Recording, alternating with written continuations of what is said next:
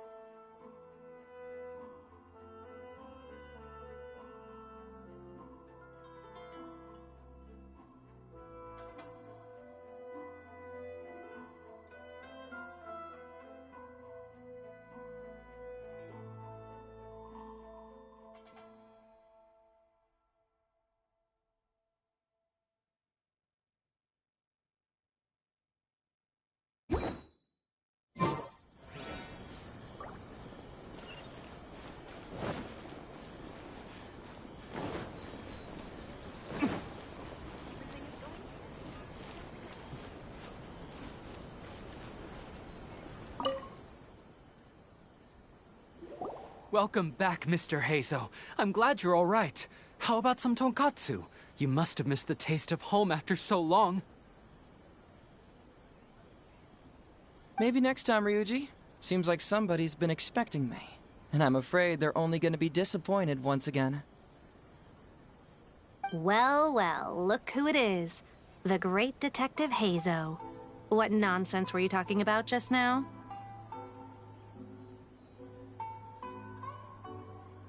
I've been worried about you, you know. So much so that I took the trouble to write that heartfelt letter to the Tenryou Commission.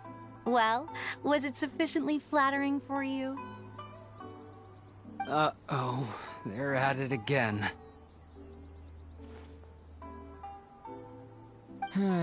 Let's not waste the traveler's time, Sango. Just tell me, what do you want? Fine by me. My request is simple. Disclose all the details of the Ryuji case. It's time you stop hiding the truth and let me investigate it thoroughly. First of all, that case has already been solved. Second, I've disclosed everything the police station has on the case. And third... Enough! You can only fool Ryuji with that. If you don't want to cooperate, I can assure you that I will write more letters to the headquarters of the Tenryou Commission. I will not give up on this case. Oh, wait! Hold on! Can someone please explain what's going on here? Paimon doesn't have a clue what you two are talking about. All right, let me explain. Several years ago, a terrible murder took place in the police station. I was still working at the Tenryou Commission then, and the victim was actually my dear boss. Due to various factors, I was deemed to be the top suspect, which is why it's called the Ryuji case. Also, Heizo wasn't a part of the police station back then. He was a detective at the agency. Which at the time was called the Bonton Sango and Heizo Detective Agency. Huh? That's crazy! But, wait. Then why did Heizo leave? After the incident, I was quickly convicted and sent to prison. Fortunately, Sango then promptly proved my innocence and caught the real murderer. But that murderer was actually just a dummy to throw us off, am I right, Detective Shikanoin? Sango thought that everything went smoothly, so much so that she suspected the real murderer was someone else. Of course, Detective Heizo was also helping with the investigation, but after a long time, he still came up empty-handed. Later on, he decided to join the police station to continue his investigation on the inside, which is why he left the detective agency. Ha! That's what I thought too. I was foolish enough to believe that Detective Shikanoin and I shared a common goal. But I was wrong about him. He has no sense of loyalty at all. He just wanted to become an official as a means of gaining fame and fortune. Come on, stop exaggerating. Let me set the record straight here. First, I joined the police station long after that murder case happened, and it had nothing to do with any inside investigation. That's just somebody's wishful thinking. Second, purely out of curiosity, I did investigate the case later from within the police station. My conclusion was that the suspect Sango had caught was in fact the real murderer. And lastly, when Sango didn't buy my conclusion and asked me to disclose all related case files from the police station, I did exactly as she asked. I didn't hide anything. He's lying right through his teeth. That's it. I want this to end once and for all. Since the Traveler's my supervisor today, they have complete access to all the police station's files. If he's willing to help re-examine the case and arrives at the same conclusion that I did, then you won't have to doubt me anymore. Whoa. Huh? Unless you don't trust the Traveler. Come on, say it. It's not about whether the Traveler's trustworthy. I'm just wondering if you will interfere somehow. The thought never even crossed my mind. You have to swear that you will not mislead the Traveler by any means, and let him investigate the truth on his own. No problem. Cross my heart, hope to die. Well, Traveler, are you willing to help me with this? Will you agree to re-examine the Ryuji case and find the truth? You can bill me later for however much you'd like as compensation. Sango, really? However much they want? Money is valuable, no doubt. But pursuing the truth is the reason I started this agency. The Ryuji case is the only case I failed to solve. I am willing to give you anything.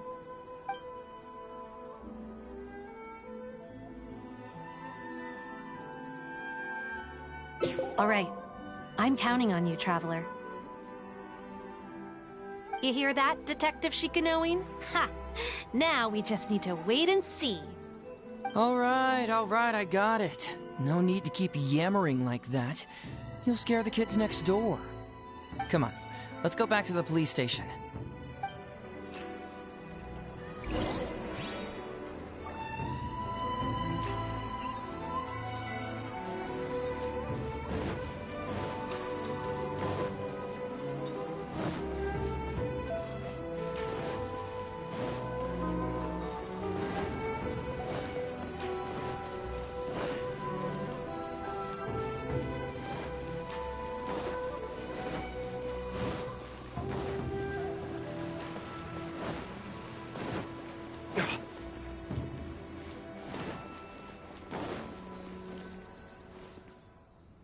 All right, hang out here for a sec.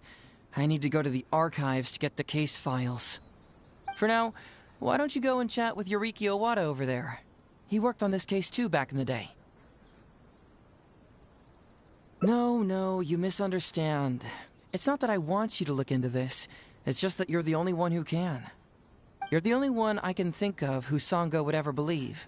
She trusts in both your qualities and abilities. So I hope your findings can finally convince her and put an end to this whole thing. Sure, she's just writing complaint letters for now, but who knows what she will do in the future. All right, I'll go get those case files. You go ahead and talk to Yoriki Owada for a while.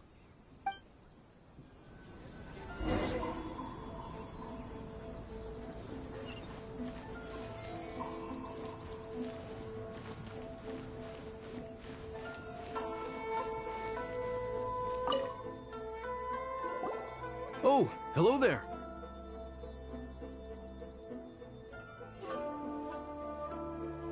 The Ryuji case. Oh, so you want to reinvestigate that one? That was several years ago now, but I still remember it clearly. It's pretty hard to forget something like that. Especially when the victim was the head of this police station. His name was Takatsukasa Isamu, the younger brother of Takatsukasa Susumu, head of the Takatsukasa clan. He was really one of a kind. Decisive, brave, and smart. He was much younger than me, and already had quite a reputation. I'm sure he would have gone far in the Tenryou Commission, if only he was still alive. What a shame. Who would have guessed someone was plotting against him?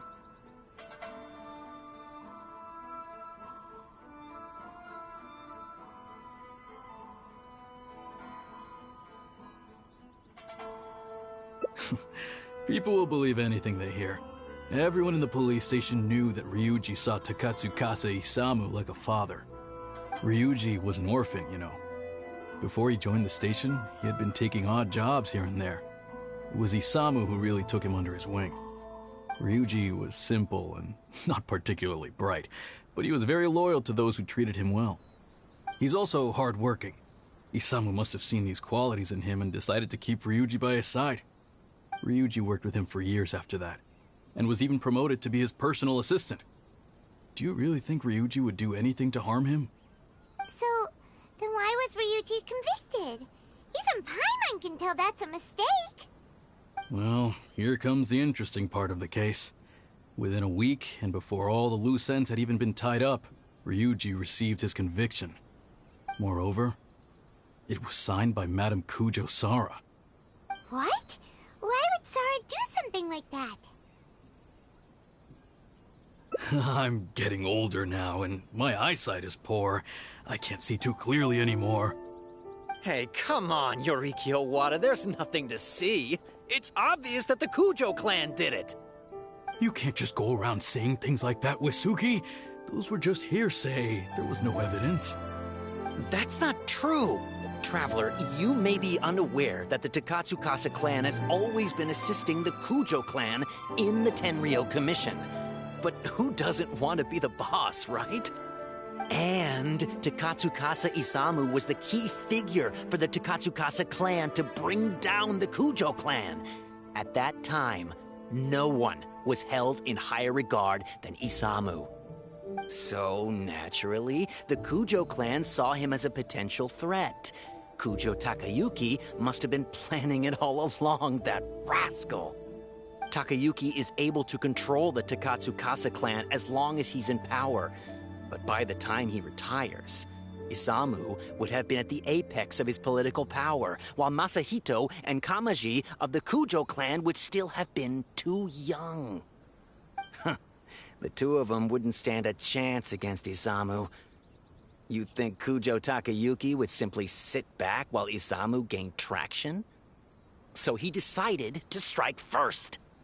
You youngsters and your conspiracy theories. No, it's true. It's the only way to explain it.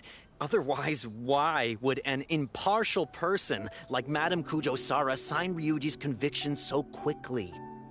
They had to find a scapegoat to pacify the Takatsukasa clan, so Kujo Takayuki must have told her to sign it immediately. I'm not accusing Madame Kujo Sara of anything, mind you. I respect her very much. But maybe she had no other choice. What do you know? I'm sure Madame Kujo Sara must have had her own reasons.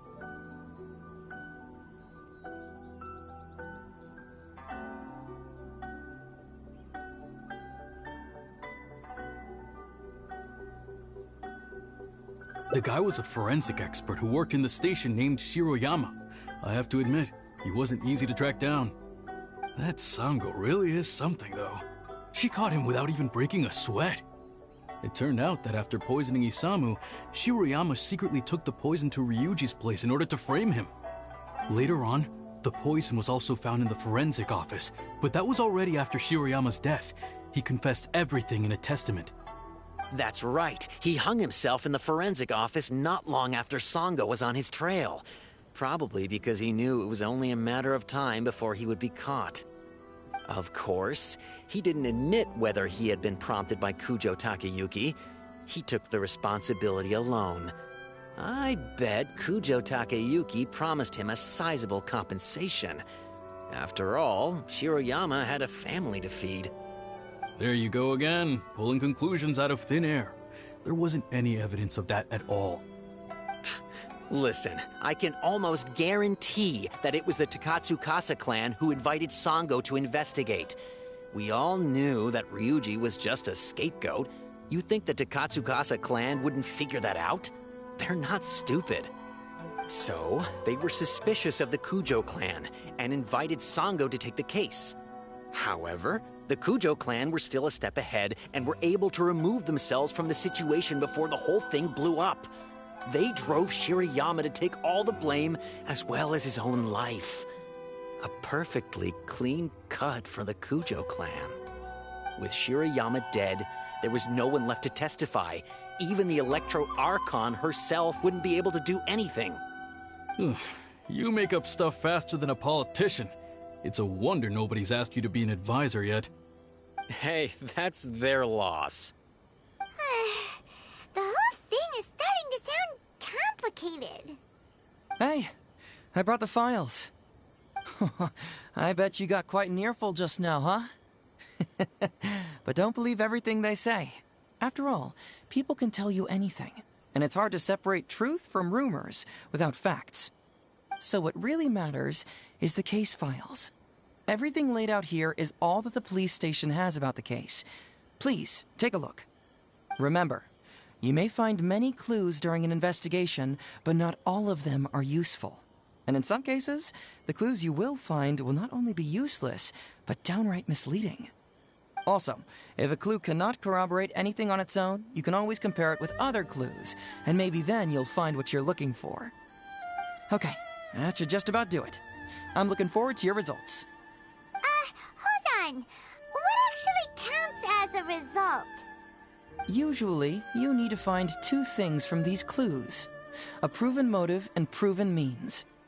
Once you can confirm these two things, the criminal can be proven guilty.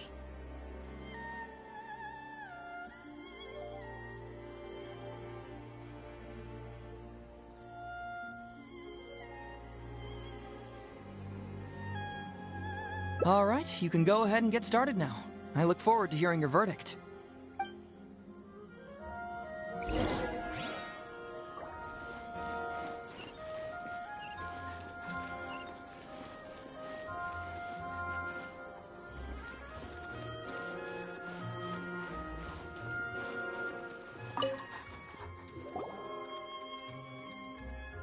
So, what did you find?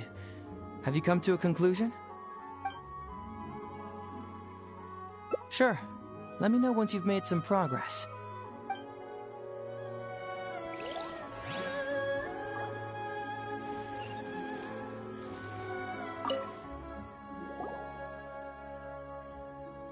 So, what did you find? Have you come to a conclusion? Sure. Let me know once you've made some progress.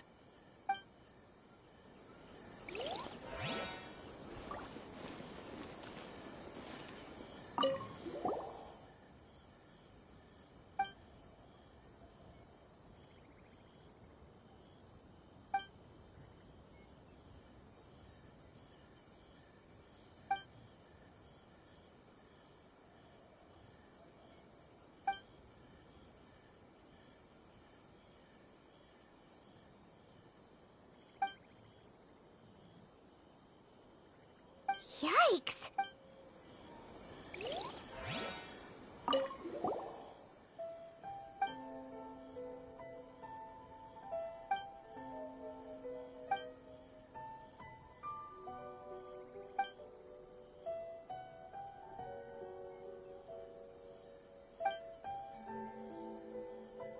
Yikes! He ate all kinds of stuff.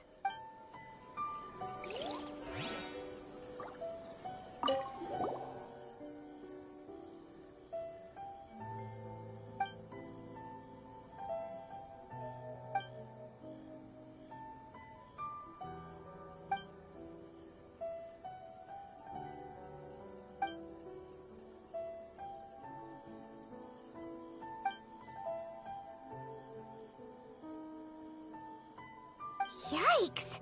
He...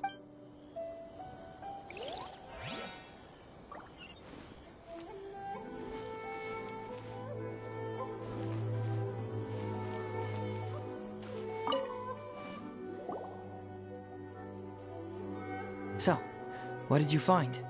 Have you come to a conclusion?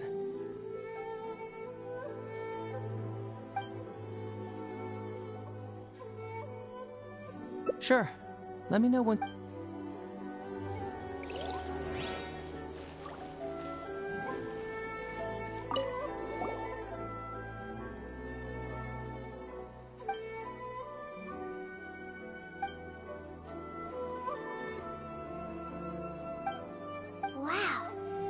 Yuichi's conviction really was signed by Kujo-Sara. But now we know she had it wrong.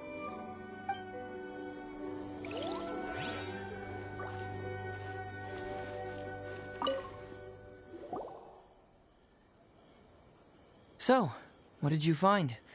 Have you come to... Sure. Let me know once you've made some progress.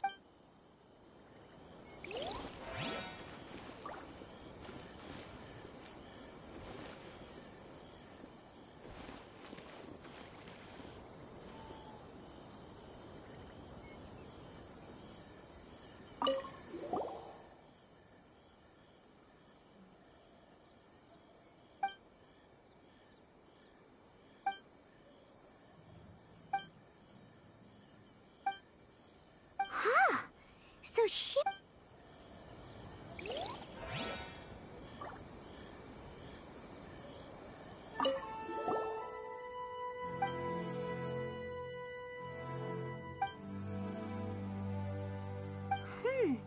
A synthetic toxin? What's that?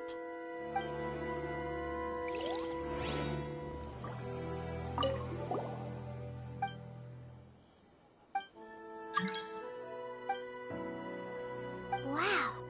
Were you...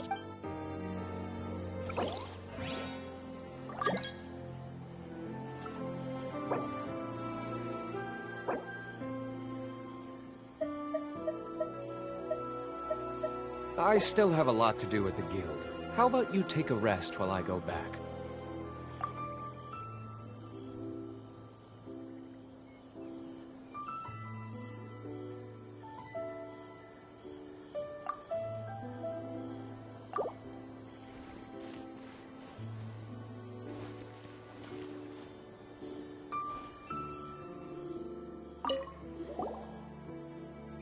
Huh? That's weird. There's nothing here.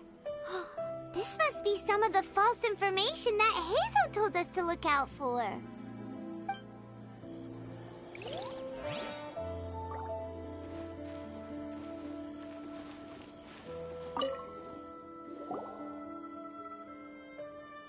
So, what did you find? Have you come to a conclusion? Really? You found the criminal's motive and means that quickly? Awesome. All right, let's talk about the motive first. What clue reveals the criminal's motive? Although the conviction states that Shiroyama grew to resent Takatsukasa Isamu due to work conflicts, it's not detailed enough for us to understand the motive. Perhaps you should give it some more thought. Sure. Let me know once you've made some progress.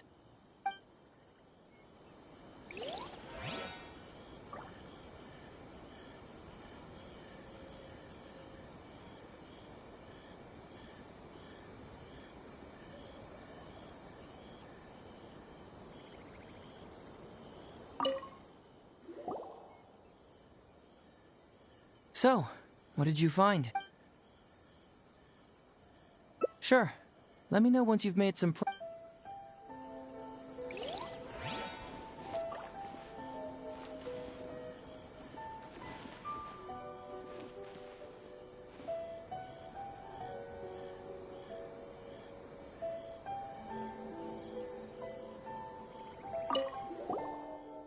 Huh? That's weird.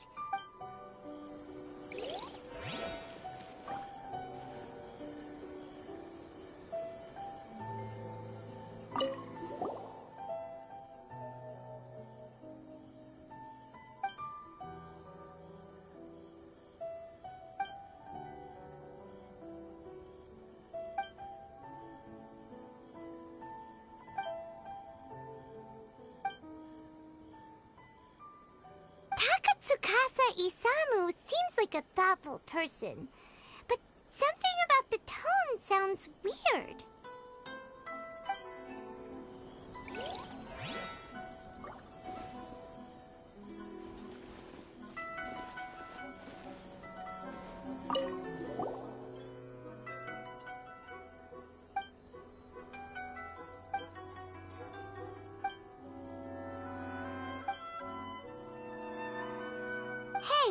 This is the key to proving that Shiroyama was the murderer, right?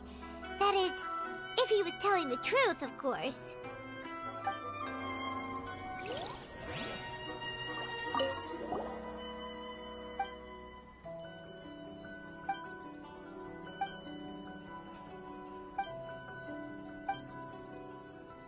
Yikes!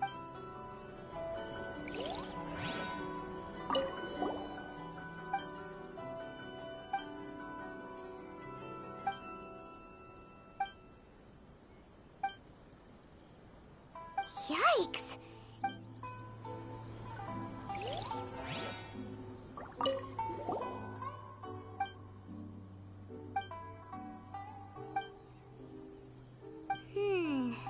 Come to think of it, Shiroyama was a forensic doctor. He could easily pull off something like this.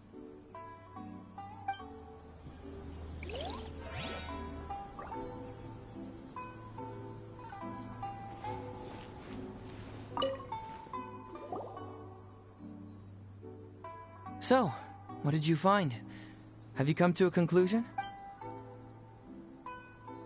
Really? You found the criminal's motive and means that quickly? Awesome. All right, let's talk about the motive first. What clue reveals the criminal's motive?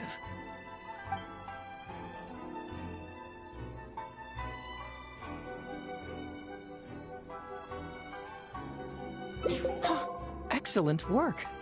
According to the victim's message, the two had deep conflicts. Although we cannot confirm whether the poison had been requested by the victim or not, it is true that Isamu used Shiroyama's family to blackmail him. Such circumstances could be enough motive for Shiroyama to commit the crime. But wasn't Takatsukasa Isamu good to Shiroyama? He even went to Shiroyama's house to bring health supplements. But maybe he didn't really bring health supplements.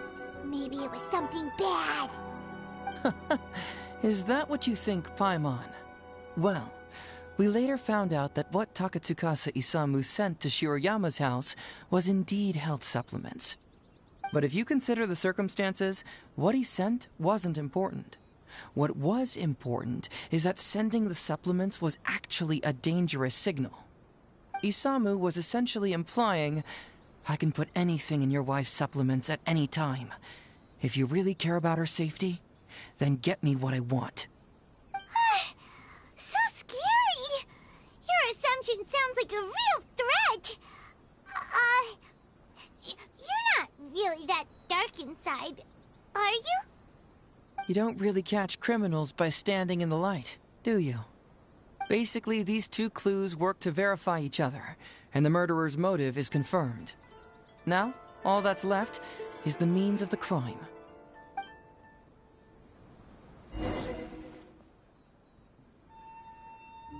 Next, which clue confirms the criminal's means? So, what did you find? Have you come to a conclusion?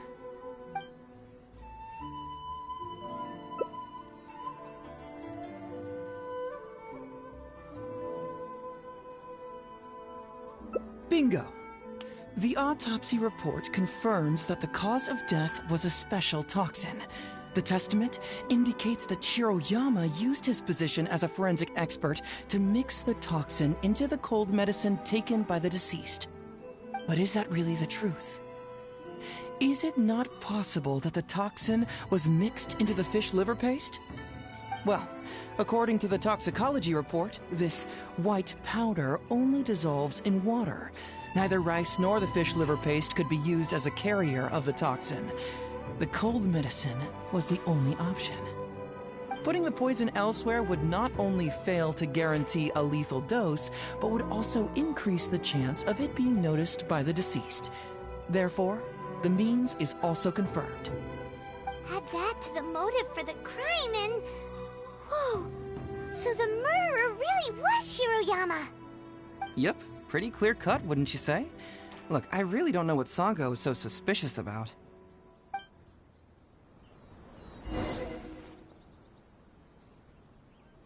Yeah, it's pretty clear cut. Huh. You could say... Oh? Well, let's hear them. Maybe I have answers. What's bugging you?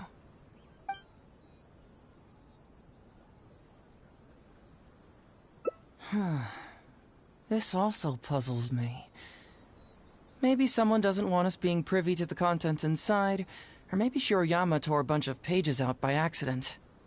But regardless, this isn't essential to the case. Like I said before, a lot of what comes up in an investigation is irrelevant information. The crucial elements are Shiroyama's motive and means, which we have established.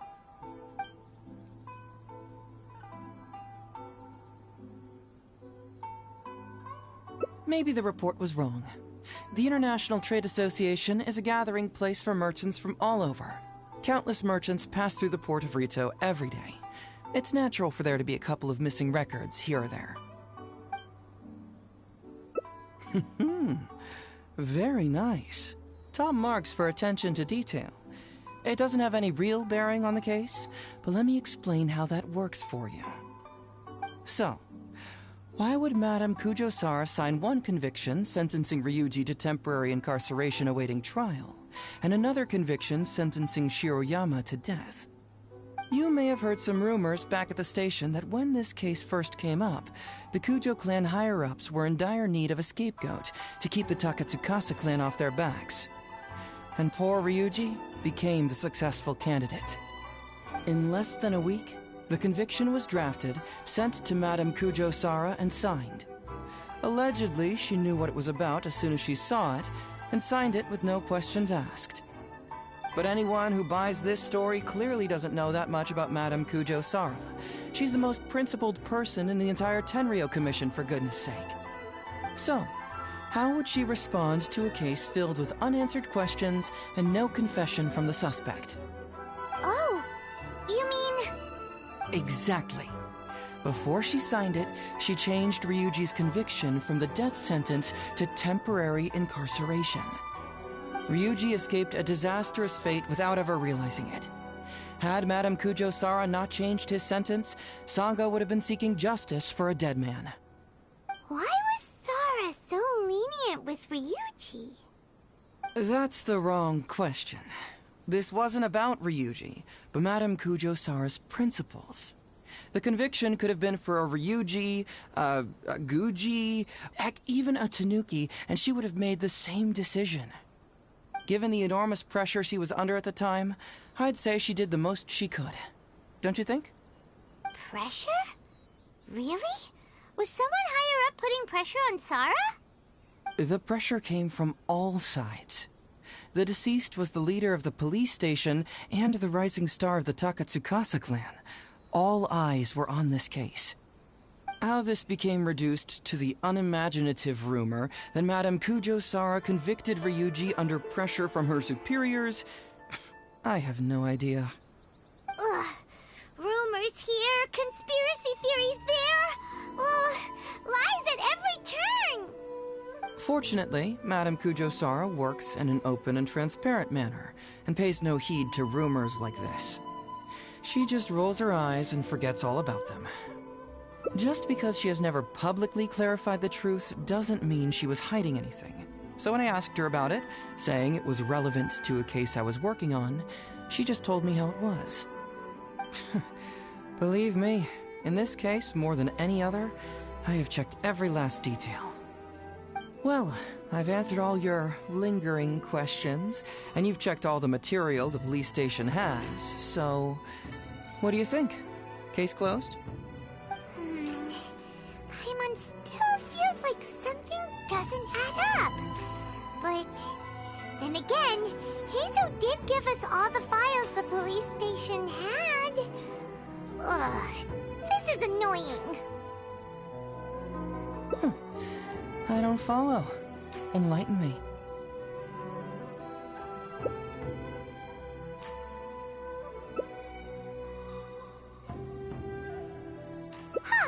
Right!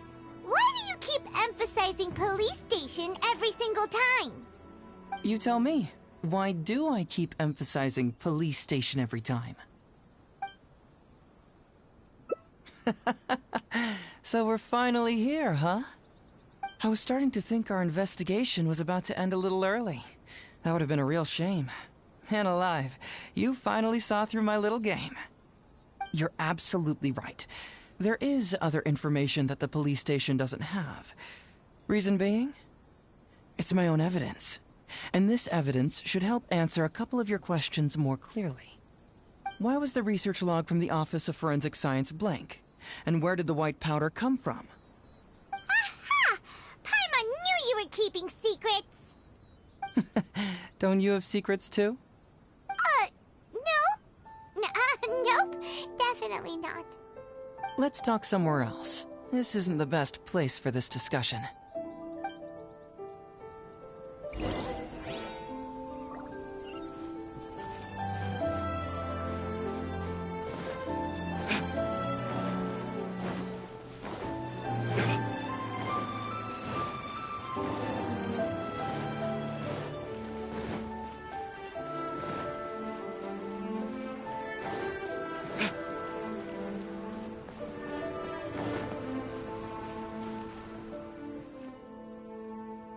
This is a quiet spot. Let's talk here. All right. Here's the secret I've been keeping all along. The torn out pages from the research log of the Office of Forensic Science. Great! But Paimon can't believe you kept this a secret all this time! It's not like you think. I wasn't the one who tore out the pages. Look, just read it over first.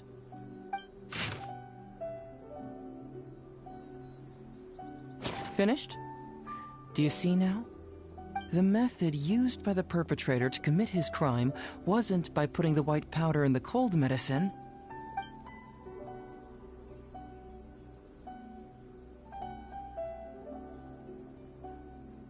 That's correct. The white powder was Shiroyama's invention. As a forensic doctor, he provided a special cold medicine for Takatsukasa Isamu. The autopsy report showed that this medicine contained a high volume of acidic fruit and vegetable extracts.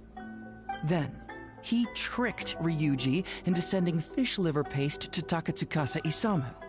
When the two substances were taken together, a toxic dose of the substance formed in his body. This is the real modus operandi. Oh, that's awful! One was medicine, and the other was an expensive nutritional supplement. Both completely harmless. True, both are harmless on their own, but when combined, poof, that's it. It was not him who wanted to hide it, but the person pulling the strings behind him. Huh. You mean there was someone else pulling the strings? Aren't you curious where I found these pages from the research log? It was in Kujo Takayuki's secret warehouse. After I found the missing pages, I did some digging around and found out that Shiroyama had worked for Kujo Takayuki before joining the police station. The Kujo clan secretly provided Shiroyama with funds to study forensic science. I guess you could say that Kujo Takayuki's investment paid dividends in this case.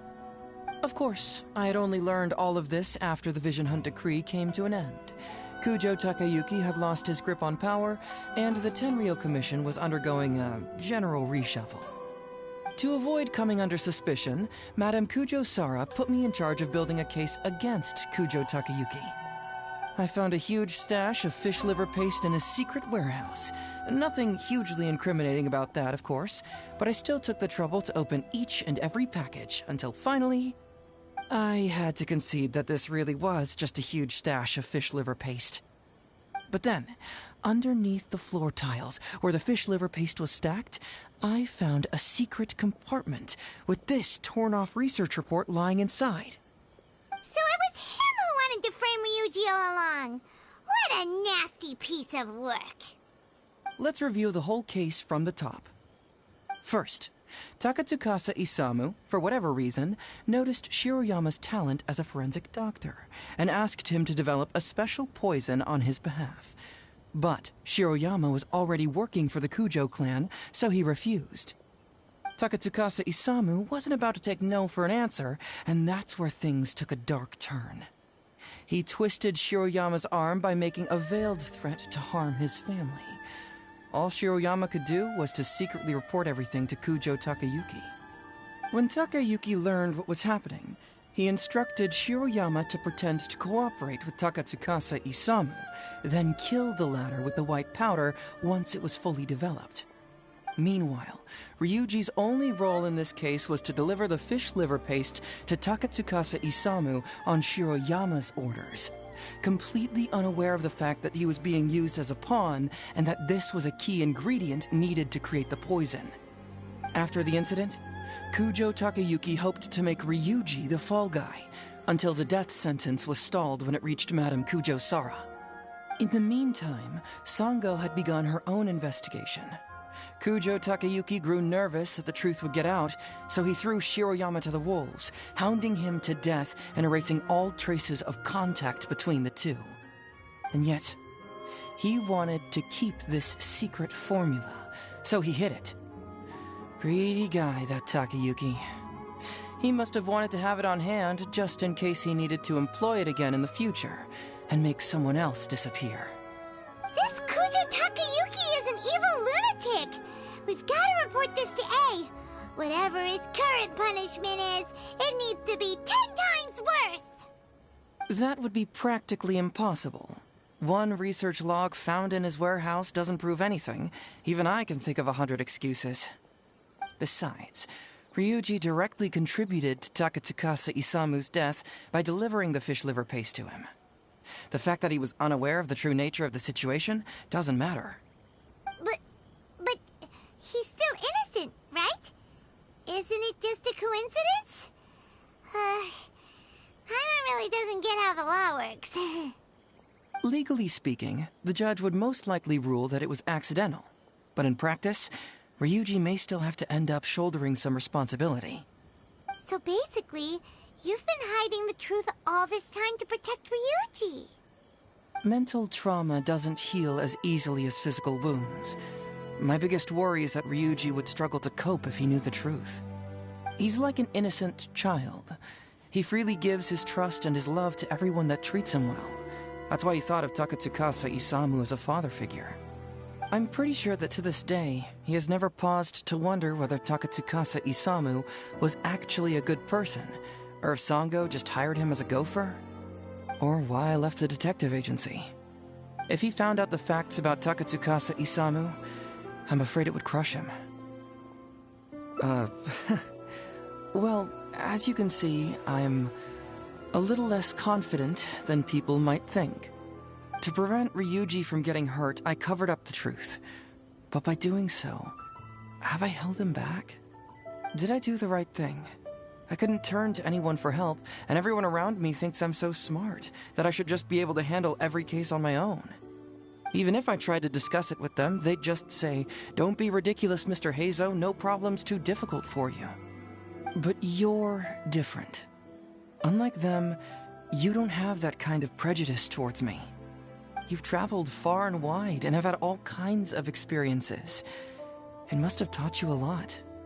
Most importantly, my intuition tells me that you're someone special, that I can trust you and that you can help me. Right? So, I'd like you to be the one to decide whether we should expose the truth or not. Oh, you don't need to tell me what you decide, and you certainly don't need to decide right now. Let's just say I'm leaving this teensy-tiny matter up to you. All right, let's head back to the detective agency. You can mull it over on the way. Once you've made up your mind, just tell Ryuji and Sango your verdict.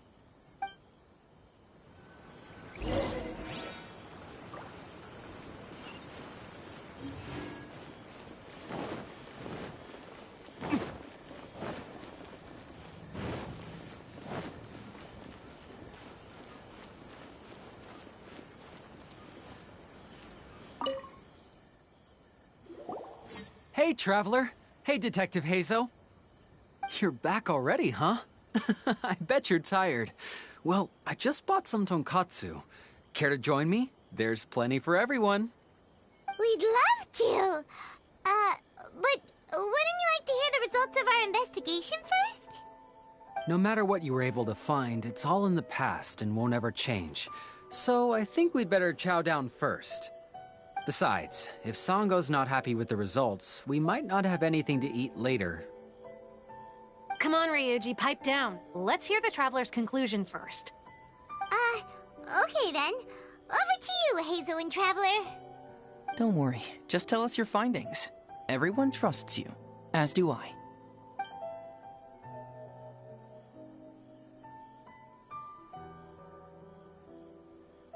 Well, what do you know? I suspected that was the case. Please rest in peace, Master Takatsukasa. No, impossible! Traveler, are you sure you checked every last file, carefully? Ugh! No, you little... Shikanoing Heizo! You didn't pull any shenanigans on the Traveler, did you? Sango, no accusations without evidence, remember? The truth is out and the case is closed, Sango. Please don't send any more of your harassment letters to the Tenryo Commission. Well, I really owe it to you, Traveler. I'll be sure to properly thank you later. Until then, see ya. Hey! You're not going anywhere!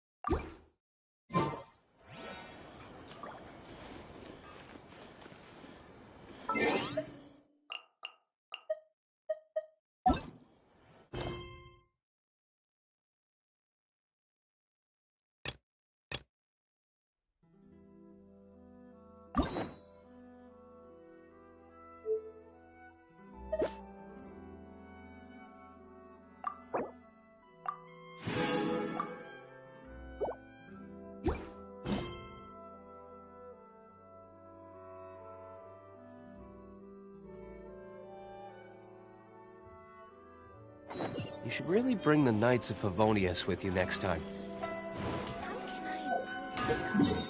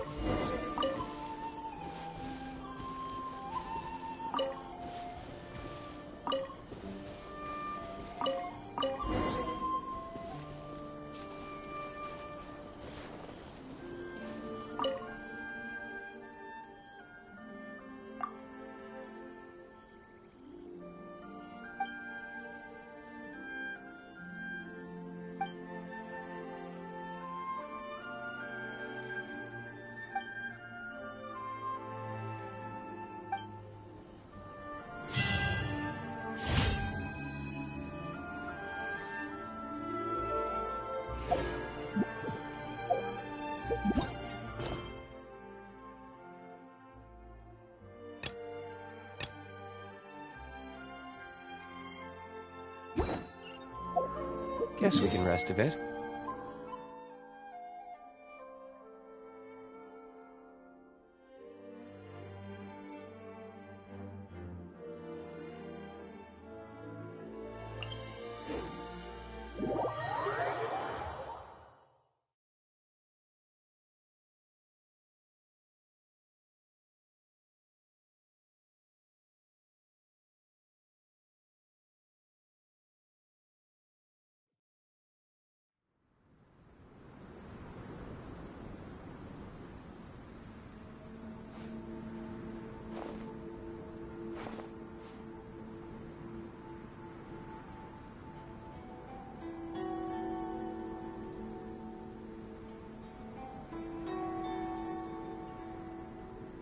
I still have a lot to do at the guild.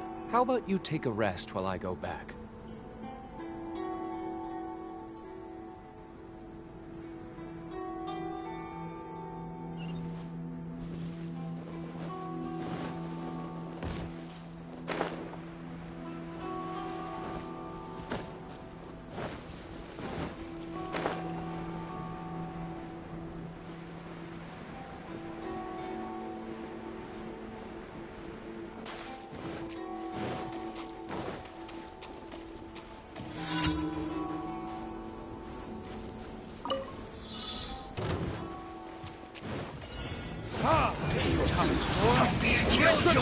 We've only just begun. Looks like I missed quickly. Too far. Speed of light! With sword comes shadow. This isn't good.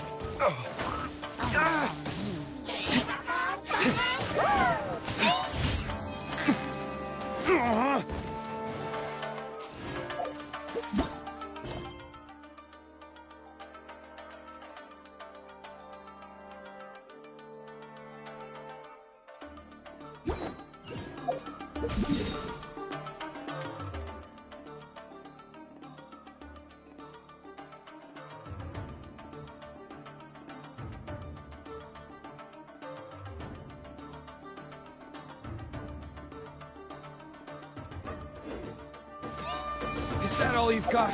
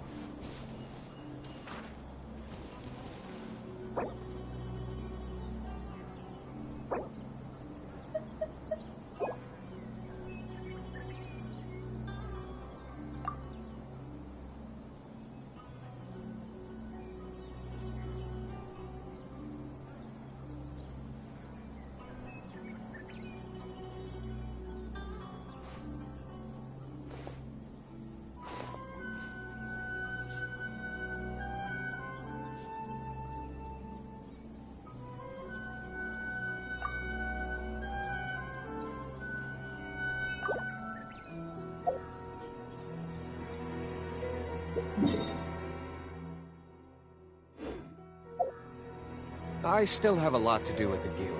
How about you take a rest while I go?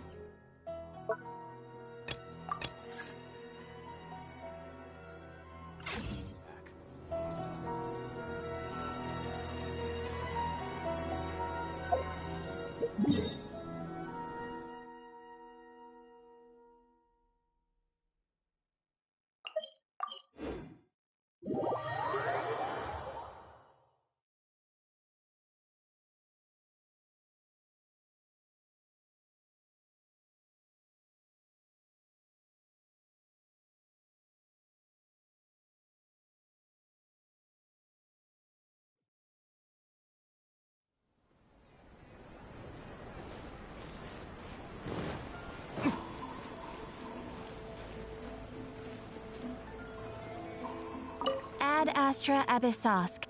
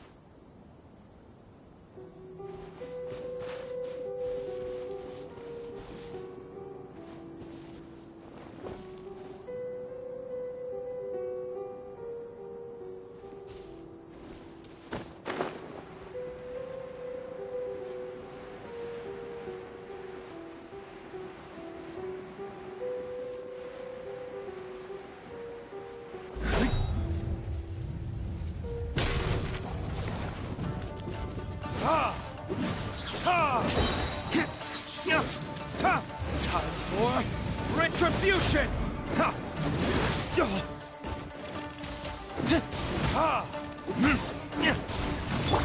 Witness my great undertaking!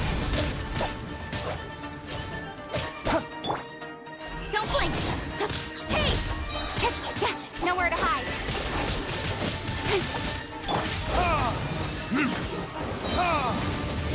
Verdict is...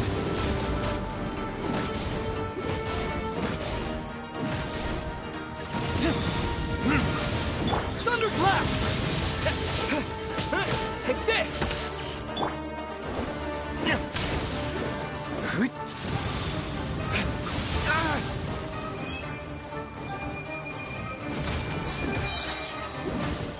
Time for retribution!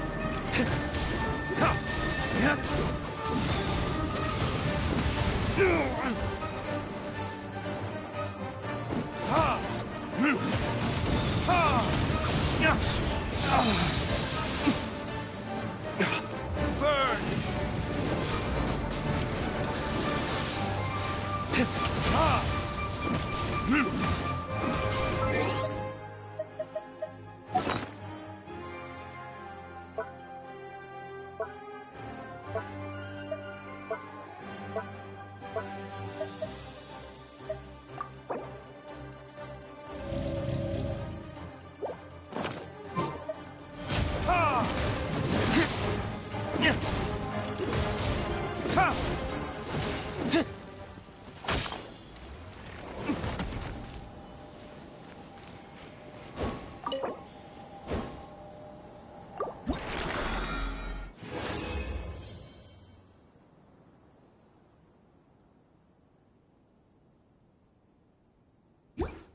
You should really bring the Knights of Livonius with you next time.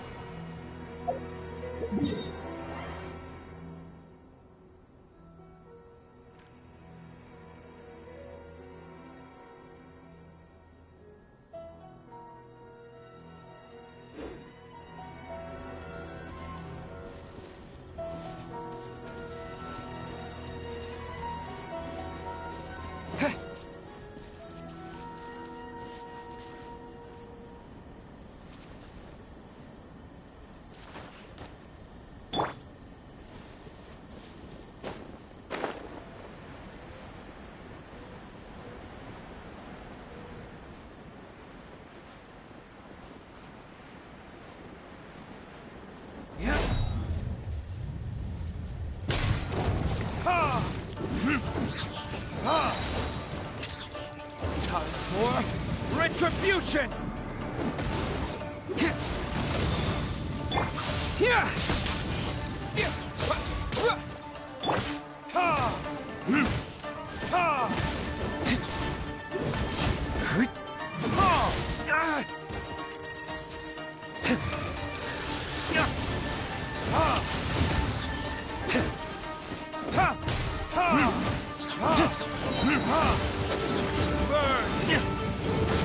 Verdict is...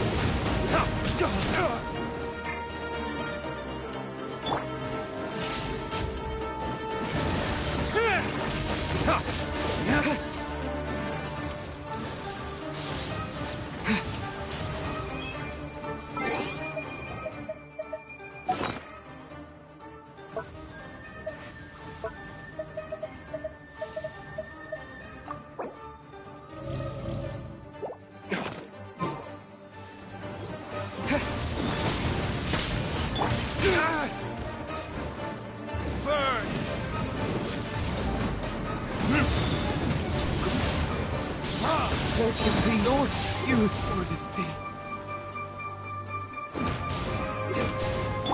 Take this!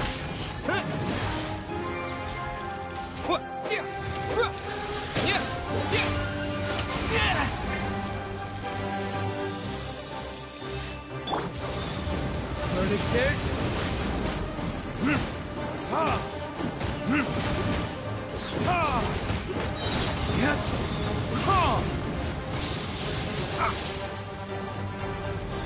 Time for retribution!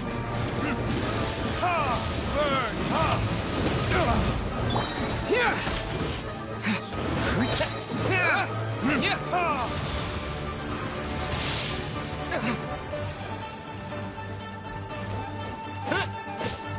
Take this! Verdict is...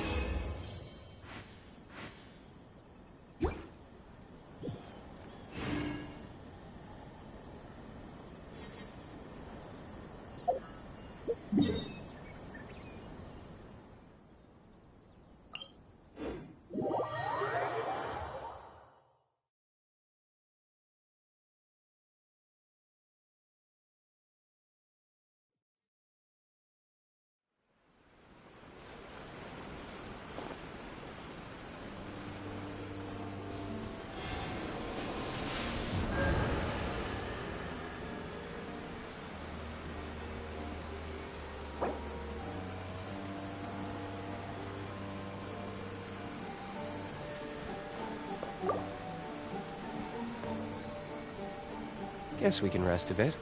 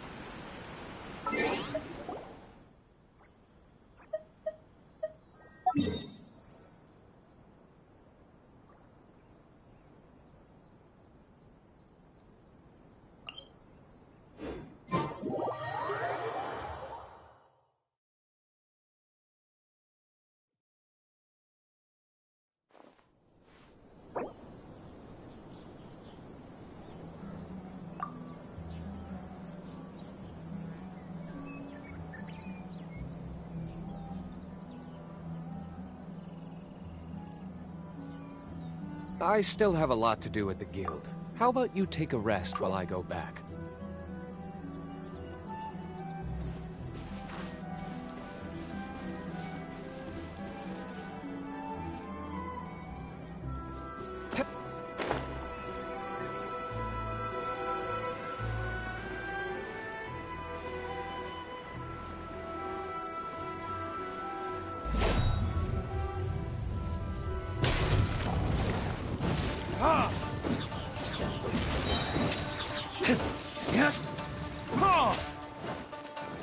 Time for retribution!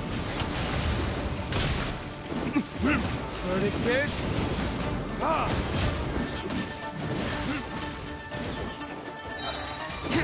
Time for retribution!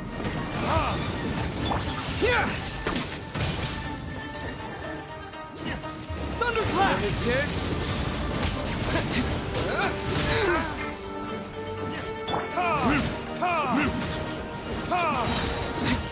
Prepare to be blown away! Retribution!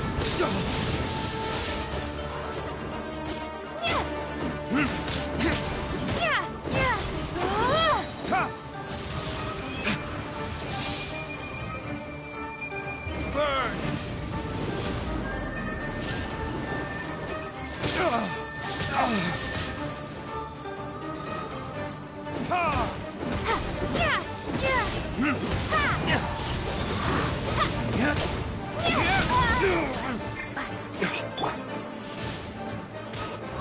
Take this!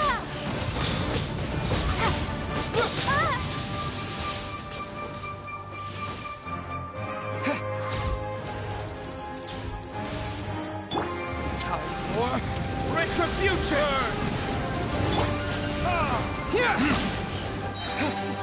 Following thunder!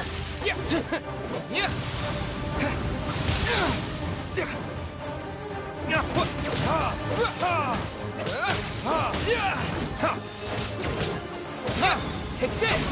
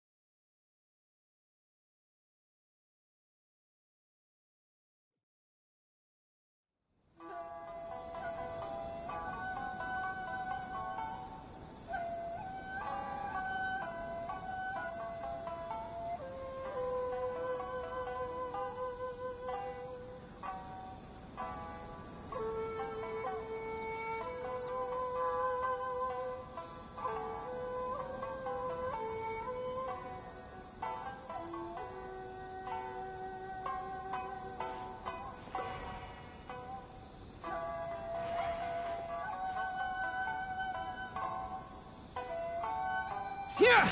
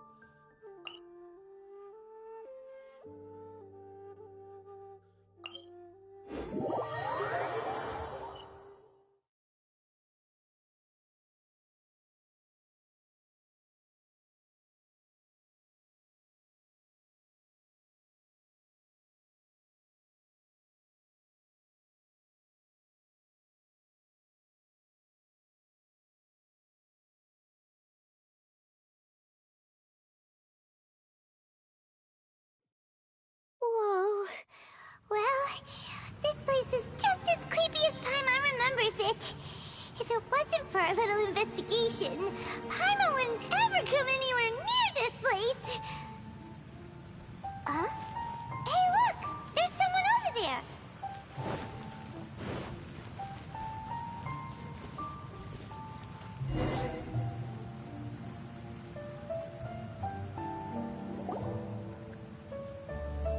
Oh, Traveler and Paimon? I didn't expect to see you two here. Yantei? Shouldn't you be at work in Liyue Harbor? What are you doing out in the middle of nowhere? Well, to be perfectly honest, this case is a little out of the ordinary. In fact, this is the first time I've ever witnessed the bottom of the chasm. Oh, but before I forget, could you do me a favor, please? If anyone happens to ask about me or my present whereabouts, just tell them you haven't seen me. Huh? What are you talking about?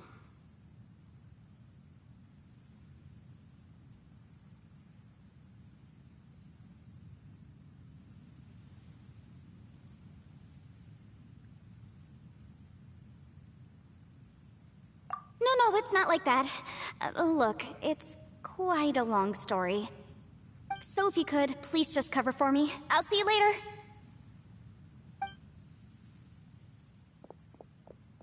Hey! And there she goes. What in Tibet was that all about? Paimon's starting to feel nervous all of a sudden.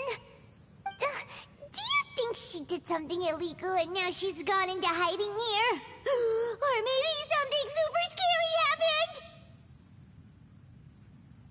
Don't be so naive! The world is complicated these days, you know. We should be prepared for the worst. If something really did happen, we might find ourselves becoming her accomplices. Oh, what a dilemma. Should we really cover for her?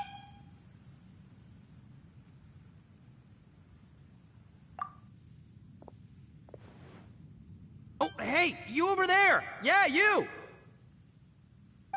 Someone's coming! But that voice sounds pretty familiar.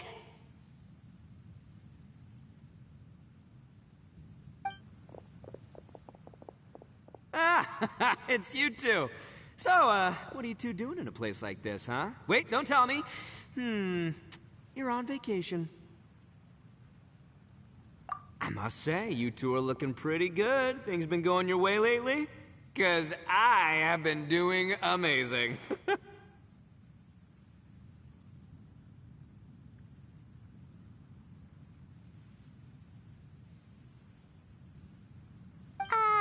Ito? Who's that behind you?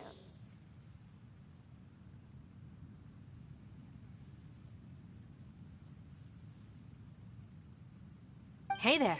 I'm with the Arataki gang. Kuki Shinobu. Nice to meet you.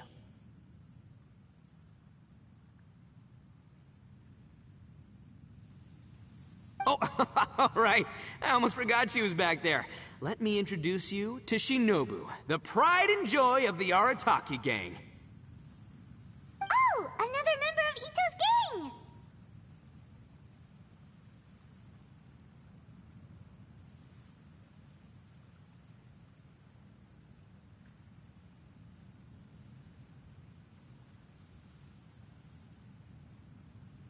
Let me tell you, she's one of Hana Mizaka's best and brightest, so of course she's in the gang. Shinobu takes care of practically everything in the Arataki gang. She can protect you guys too, you know?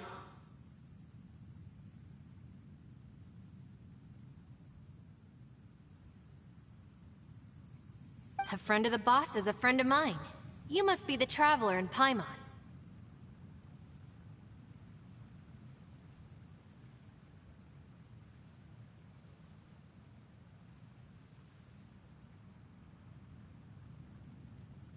Yep. Nice to meet you too, Shinobu. The pleasure's mine. I have a feeling that we'll be working together soon enough. So, Ito, if she's the one that takes care of everything in the gang, then doesn't that kind of make her the gang's real boss?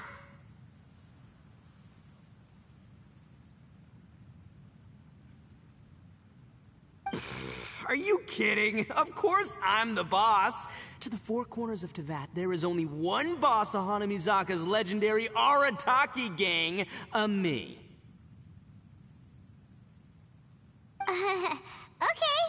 Paimon gets the dynamic now. A useless boss with an ultra-capable subordinate.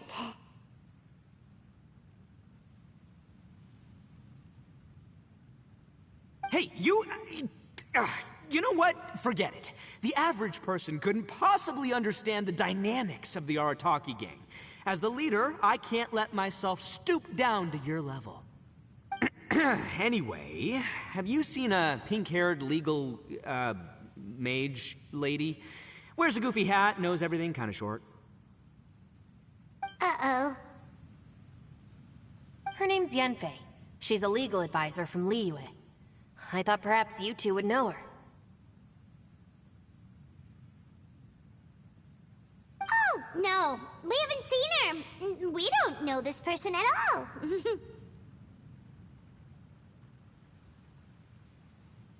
Aha! So you have seen her! No. What gave you that idea? Paimon didn't say anything. Aw, look at you getting all antsy. Seems I was able to get to the truth after all.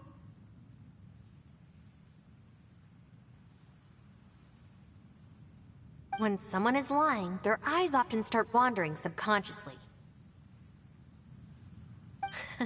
Anyway, don't worry. I assure you we don't have any ill intentions. So, you guys know Yanfei? Well, she, kinda saved my life, so... yeah, you could say we've met. She saved your life? Wait, hold on. What are you two doing in the chasm anyway? You know that the Sakoku decree has been lifted recently in Inazuma, right? Well, Shinobu wanted to come to Liyue and pick up her graduation certificate. I came along because it's safer to travel in numbers.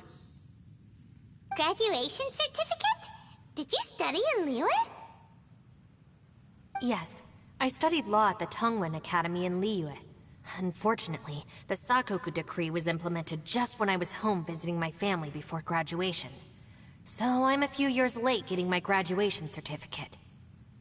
We were taking care of some errands in Liyue, and the boss got tangled up with some Millilith while we were standing in a line. He was about to get arrested when, luckily, Yenfei happened to be walking past and helped us out.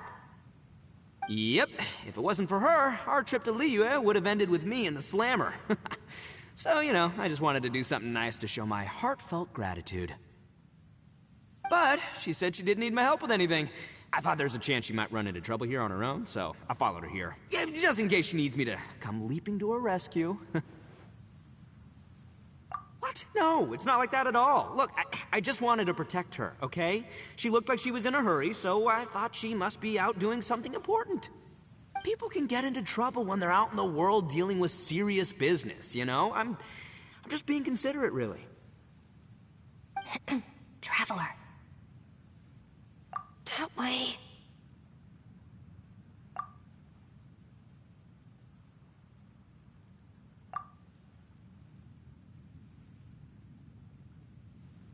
Ah, great, thanks.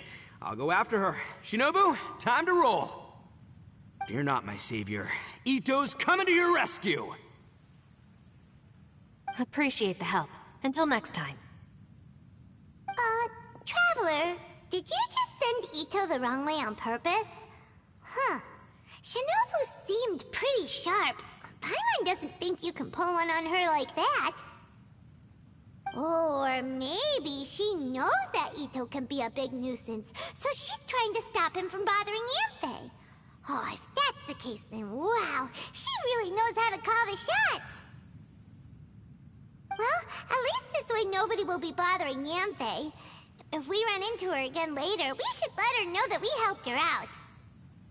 Alright, now let's go take a look at the crash site from last time.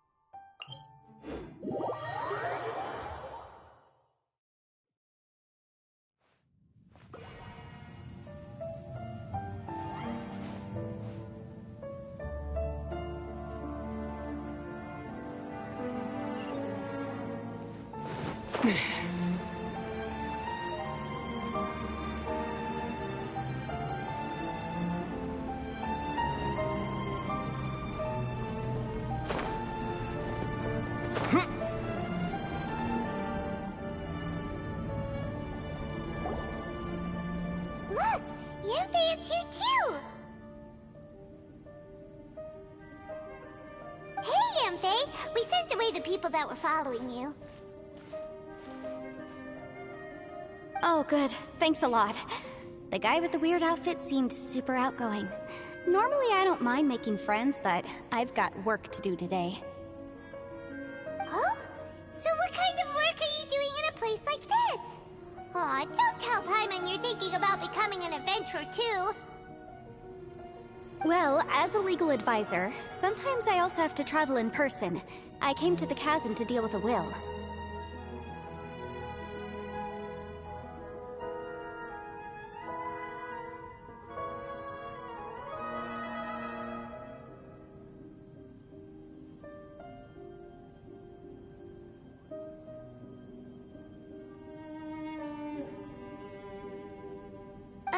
A will? That's right. I found a will inside an old book. I'm guessing it was left by someone of great importance. It appears he lost a magical device and wished to retrieve it.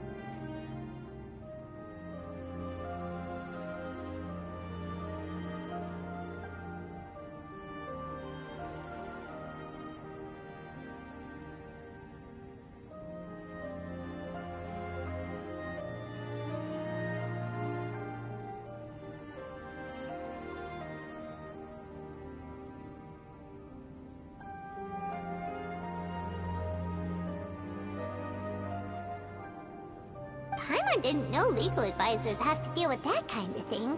Huh, what a job! Will execution is also part of my work as a legal advisor. Of course, cases like this are quite rare. The chasm is not the kind of place you can just waltz into whenever you want.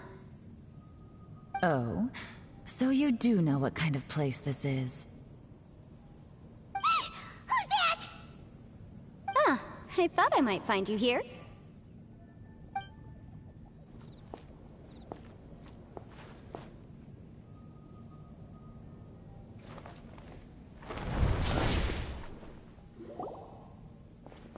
Whatever case you're working on in the chasm, I'm sure Liyue's top legal consultant can handle it without my input. Huh, that's funny. I thought we'd established that my legal opinion doesn't count for anything when Yelan's around. Who is she? This is Yelan. Leah is, well, let's just say she works in the Ministry of Civil Affairs. I can at least say that much, right? Anyway, she's a friend of mine. Sure. Coincidentally, I have something to do here as well. Seems chance has brought us all together. You may not know me, Traveler in Paimon, but I've certainly heard about you. You're all here on business, and it's my job to monitor the chasm. According to regulations, I should accompany you. But, as it turns out, I have other things that require my attention. I'm afraid I can't join you this time. You may go about your business. Just try not to make a ruckus. Oh, that's most unfortunate. I was about to ask for your assistance. Could you spare a little time to help me take care of this will? For old time's sake? I don't know. Depends what's in it for me. Fair enough. I suppose even a guide needs to get paid. It just so happens that Madame Ping gave me some nice tea. I'll treat you to a cup if you agree. Why don't you tell me a little more about how you got here first? Then I'll... Hey, you! Ito? What is he doing back here? I know what you two did. You really tried to throw me off, didn't you? Well, and I thought we were buds. That's close enough. Huh? Who are you? Sorry, this area is part of the chasm. It's closed to the general public. Are you kidding me? I don't see any warning signs or fences. What gives you the right to keep me out? Kid, where there's real danger, you'll never see a warning sign. Paimon never knew this place was so important.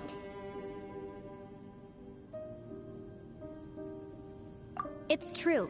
This is not a place you can just go in and out of as you wish. That's also why I didn't want anyone to follow me. Unfortunately, you didn't listen. The Traveler has done a lot for Liyue in the past, and Yanfei is a renowned legal consultant in Liyue, so I can trust their intentions. As for you two... Hey, what's that supposed to mean? You trying to say that I'm not famous enough and my intentions are no good? I don't know your background, so I can't give you free passage here. Besides, Yanfei doesn't seem to need your help, does she? Ha! How would you know what Yanfei needs? What, are you two joined at the hip or something? Right. Anyway, I don't need to be a mind reader to see that. In any case, as a visitor from Inazuma, I'd suggest you defer to a local when in doubt. Stick to the local rules and keep yourself out of trouble. Oh! Why, you? Please, try not to be so impulsive. She is right, you know. Uh-oh. Things are starting to get a little heated here. Oh, not good. He really shouldn't start butting heads with Yelan. It's true that we don't know anything about the unique conditions of this place, so we'll heed your advice and leave immediately. But if this really is a dangerous area, seriously, you should put up a sign. Thanks for the suggestion. I'll consider it. Oh yeah? And what if we don't leave, Boss. Then, I'm afraid things might get... unpleasant. Is that so? You really think you can take the two of us? Wow. Gotta admit, I like your optimism. Although you're friends with the Traveler and Yanfei, I'd still suggest you heed my warning. Thanks for that, but too bad I'm not buying it. If you're so strong, then why don't you show me what you got? Hold on, boss. There's no need to start a fight here. Oh no, I'm going in whether she likes it or not! You think I was joking around, huh? Oh no, these two are about to go at it! Please, wait a minute, you two. This whole thing started because of me. Why don't you just save me the embarrassment and just... Huh? Oh, it's a... Ah! Hey, stop trying to change the subject. I'm gonna... Huh? Ah!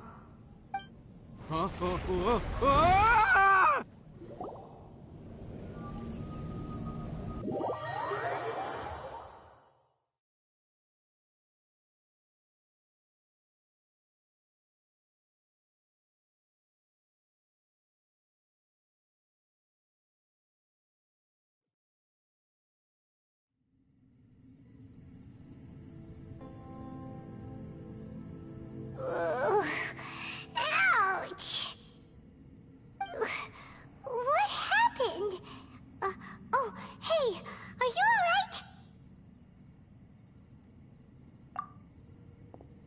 alright? Ow. Putting my books under me to break the fall didn't help at all. This place. Where are we?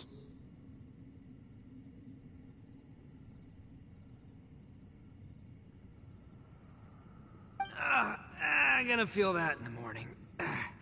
Hey, Shinobu, Traveler, and my savior. Is everyone okay? Well, this is an unfortunate turn of events.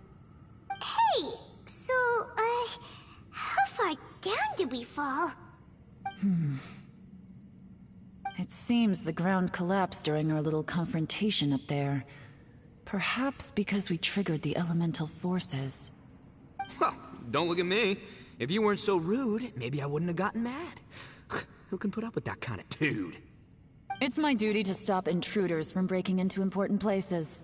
If telling the truth sounds rude, then I'm afraid you're just a little too fragile. Hey, life's too short to give in all the time. Boss, I'm afraid you're not going to win this argument. I suggest we stop provoking her. Hey, whose side are you on here? I'm simply pointing out the facts. I understand how you feel, but you're making my life difficult by starting random fights with everyone. Looks like Ito can't argue against either Yelan or Shinobu. He's in a real tough spot now. Hey! What do you mean? Don't you dare compare Paimon to Ito! Whoa, whoa! What do you mean? You looking for a fight too? Paimon was just saying how it is! Everyone knows you're a bit of an idiot. You calling me an idiot? Oh yeah? Well, you're a puny little flying lavender melon, ha! Flying lavender melon? Oh, that's it! Paimon's mad! Time to give you an ugly nickname! Bullchucker! You better mind your manners, Bullchucker! We seem to be a long way down from where we fell. It's impossible to see what's going on up above. It's unlikely we'll be able to climb back up that far. We'll need to find another way. I'm sorry to interrupt your lovely little chat here, but I think there's something you may need to know. The chasm is regarded as a mysterious area in Liyue. It was sealed off for years due to a mining accident. Whatever goes on down here, I suggest you remember this. You didn't see anything, you didn't hear anything, and you're not gonna ask any questions. Save you from getting caught up in things you shouldn't know about. I won't treat you as hostiles. And in exchange, I hope you won't make things difficult when it comes to keeping secrets. I'll do what I can to find a way out. Huh? Well, where does she think she's going? Like she said, to search for an exit. Chances are that Yelan is the best among us at survival and handling emergencies. We should just let her go. I'm afraid I must apologize. I don't typically disclose details of a client's will to third parties, which is why I couldn't tell you the truth. I'm sorry. I came to the chasm in search of the Fantastic Compass, which is mentioned in the will. Many years ago, my client gave this magical device to someone ambitious, hoping that it'd be handy in times of need. According to an eyewitness account, the person who received the device took it into the chasm and has been missing ever since. Throughout history, many wars have been fought in the vicinity of the chasm. Even if that person died in one of the wars, I still wish to do my utmost and find the device and fulfill the client's wish. Yelan's words of caution were not unwarranted. There are dangers lurking in the chasm. I'm sure you've all realized that by now. Given that we're all caught in this mess, let's try to find a way out together. Whatever you say, my savior. I'll do whatever you ask. From now on, we're a team. All of us. And as for that big jerk, well... I guess that includes her too. You said Yelan works for the Ministry of Civil Affairs, huh? Paimon can tell she's tougher than most, but... wow. Her job sounds demanding! Well, that's what she tells outsiders. I can't disclose too much about her identity, but I'd say she's the only person who can handle this type of work. What kind of lame job would have someone go out to the middle of nowhere? Oh, Paimon knows! An adventurer! Hey! What's with the face? Oh, did Paimon say something wrong? That's literally what the two of us do, isn't it? You're so stingy these days. Oh, just let Paimon be an adventurer by association, okay? Yeah, she's got a point, Traveler. You're Paimon's boss. Take it from me. As a great leader, you should learn to be a little more generous. You know, let your sidekick share some of the glory. Ugh, you really don't understand anything about us. Paimon, don't take him too seriously. He's just joking. Ugh, for the sake of Shinobu, fine. I'm the boss, so I'll let it slide. Perhaps this was another sealed location, but an undocumented one. What could be in here? I've got some food and water on me. If anyone needs some, just let me know. Great! You know, Bullchecker, you may not be the sharpest tool in the shed, but your subordinate here seems super capable and reliable. I know. Isn't she the best? Hey! I am too a sharp tool! There seems to be an entrance up ahead, with a path inside. Wonder where it leads to. Well, let's go take a look.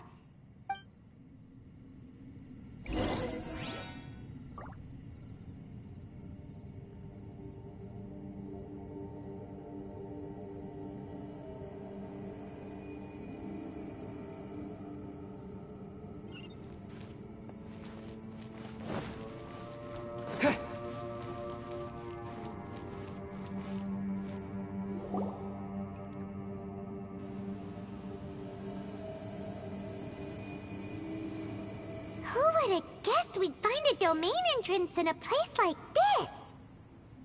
If there's a way in, then there's a way out. Let's go and take a look.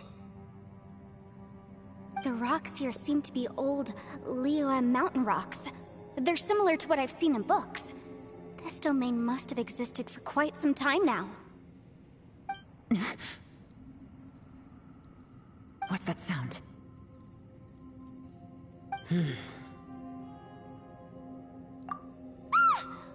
Oh, it's Xiao.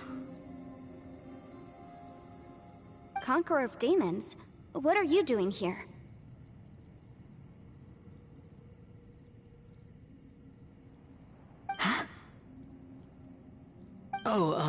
I came down from above.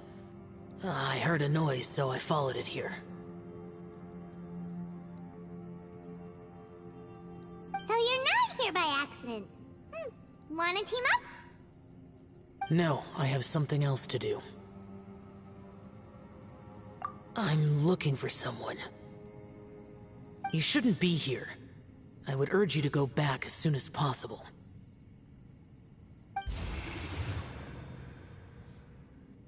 Well, that's Xiao for ya. Shows up without a warning and disappears without a trace. Huh. That guy looked pretty tough. Maybe almost as tough as me. Seems like a solid dude. Seriously, Bullchecker? Where do you get your confidence from? Should we really be letting him go off on his own? Oh, He wouldn't listen, no matter how much you tried to talk him out of it. He is super tough, though, so don't worry about him. Everyone, keep your eyes and ears peeled from here on out. We don't know what lies ahead, so we have to be ready for anything. Oh, look, I'm happy to say we're all on the same team and everything, but, could you cut the little speeches and the whole follow the leader act? I, for one, think I should be able to look after myself. Boss!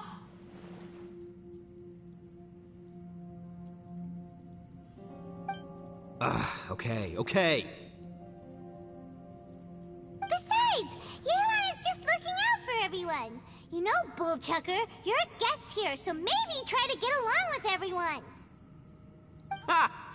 Please, you're not a local either, Flying Lavender Melon, so stop trying to sound like one.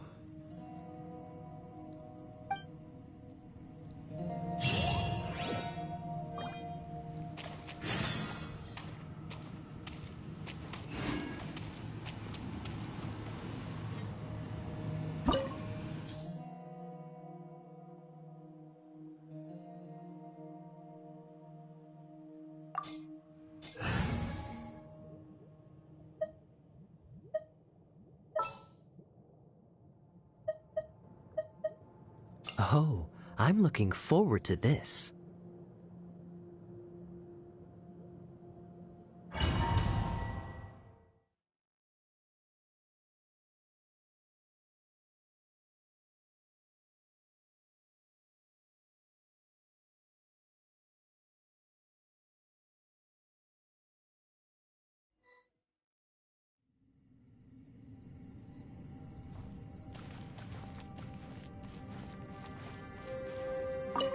Labyrinths like this are unique to Liyue. This place is actually pretty cool. If we weren't in such a hurry to get out, we could kick back and enjoy the scenery a little.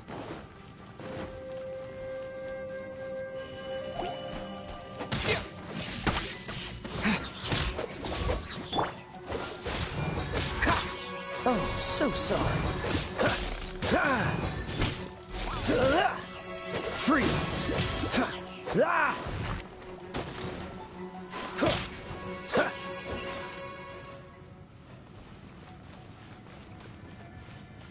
All these twists and turns remind Paimon of the Adepti domains we've been to before. Could there be an Adeptus here?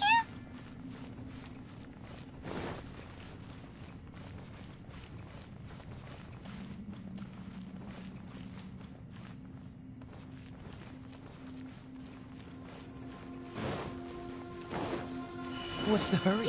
Cool it! Time for retribution!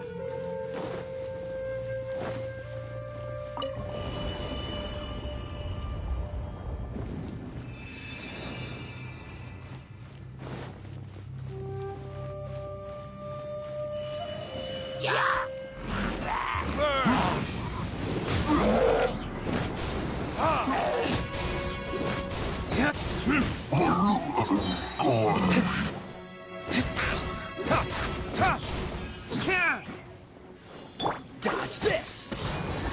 This moment will be frozen in time.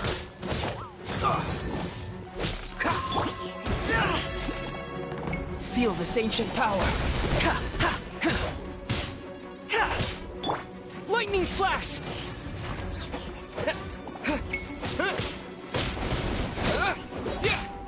Freeze!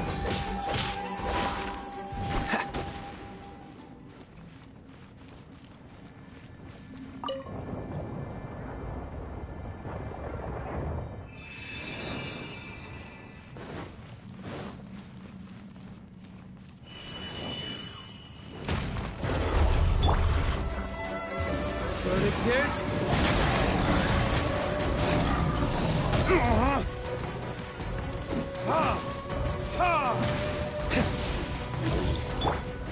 Burst forth!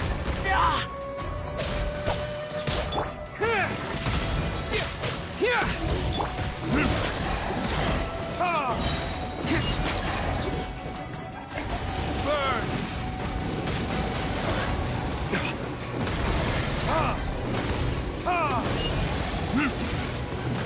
Lightning flash!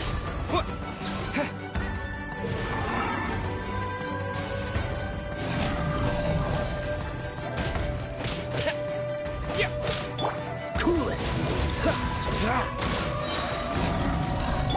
Come into being!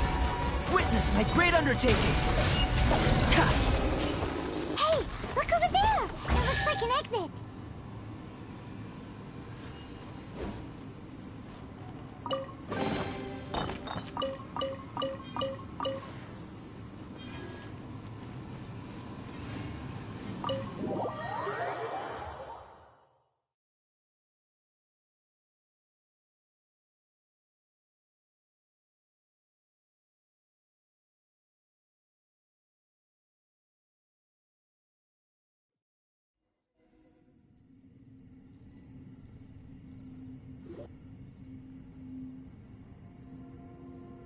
Huh?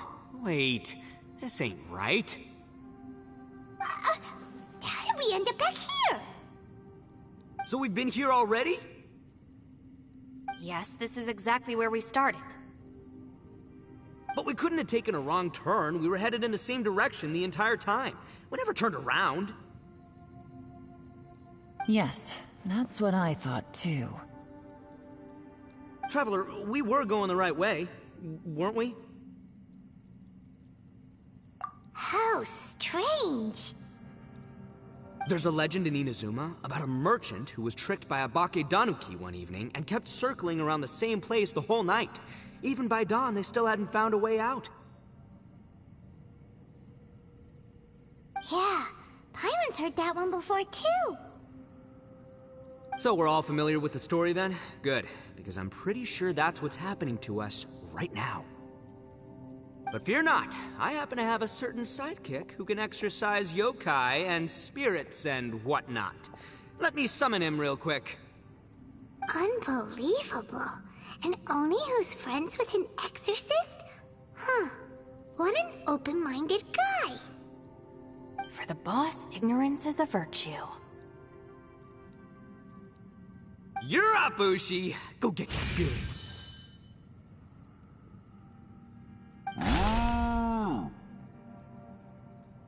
This is Ushi, an auxiliary member of the Arataki gang.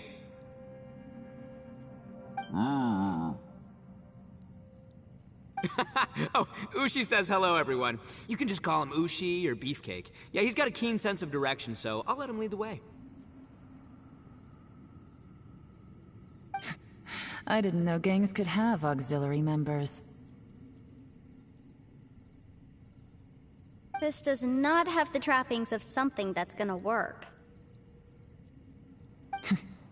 You're telling me.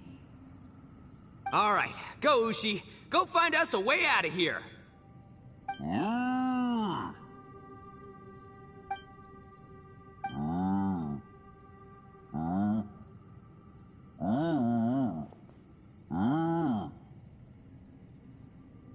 Huh?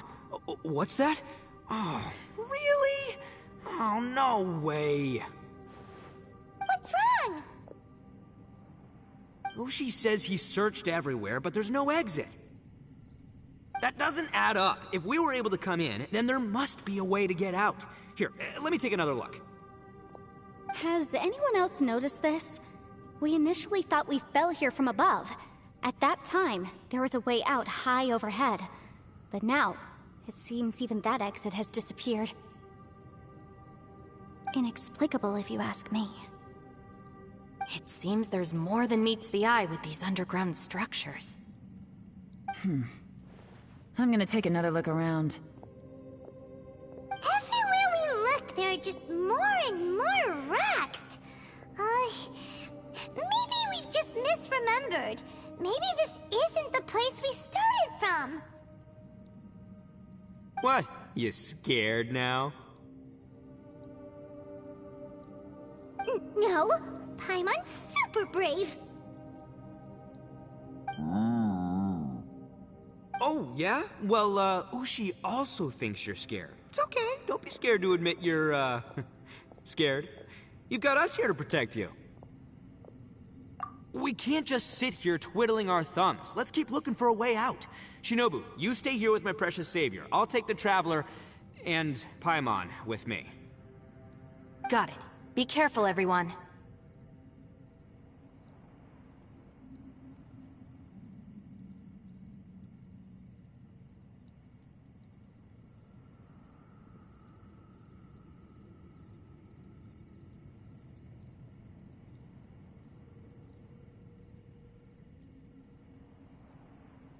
Please, there's no need to keep calling me Savior, just Yanfei is fine.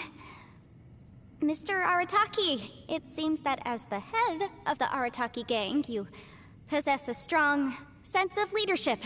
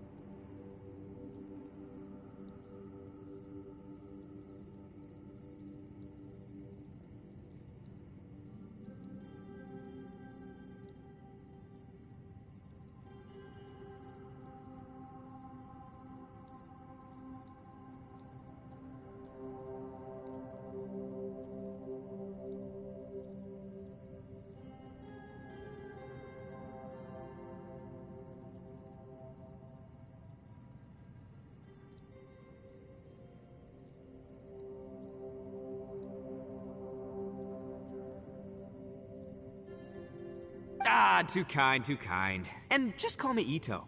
Since we're a team now, we should have each other's backs. Paimon, if you feel scared again, I can cover your eyes for you.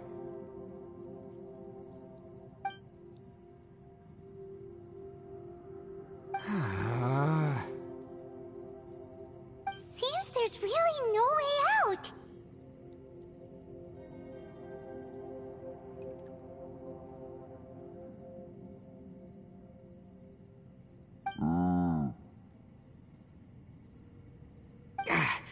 I can't shake the feeling that there's something off about this place. Boss, did you guys find anything over there? Not only that, I could have sworn I saw some shadows moving a second ago. This place better not be haunted. Probably not the right time to ask this, but Paimon just can't help it. Ito, you're an Oni. Doesn't that kind of mean everywhere you go is haunted? No, ignore the red horns, okay? I'm talking about spooky, floaty ghosts. Now you see them, now you don't kind of haunted. Ito, are you afraid of ghosts? Oh no, boss. You've been found out. What? Me? No way! What, are you kidding? Stop joking around. Seriously, though. Looking at you, Paimon suddenly doesn't feel scared anymore. sucker. If you're scared, Paimon can cover your eyes for you.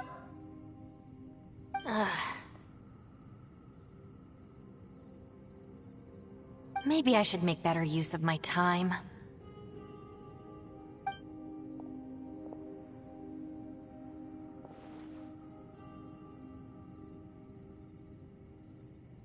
Add a little salt and some pepper.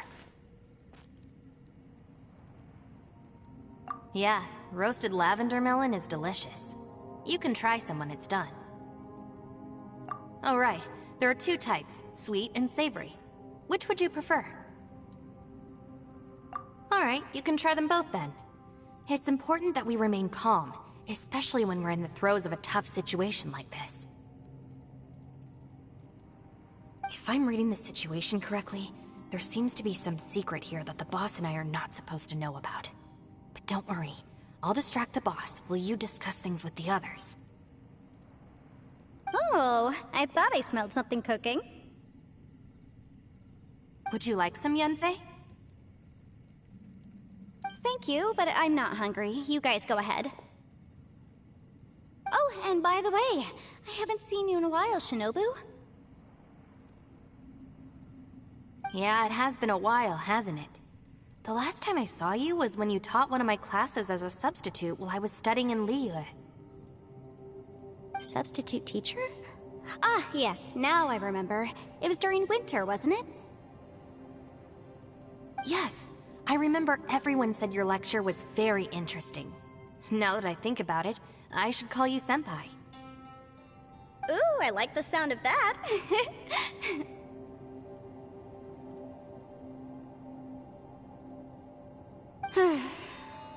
Who would have ever guessed that we'd get caught up in such a dilemma together? It must be fate. Not only that, she's funny and engaging while she speaks. Needless to say, she's very popular among the students. Oh, I'm flattered. I see everyone is still here.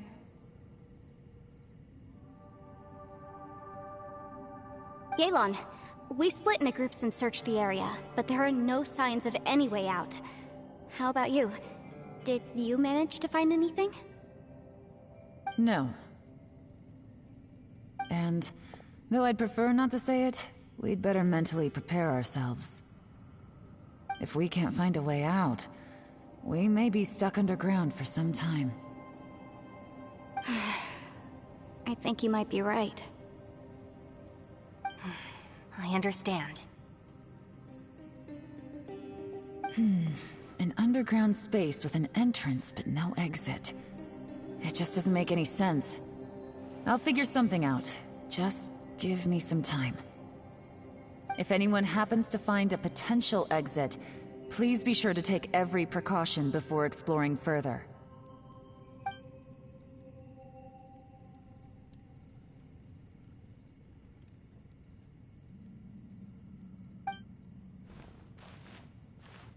Hey, Traveler, what's with the serious face?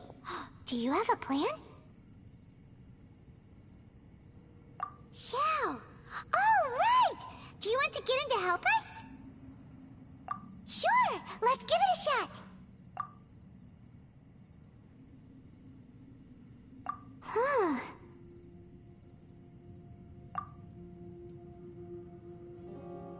Huh. No response. Paimon thought Xiao would come no matter where we are. Oh no, does that mean even Xiao can't sense our presence here?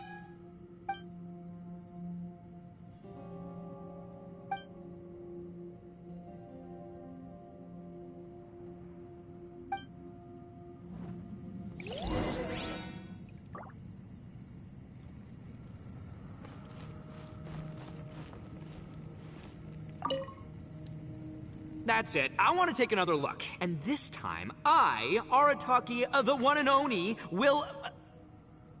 Boss! Whoa, whoa. What's up, Sourpuss? Time for some roasted lavender melon. Huh? We're trapped in a life and death situation underground, and you're telling me it's time for roasted lavender melon?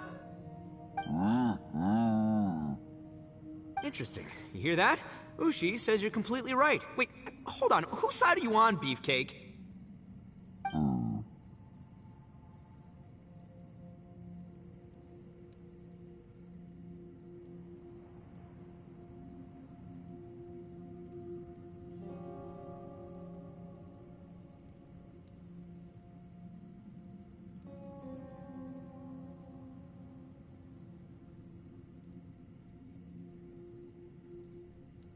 It's important to stay replenished. We must keep our energy and morale up in preparation for facing the unknown. Even Ushi knows that. Fine, you two... hey, are you already eating? Well, hold on. Is it still warm? Oh, that does smell good. Fine. Yeah. We'll have a quick snack, and then we'll keep looking for a way out. Hey, don't eat them all. Leave a couple for me.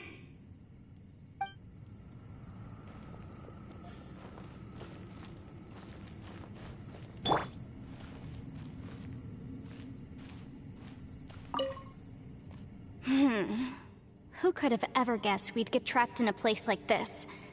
It's quite the predicament. For all the studying I've done in my life, all I know is how to land people in prison. I don't know the first thing about breaking out of one.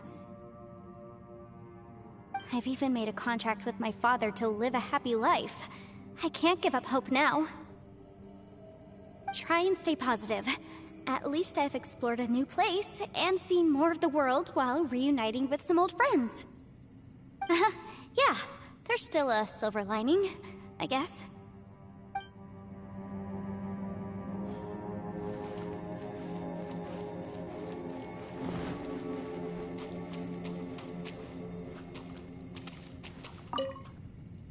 Our situation is grim. There doesn't appear to be a way out for now. We should be prepared to stay for a while. Fortunately, we don't seem to lack supplies, and even our motley crew has people who can keep their cool when the stakes are high. Just focus on taking care of yourselves. I'll figure out the rest.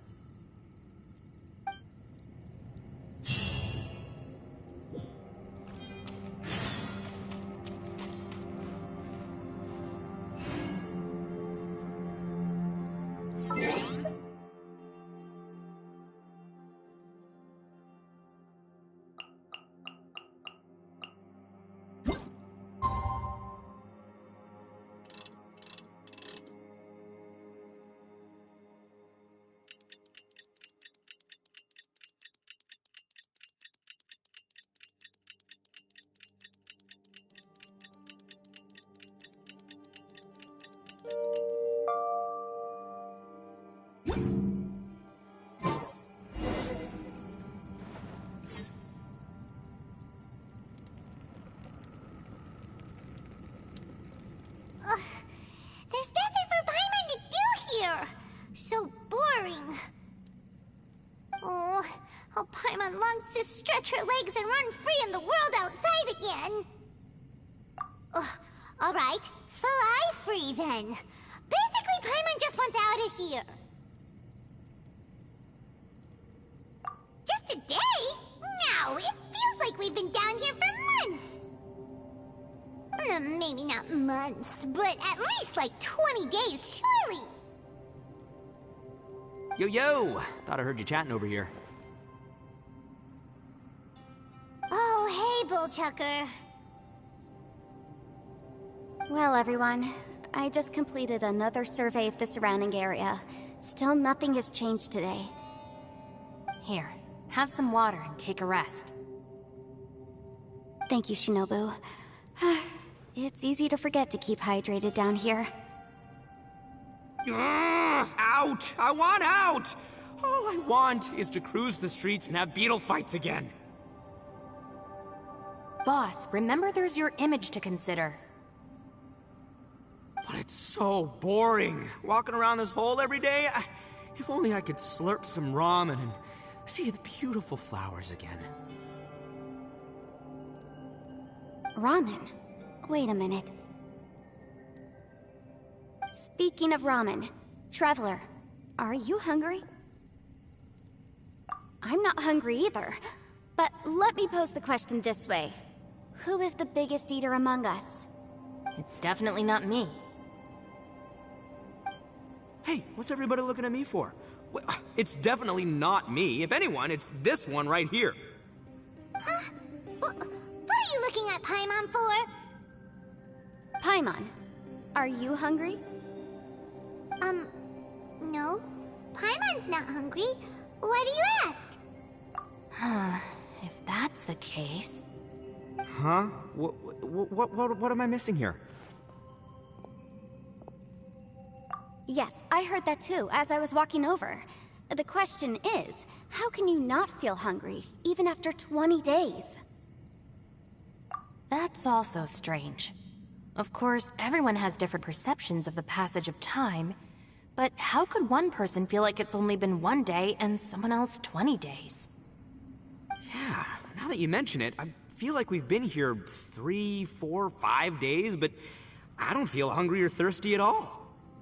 Although I cooked some food, it wasn't because I was hungry. I just wanted to keep our spirits up. I was planning on saving our rations so we could survive a few more days, but I haven't really felt hungry since.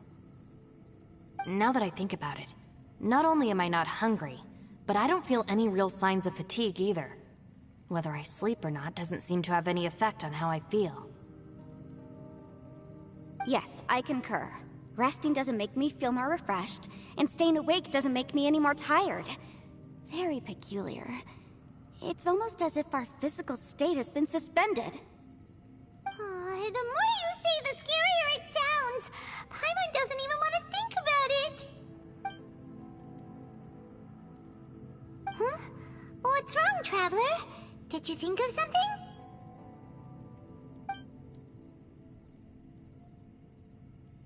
That's pretty weird. Sounds like the little dude must be in danger. But he is an Adeptus. This kind of situation should be no trouble for him. I fear that this problem underground is bigger than we thought. I found something, everyone. I just discovered a new path over there that seems to lead to an unknown area. You mean a way out? Oh, finally! Yay! You found something! Oh, please be the exit! I still suspect things can't be that simple. We should all stay prepared for whatever comes. Huh? Paimon doesn't see anything out of the ordinary here. Appearances can be deceiving. As I was examining the wall just now, I noticed there was something unusual about this stone. Seems to me that it's been created using some illusory magic. Hidden behind it lies a passageway. Whoa! So there really is a path behind here! Gotta hand it to ya. That sure wasn't easy to find. But at least we can finally get out of here. Miss Yelan's determination and eye for detail are certainly impressive. Not to mention, you've hardly had any rest the whole time we've been trapped here. It doesn't matter. I'm not tired. Well, given we're already here, we might as well go in and explore. Right behind ya! Paimon can't wait to get out of this place!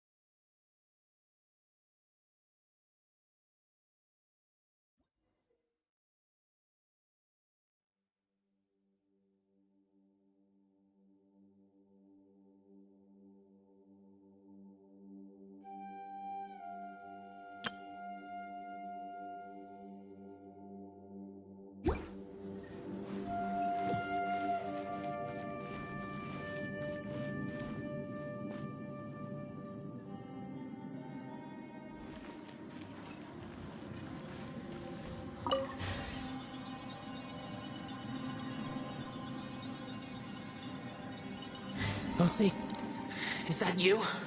Hey, did anyone else just hear that voice? It sounded super creepy.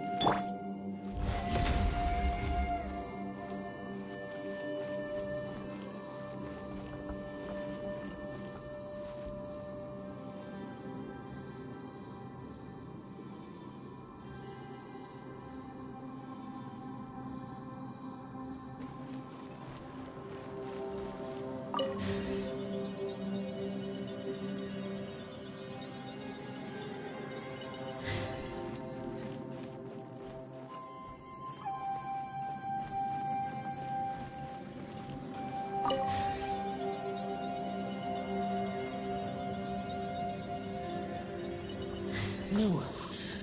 This would get me to fight you. Is some sort of battle taking place here? I wonder who could be involved.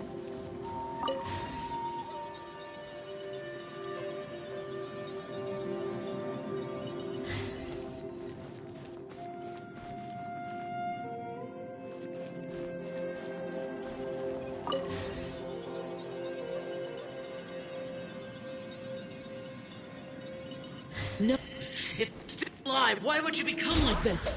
I won't attack you. That sounds like Shell. Could he be in trouble? Whoa, sounds like someone forgot to invite us to the fight. Let's go and help him. Yeah, but how are we gonna find him?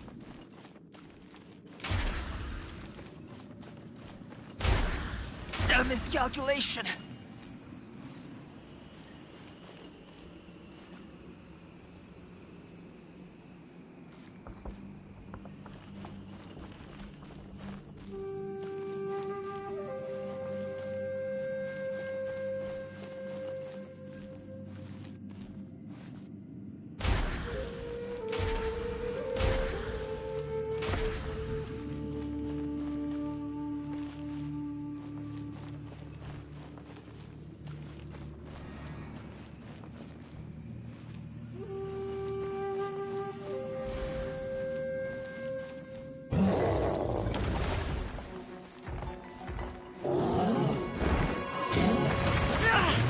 Still within my threshold.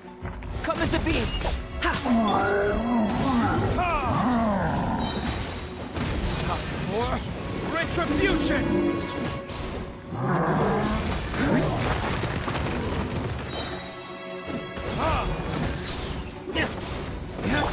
Freeze!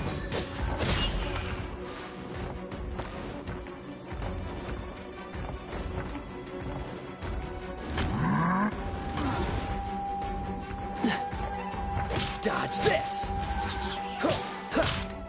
Oh, so sorry.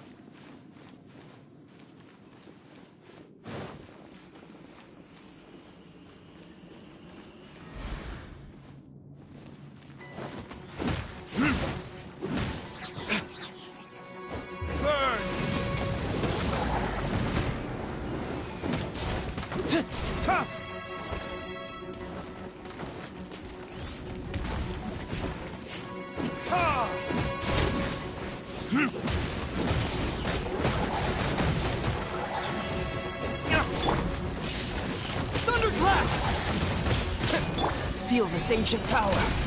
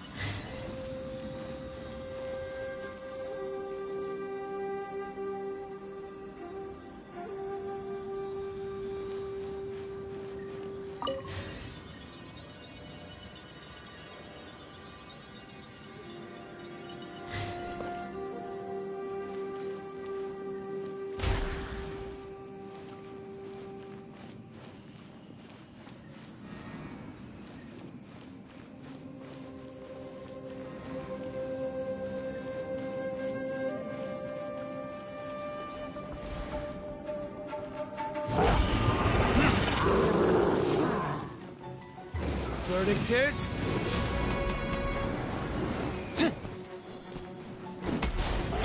Freeze! Burst forth! Witness my great undertaking! Lightning flash!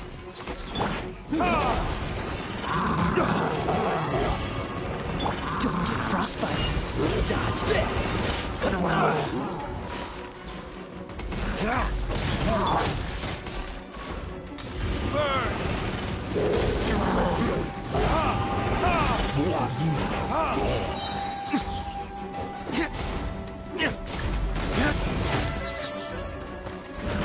Verdict is...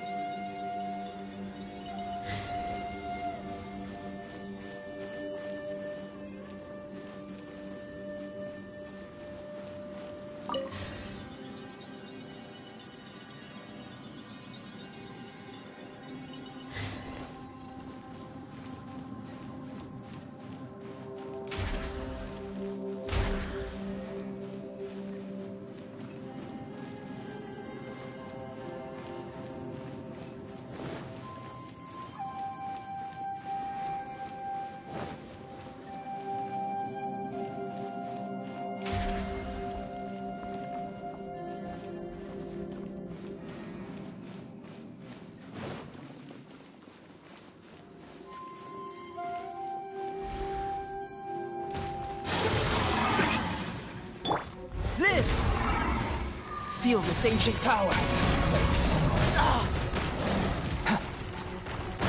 Come into... Oh, so sorry. Cool it. You pay for that. Burst forth. Come into being.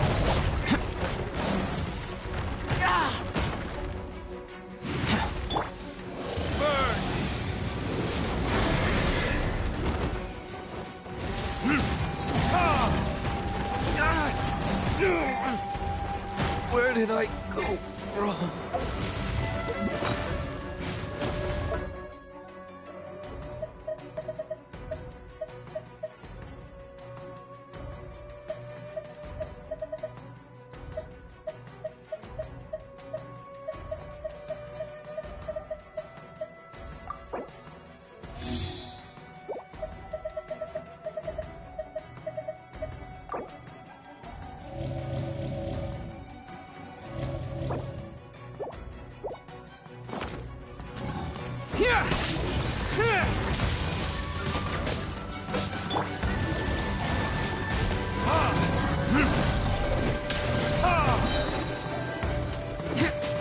Time for retribution!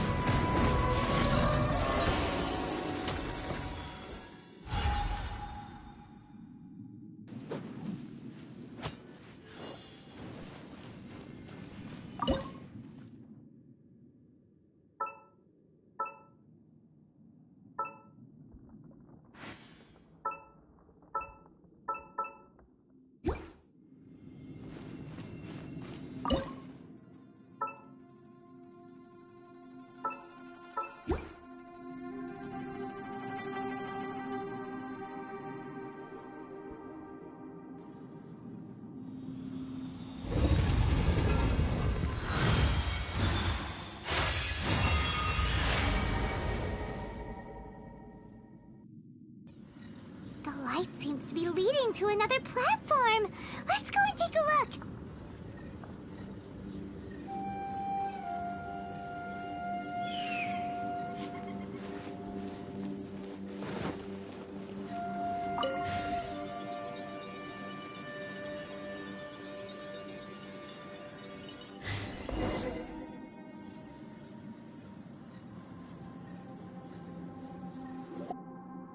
The ground has dissolved?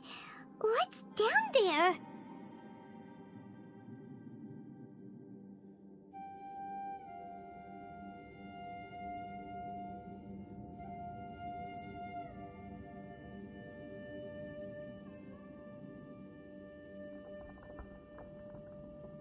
Is that little dude called Xiao down there?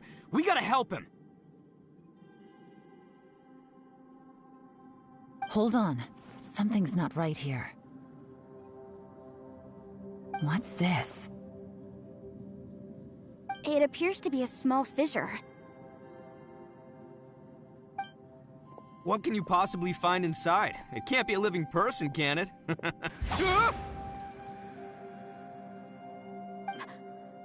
Conqueror of demons? Xiao, is that you?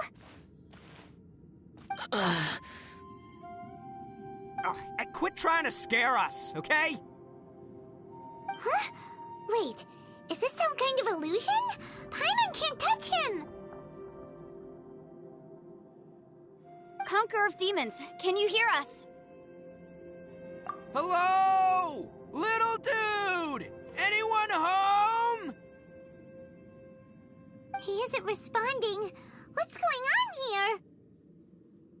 You... Oh, he finally said something! Oh! We followed your voice and found you here, but it's kinda strange. We can't touch you. How did you become an illusion? An illusion?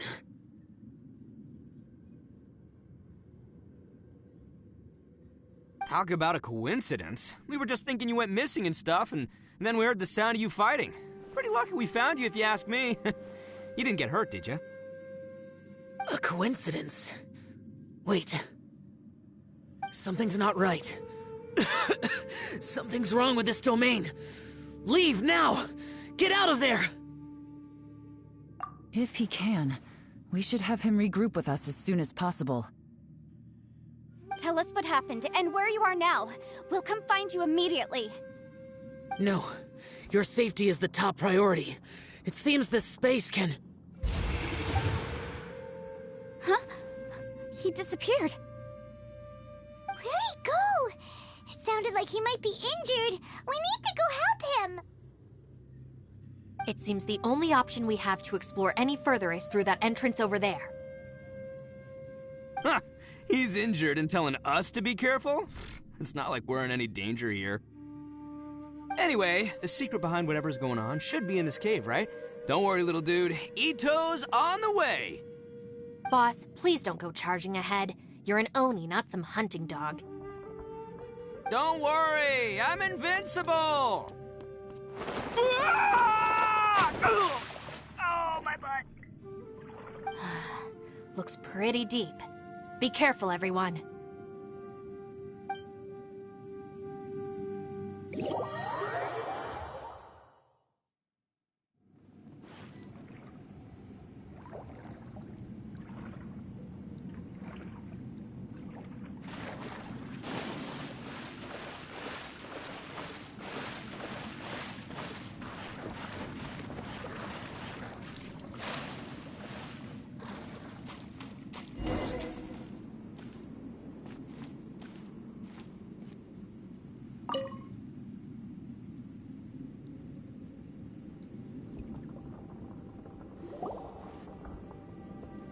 Well, Bullchucker, how's your ear?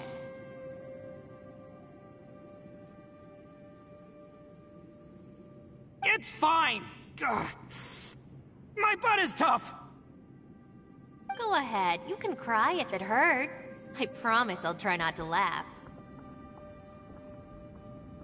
What do you mean, try not to laugh? You should be feeling some serious sympathy for me right now. But wouldn't feeling sorry for you be a violation of your dignity? Besides, it's harder not to laugh when I'm not the one in pain.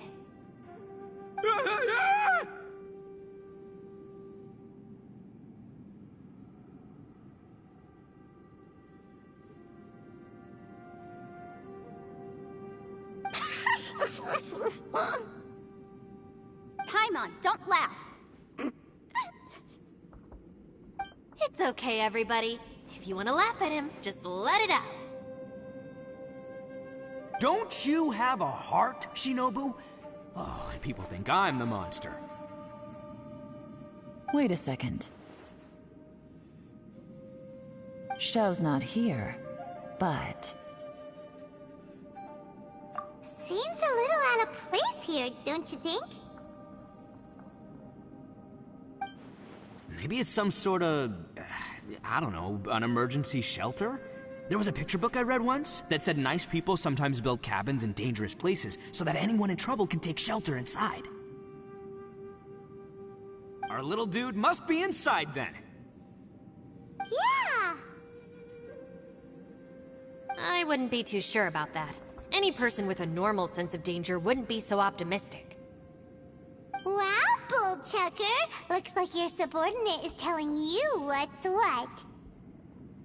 Oh, I believe she was talking to both of us. Yeah, so you can wipe that smug smile off your face. Alright, watch and learn, Shinobu. This is why I'm the boss and you're the deputy. If no one is macho enough to open the door, then allow me. Step aside.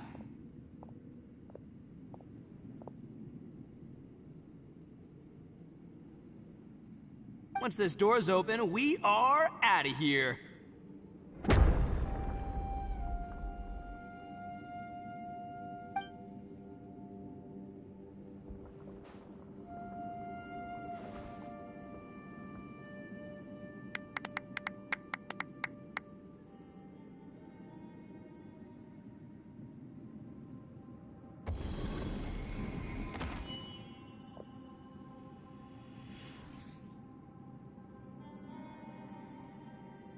Eviloni, be gone! You heard me! Get out of here! Ah!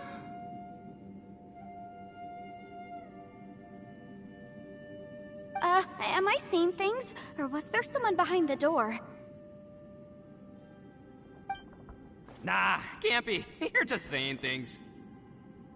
Why don't we just open the door again and see? Who? Me? Oh, alright, I'll open it again.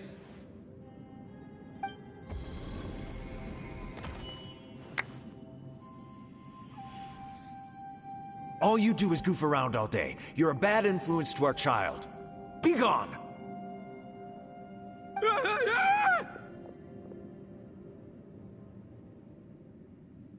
Those people are carrying bowls. Bowls full of beans. What's that all about? People throw beans to drive out Oni. Boss is an Oni, so they throw beans at him to get rid of him. Gave me the fright of my life. What are people from Inazuma doing in a place like this anyway? Calm down now. You're a person from Inazuma too, you know. Hey, let's get one thing straight, alright? I'm not a person, I'm an Oni! Right, but that's not the point. The question is, does this door lead to Inazuma? Huh? How could that be possible? Ugh, this place is so weird! Paimon's starting to think it really is haunted!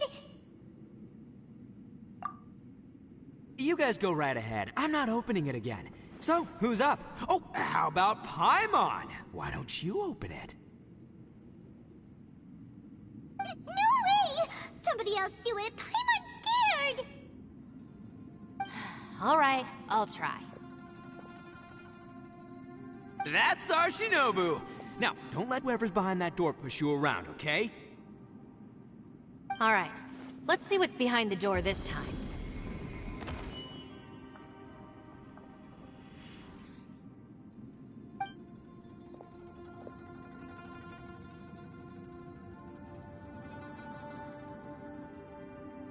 still reading, Shinobu? Listen, young lady. You should keep your nose out of those books and start taking my advice. I've already found you a perfectly good job as a shrine maiden at the Grand Narukami Shrine. You'll be far better off there than...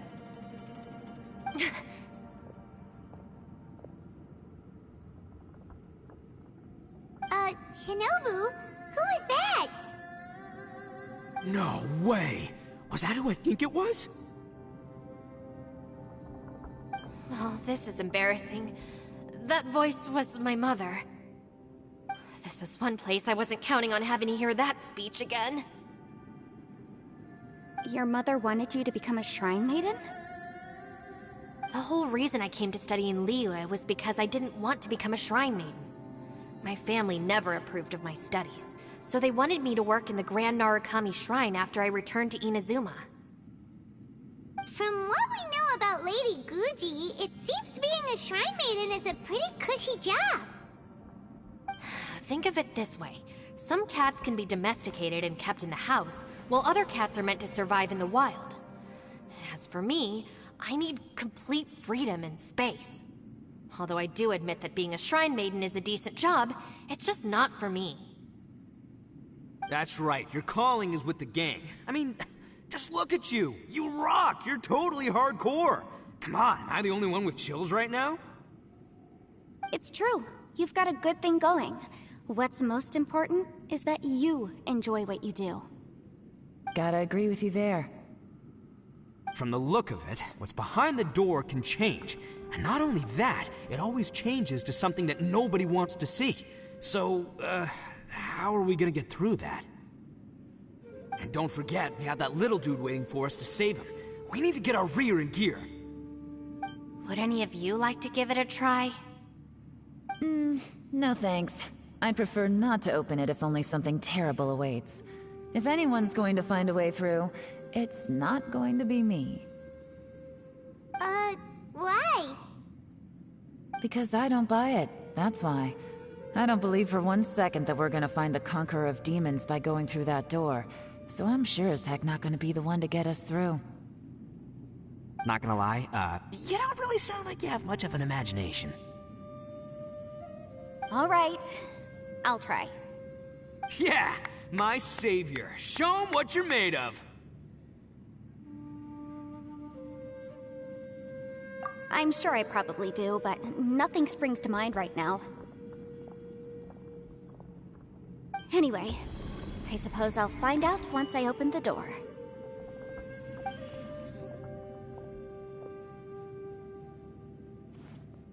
You old geezer. Out of 8 pounds of salt, today you gave away 3 for free, sold 2, and exchanged 3 for booze. How much money did you actually make in the end? Huh? But didn't you tell me to sell things as I pleased? Why can't I give the customers something for free? You fool! You told the old man next door to come and fetch the salt. Well, he broke his leg on the way over, and now his son is asking for compensation. Seriously. Huh.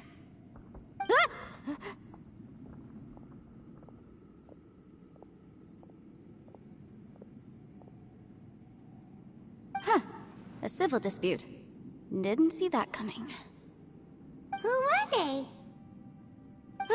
No one in particular, but it is a prime example of the many difficult civil cases that I've had trouble handling before.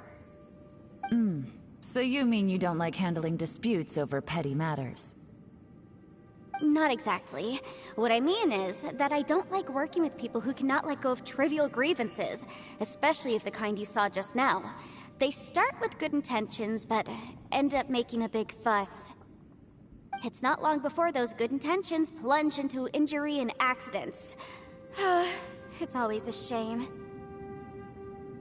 It's my desire to solve problems for people. That's why I became a legal advisor. It just seems that I still can't fully comprehend the complicated minds of some people. I understand what you mean.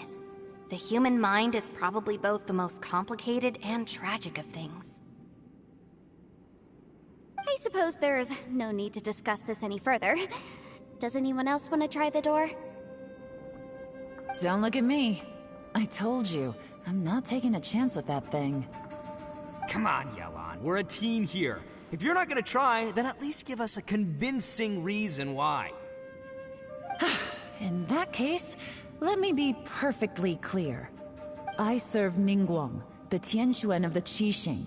The scope of my work includes some of Liyue's biggest secrets. The chances are, if I open this door, there can be no witnesses left alive. Is that a sufficient reason for you? Oh, yeah, sounds impressive. Hey, Shinobu, who's Ningguang? She's someone who won't let you walk out of the chasm alive if she finds out that you're prying into her secrets. Boss, you really do need to work on learning who's who in the world these days. Look, I knows what I needs to knows. It's called being a free Oni. Oh, now Paimon gets it. Yelan works for Ningguang. Yes, which is precisely why I was trying to keep her secret. We should avoid letting Yelan open this door. What about you, Traveler? Would you like to try? Yeah, go for it, Traveler. Besides, you never know who could be behind that door. Maybe it could even be Shell. I say give it a shot. Who knows? Maybe little dude is waiting for us on the other side.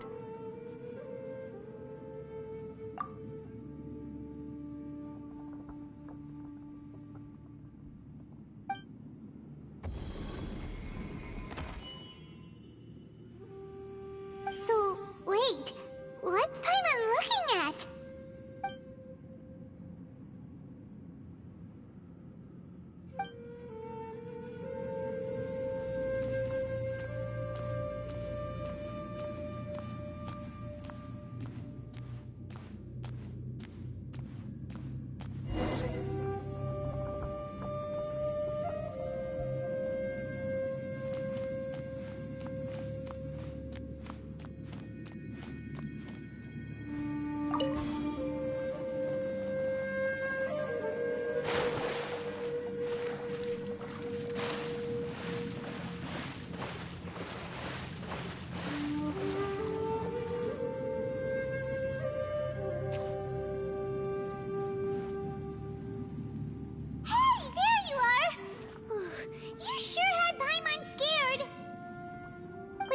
Open the door after you went in.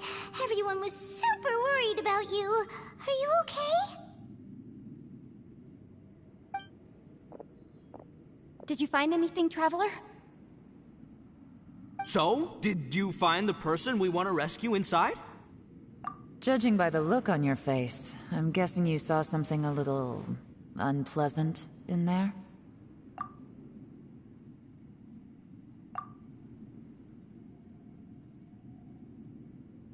Huh? How could that be? Ah, don't worry. Paimon will keep searching for her with you. Cheer up! Stupid door! I'll smash you to pieces! If Paimon wasn't feeling so exhausted, she'd help out too. Ah.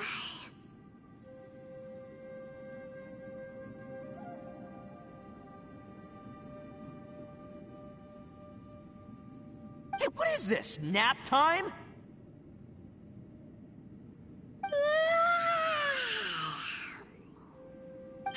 So let me get this straight. Not only did we not find Xiao through that door, we saw all the things that we wish to avoid. I'm starting to have a very ominous feeling about this domain. It's constantly changing, and its changes seem to be targeted at us. Huh?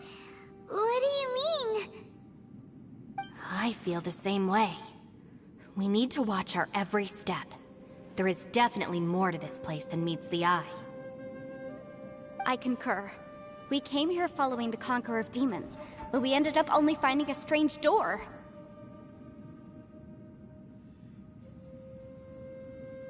The things we've encountered on the other side of that door are equally strange. It shows us whatever we fear the most. We're in a space that defies common logic. On top of that, I'm starting to feel tired after that experience. But I thought we'd established that getting tired doesn't happen down here. The phenomenon hasn't reached a lethal stage just yet. Otherwise, we would have starved to death without eating for so long. I'm starting to worry that we're being affected by the changes in this space. In order to avoid the sudden accumulation of hunger and fatigue, we should eat and rest regularly from now on. Paimon suddenly feels exhausted. It's really tiring going through all this. Now that you mention it, I'm starting to feel tired too. No, it's all just an illusion! I will not let my mind play tricks on me. Paimon's whole body just feels so heavy now. According to the current evidence, it seems our physical condition was suspended in this space before, which granted us immunity to the effects of fatigue and hunger. And now it seems that mental fatigue is unavoidable.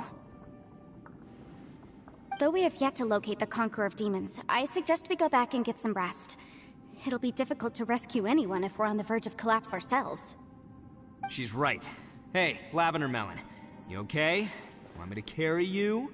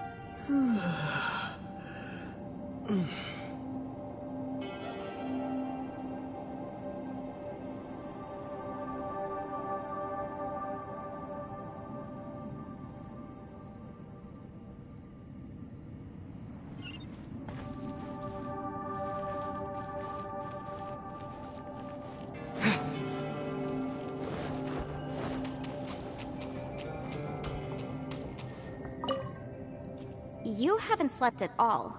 Are you sure you're okay? This place seems even more perilous than we first thought.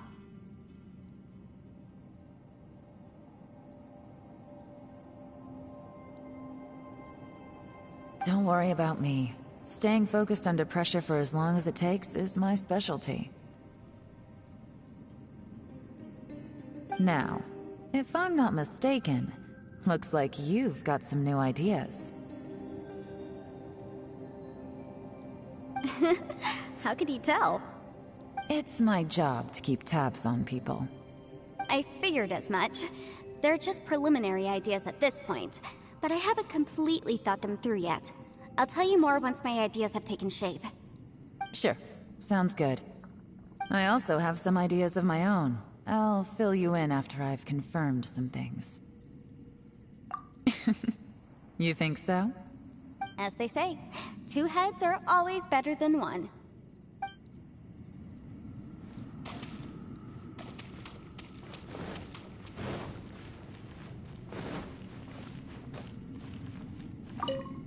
It's hard to believe what we've encountered.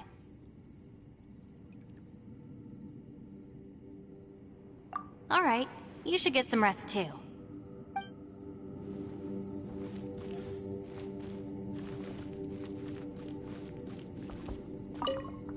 Ushi, you sure you can't find a way back to that door again?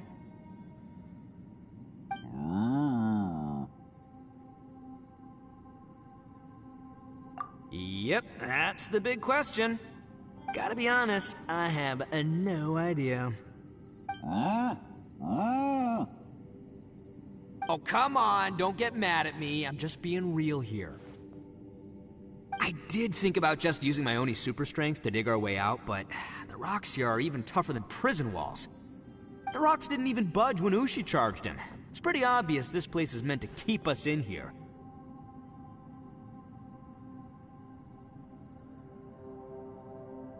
The only thing I can do now is, well, take care of this exhausted little lavender melon.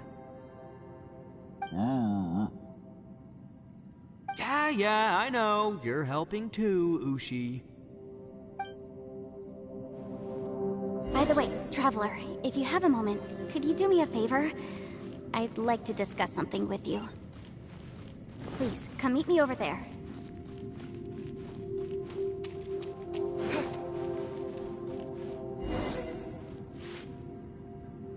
Thanks for coming to speak with me, Traveler. I've been thinking about this place. Since we still don't know just what kind of danger we're up against, we can't afford to delay any longer. We have to find the Conqueror of Demons as soon as possible. Don't you think it's a strange coincidence that as soon as you told us about the Conqueror of Demons, we heard his voice in that place? It almost seems deliberate.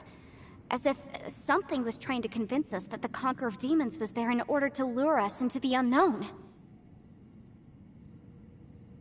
I have a theory, but I can't tell the others just yet. I don't want anyone to panic. Judging from the Conqueror of Demons' reactions, I think that he was somewhere else, but his voice and image were projected to our location. Is it possible that we've entered into a chaotic space? We're seeing things in people that shouldn't be here, even ghosts. And we don't feel hungry because the state of our bodies is suspended. It's as if time itself has stopped for us. If that's true, it means we've entered into a place where normal logic doesn't apply. When you put it all together, everything points towards one possibility. This is a place where time and space are thrown into chaos.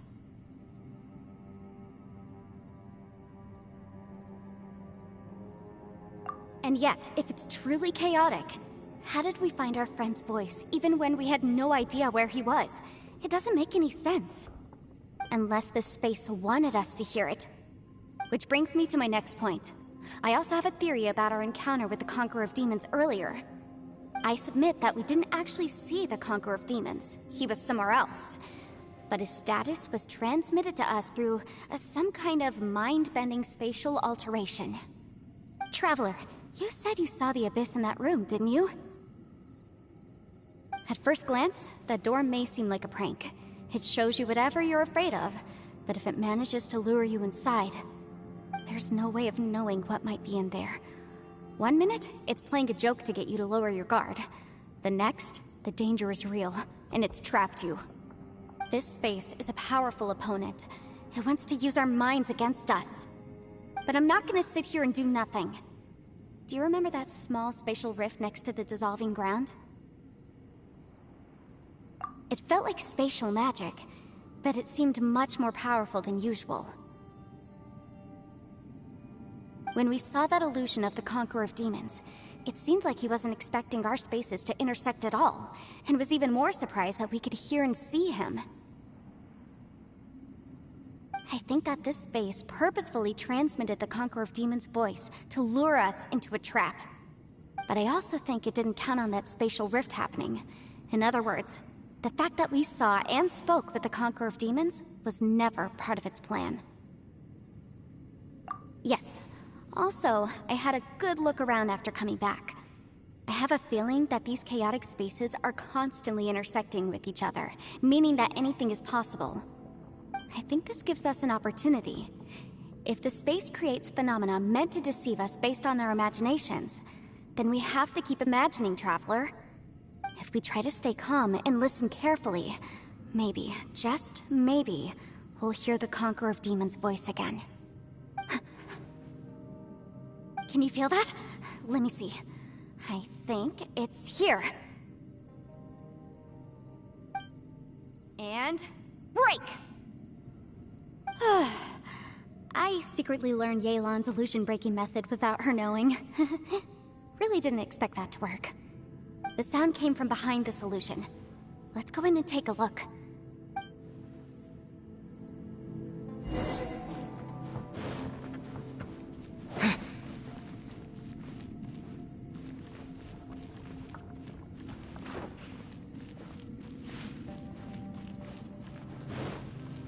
It's getting clearer. No. This is the chasm. What did Baptiste go through here? If it was just in that battle 5 years ago, what is he doing here? The one I...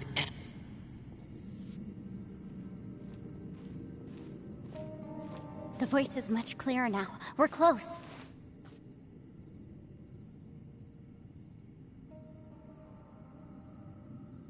Conqueror of Demons, can you hear me? It's Yenfei. The Traveler and I are trying to find you. Traveler? Yenfei? It worked. Are you okay? I'm fine. Listen to me. It's chaotic here. We may not be in the same space, but sometimes the sound can get through, which means these separate spaces intersect from time to time. Everything is chaotic here. No. The darkness that sullies my soul is harmful to mortals. Right now, we have more dangerous things to worry about than that. This space is using our urge to find you to lure us into traps. Without you here with us, our search for you could very well lead us into danger. So, you're in danger too?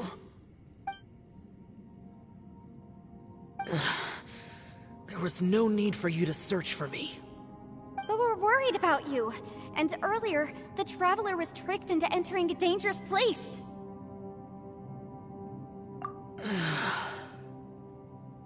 How do we meet? Conqueror of Demons, can you find out where our voices are coming from? Find the spot where our voices are the clearest and try... something there. It might work. I see. The spaces may intersect amidst the chaos. By try something, do you mean... Hurry! If we miss this chance, we might not get another one.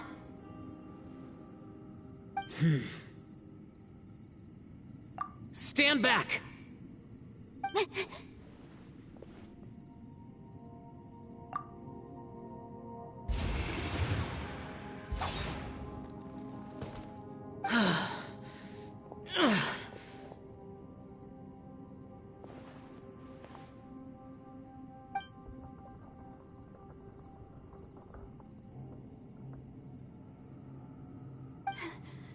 Let's get him back to the camp.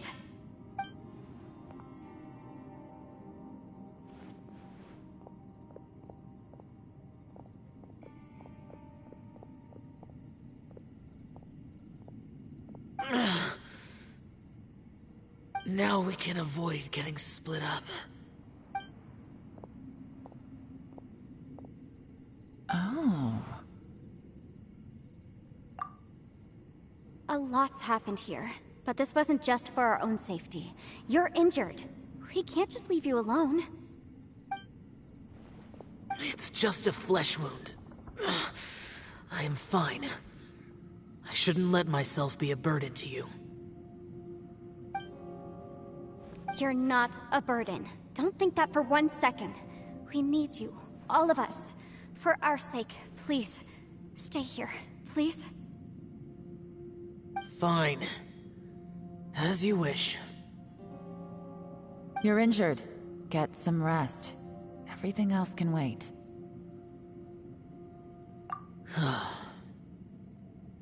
I'll...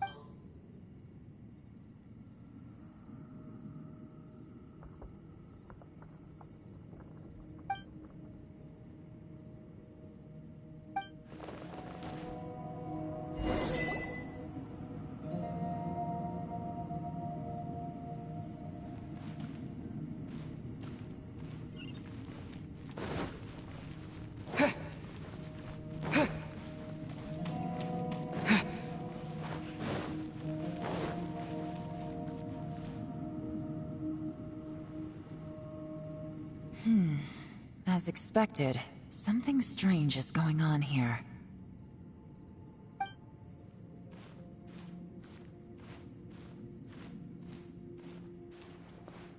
Oh, Traveler? You're both here. Great. I want to talk to you.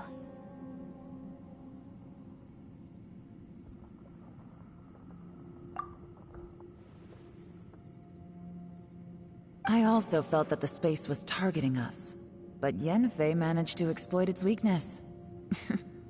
Leave it to Yenfei to find a loophole. Based on what just happened, we can now confirm our suspicions that space and time function chaotically here. In addition, we must stay vigilant to avoid the traps set for us by this place. Now that we've found the Conqueror of Demons, the next thing we need to do is find a way out. I went back to the domain again just now. Although I couldn't find a new route, it wasn't a completely fruitless trip. My clan has practiced magic for generations, and has created some catalysts that only we know how to use. I recognized something like one of those catalysts in the domain. Unfortunately, it disappeared as soon as I approached it. I think so, but it's hard to distinguish between reality and illusion here. I can't be sure. Also, I am the only one out of all of us who could know what it would look like.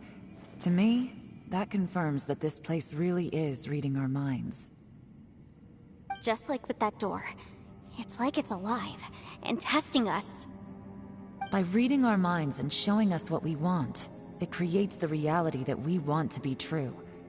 Everything it does is either to get us to lower our guard, or to wear us down. If that's the case, it can only have one goal. To trap us here until we die. What else could it be? We should prepare for the worst, but we mustn't give up.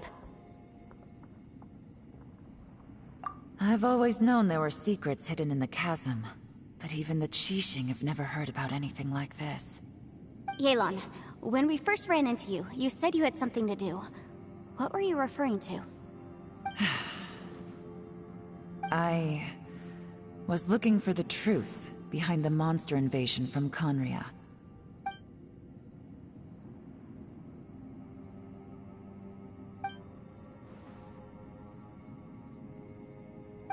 Please keep everything I'm about to say to yourselves. No one else can know. Otherwise...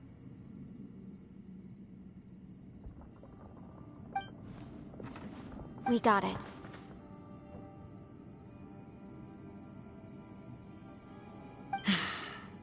"500 years ago, a wave of dark beasts from Conria attacked the 7 nations of Tevat. Naturally, Liyue was also affected. Under Rex Lapis's command, the Millelith fought hard to hold the front line near the chasm. But these were vicious beasts, and this was the most desperate battle Liyue had ever faced. At a critical moment, someone distracted the monsters and led them away. Just when all hope seemed lost, the tide turned. The Liyue army eventually won the war, but there were many who never returned. 2 of my ancestors took part in that war, and the one who made it back went insane. Everything about it was strange. The current generation of Qixing knows very little about these events, and very few came back from the chasm alive. Finding out the truth has been a waiting game.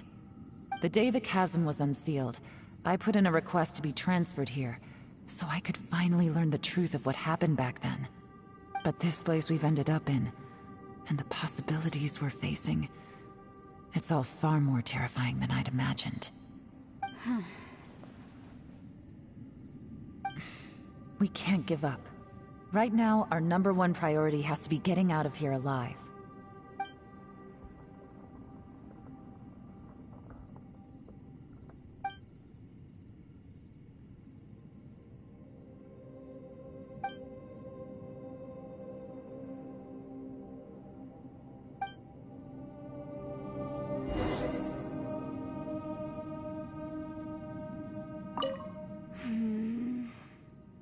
Are you all right?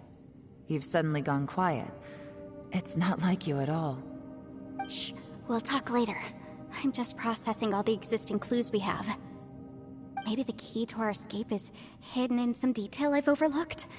I have to go over everything again. All right, well... Oh, don't worry. I won't write down anything that you told us about. No, I meant if you're going to analyze the facts, count me in.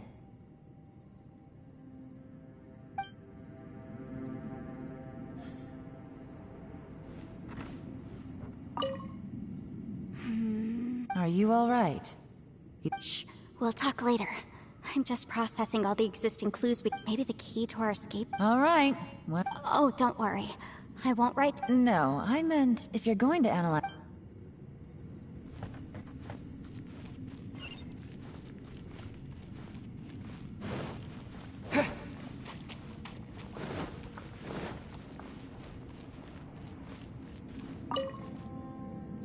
You don't look well. I guess things still haven't improved. It's okay. You don't have to go into all the details. Sometimes I really envy the boss.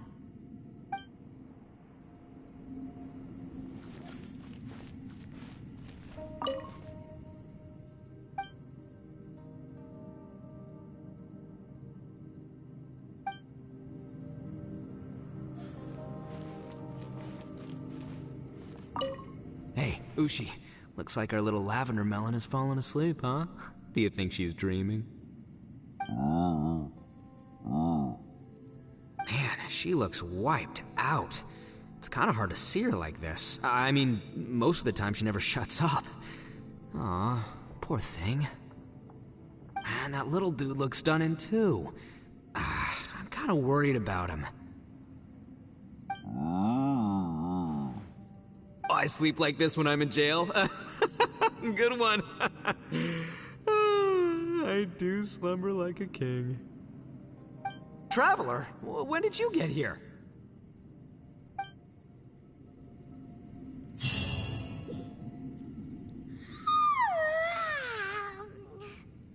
Wait, where are we?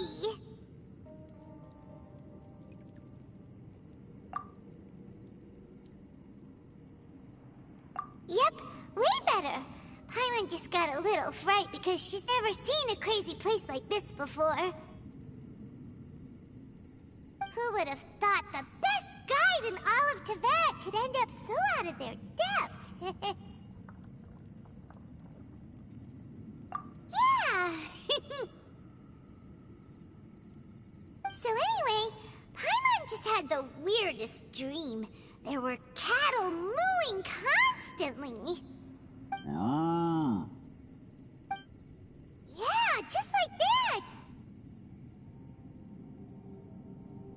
Aw, Ushi, were you looking after Paimon?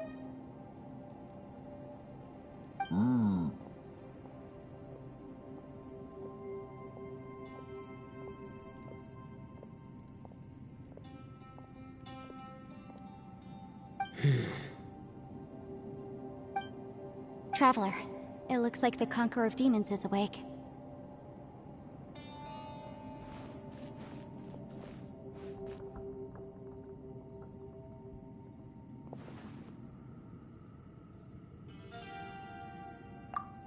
I'm fine. Don't worry.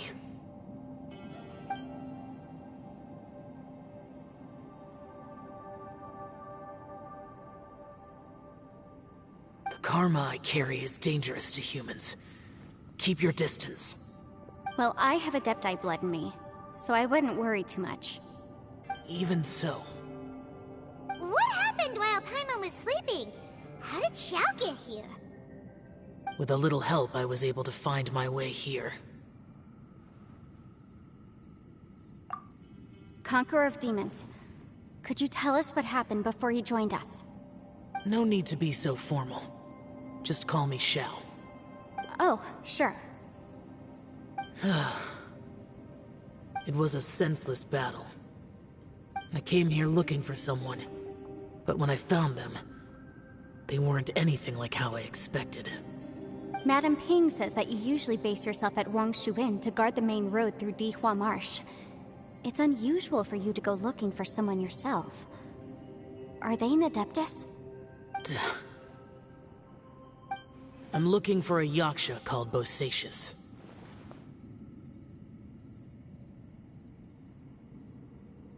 Bosacius? Is that one of the 5 Yakshas? Like you? I thought that you were the only one left. Aren't the other 4... gone from the world? You could say that. But Bosacius's body is the only one that was never found. Yakshas deal with God's remains all the time, and we become tainted by karma. Over time, it inevitably drives us to madness. The last time I saw Bosacius, it was the day he lost his mind. He left. No one knew where he went, and I never heard from him again. But Bosacius was the eldest of us. He once told us, As Yakshas, we will experience countless wars. Whether we live or die, we must promise to take care of each other, and know each other's fate to the very end. Did he forget his promise because he lost his sanity? It's possible, but I did not. I am the sole survivor. So it is my duty to find out the fates of the others. What made you come to the chasm? Did you hear something about Bosacius being here? Did you know that 500 years ago, the beasts of Conria invaded the chasm? That war lasted a long time. It is said that in the midst of the battle, a brave Yaksha was seen putting up a heroic fight. But no one knew the Yaksha's name. But there were many more than 5 Yakshas in total, so there's no guarantee it was Bosacius. Wow. But you must think it was probably him if you came here to investigate, right? I am by no means certain, and I didn't have any other clues except for this one. But Bosacius was proud. If he had taken part in that war, he would have announced his name. So at first, I thought the nameless Yaksha couldn't be him.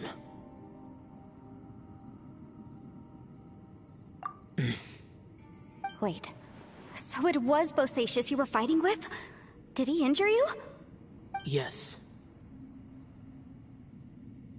No way! The invasion of monsters from Conria, the battle in the chasm, and Yelan's ancestor. I have a feeling that somehow these are all connected. Life is full of coincidences, but this is too much of a coincidence. Could this all be related to the fantastic compass mentioned in the will, too? What will? Oh, right. I came here because of a will. Maybe it's not something you've come across much before, but both mortals and adepti sometimes write out their final wishes so somebody else will carry them out after they've passed. It's known as a last will and testament. And this can be done at any time? Whoa, whoa! You wanna write a will? Now? It was no accident that you saw my illusion that day. This place used your desire to find me to create a trap that you would willingly walk into. Pure deception is easy to spot, but the truth laced with lies can be a fatal combination. What you heard were really things that I said. It made sure you heard my real voice to create panic. This one-way communication was the bait. If we hadn't managed to get in touch through the spatial rift, we may well have lost someone by now. Rather than murdering in cold blood, this space seems more intent on consuming souls. How is this even possible? Our opponent is very clever.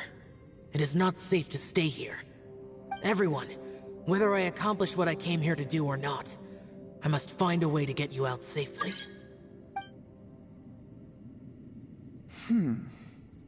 I rejoined to warn you that it's extremely dangerous here. If you stay here too long, this space may well devour you. But how do you know? You might become a shadow of your former self, wandering the underground like a lost soul. Sounds like you saw them too. Yelan, you're back. I've been back a while. I was listening to the conversation. I've seen some strange things here too. Objects that shouldn't be here. Strange figures appearing, then vanishing. I don't think any of it is real. So they're just illusions? At first I had the same thought. But it's not that simple. There may come a day when these illusions become real and attack you. From what you were saying a moment ago, it sounds like you know a way out of here. I can't say for sure. It's just a guess. As Yanfei said, this space is chaotic and unstable, but it has its weaknesses. By attacking the point where both spaces connect, I was able to create a rift and move from one to the other. So, if I use all the energy I have, I may be able to tear a passage out of this chaotic space. Really? So powerful attacks can affect the space itself. I had wondered if that was a possibility. Whoa, whoa, whoa, whoa, whoa. But what do you mean by all the energy you have? I mean, it will take everything I've got. Wait a minute! When you said you were gonna get us out safely, you mean you're gonna stay here? You can't be serious. I saw Bosacius underground. That's when I realized the horror of this place.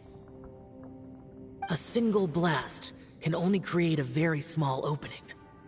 To send you back to the outside world, I may need to continuously channel power in order to keep the tunnel open.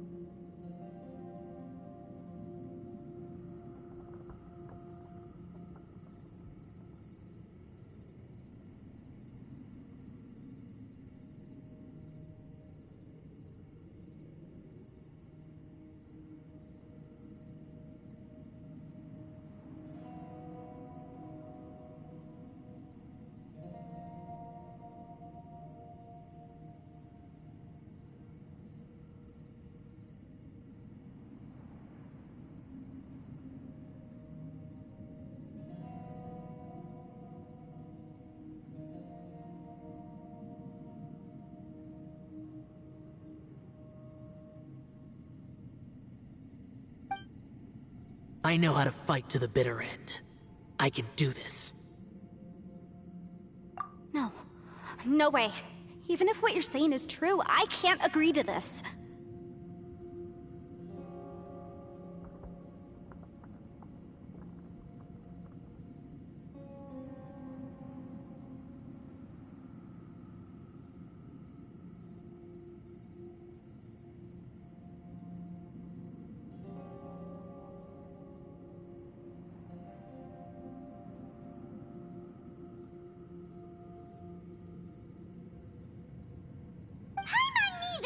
It's not much of an escape plan if we gotta leave someone behind.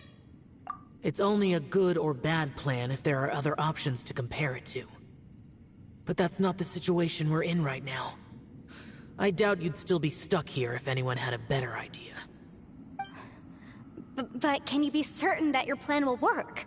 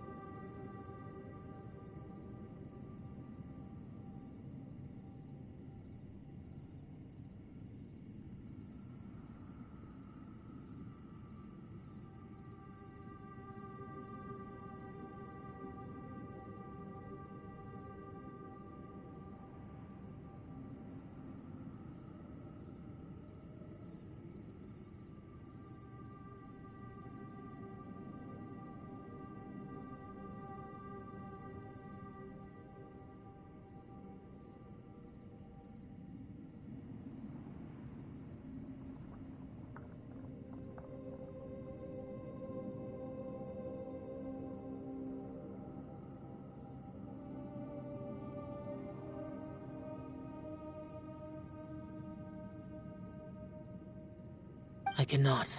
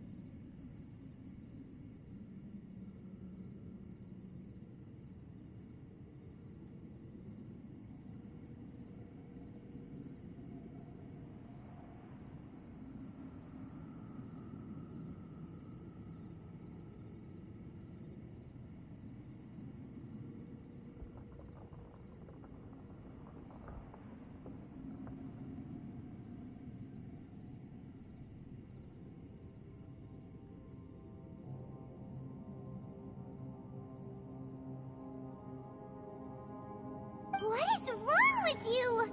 You can't bet your life on something if you don't even know it's gonna work. It's not worth it. To conclude, I'm not agreeing to this plan.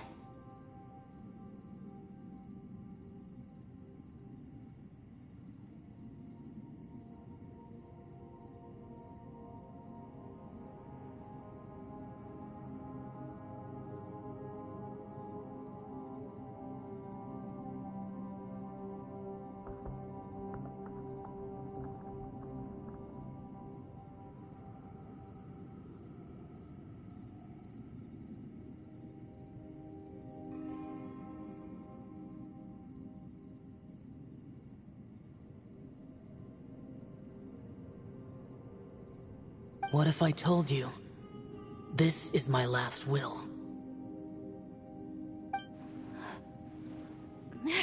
You? That's your strategy, huh? No offense, but we have no guarantee this plan of yours will succeed, or even that it's safe.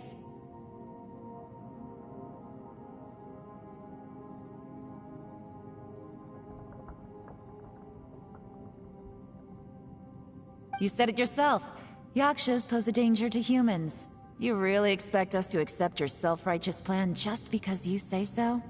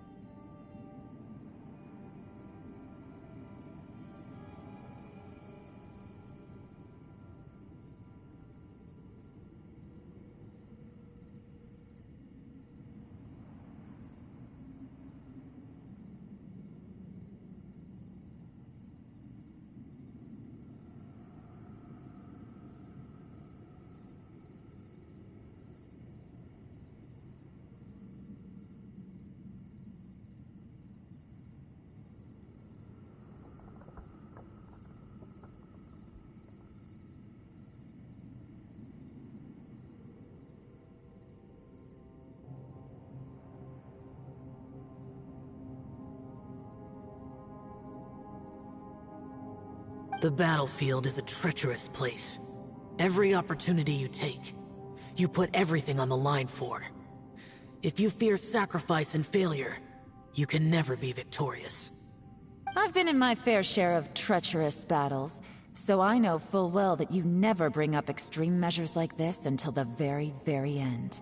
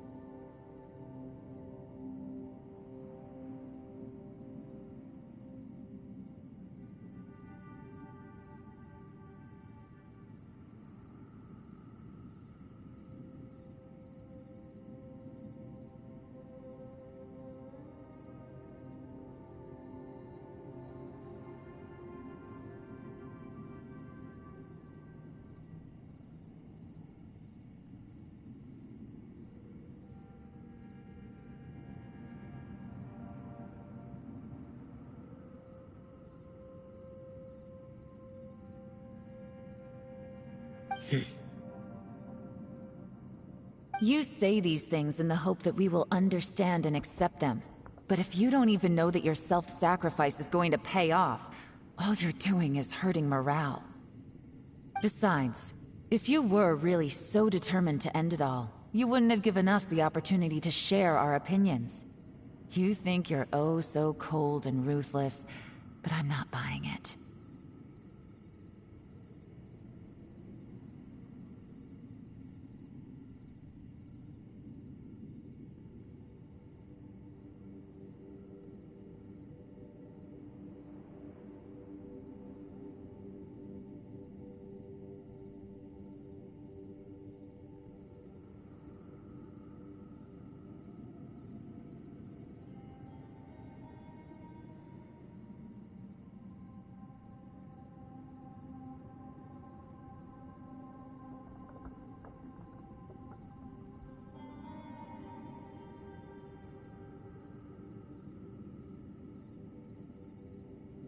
And anyway, Losing one of us so the rest can escape?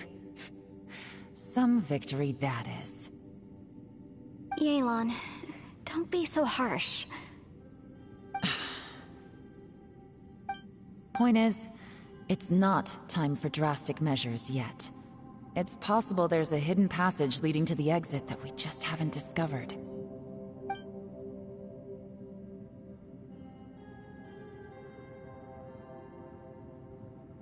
What if there isn't? Or if we don't find it? And in the end, I'm so weak that I don't have the strength left to sacrifice myself. What do you propose we do then? As things stand, there's no difference between sacrificing you and trying to find another way out, in terms of the likelihood of success. If we can't say that one strategy is better than the other, we certainly shouldn't be rushing into a risky course of action. Did someone say a strong enough strike can break us out of this place? Yeah, that's right, I heard ya. No one's staying behind to let anyone else out, all right? Enough talk, it's time for action!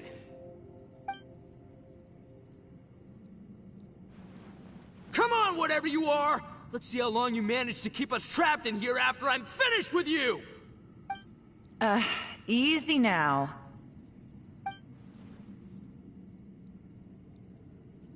Have a taste of this!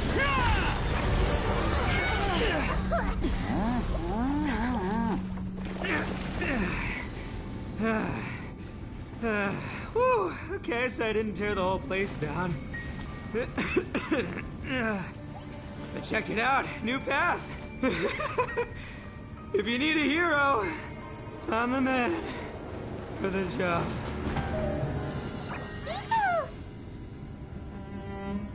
Should have seen this coming.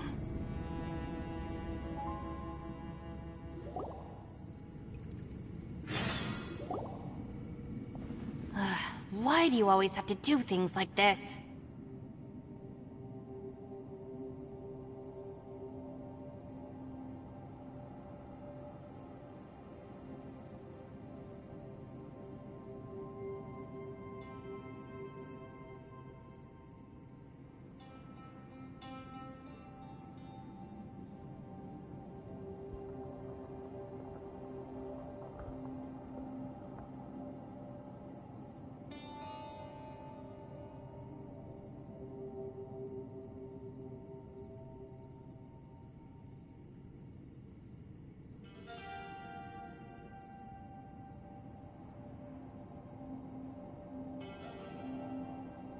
Shinobu. What happened to Ito? Did he pass out?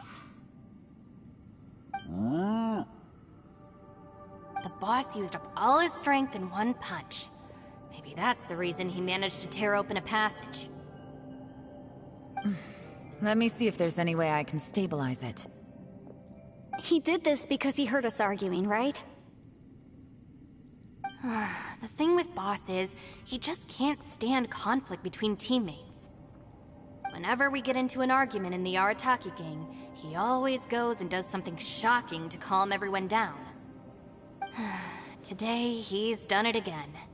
He may not have known you for very long, but when he said he sees everyone as part of the same team, he truly means that.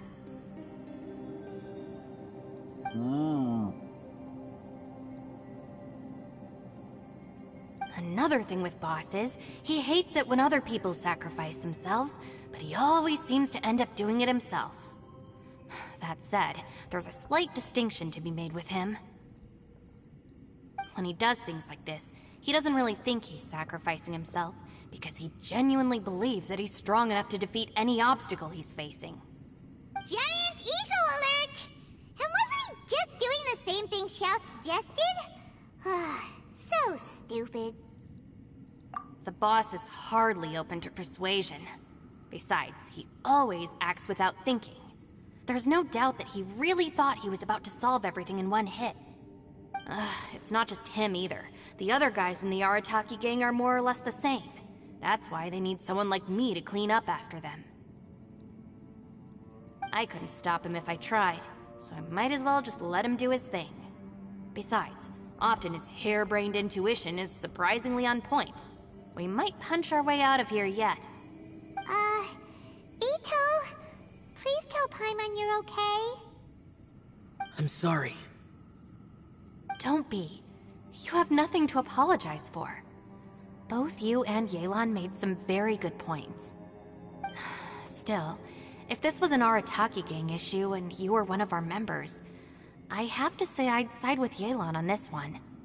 The boss definitely wasn't sacrificing himself. He firmly believed that we'd be able to find a way out through the passage he opened up, and he's certainly not expecting to be left behind. Everyone's important. We have to support each other if we're going to get out of here. Your survival is of huge importance to some people. No, to a whole lot of people. Aw, Shinobu. Everyone, let's all do our best to try and find a way out. There's still a chance. I'm sure we can escape. Leave the boss to me. Don't worry.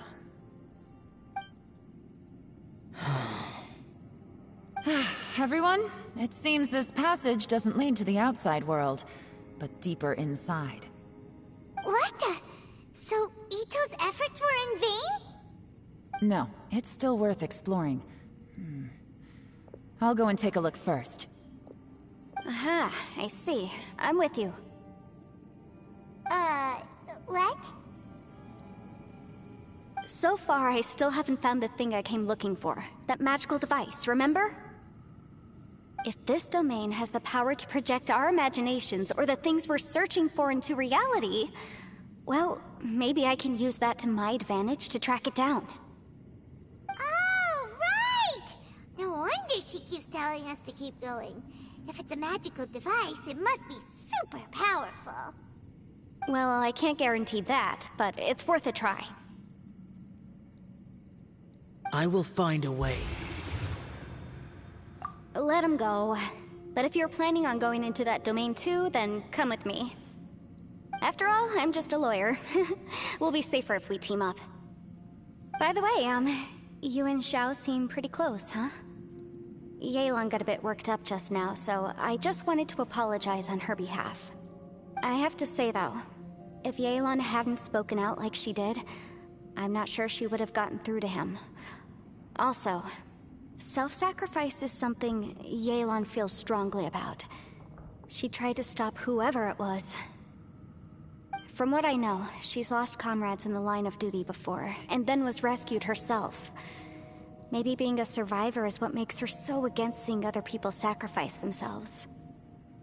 How can things ever be the same again, knowing that your life was saved when others weren't? In a way, salvation can also be a burden. If I were her, I'm not sure I would have done anything different. Oh, wait, 1 second. I'll be right there. Yeah! Right, that's much safer. Since Ito can't fight right now, I've cast a spell to protect you guys. Thank you, Senpai. Please, be careful.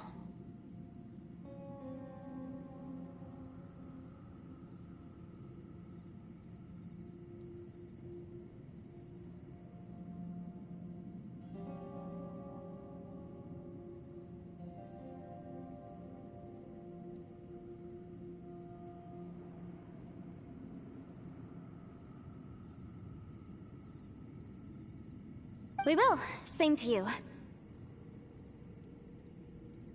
All right, Traveler, let's go.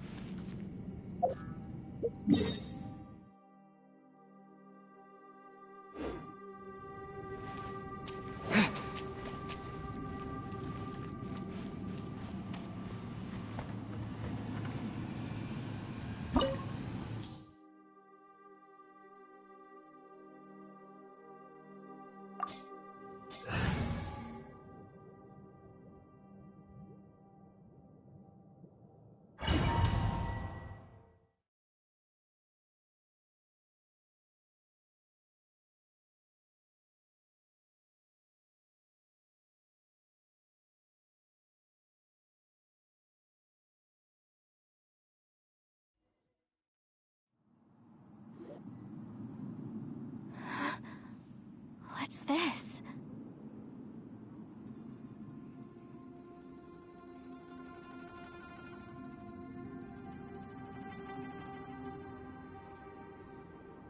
Huh? Look at that huge disc in the distance. Hold on. Is that the fantastic compass? What? That's the best description you can come up with? It's way, way bigger than that! Huh. Well, it seems our theory checked out. In my humble legal opinion, that's almost certainly the magical device I've been looking for. It really showed up.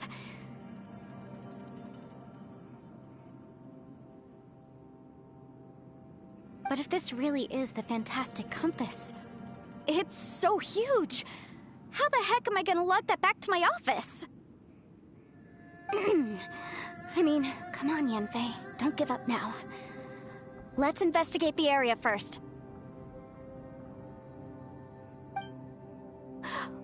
What the... Are they treasure hoarders?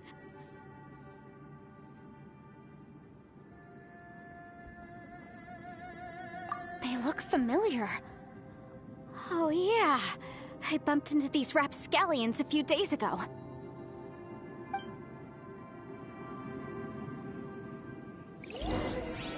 Want a taste of my hammer?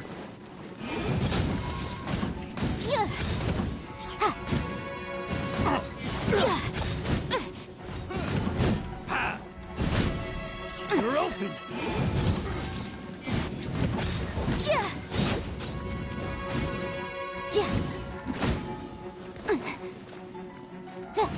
open! Good job. Motion!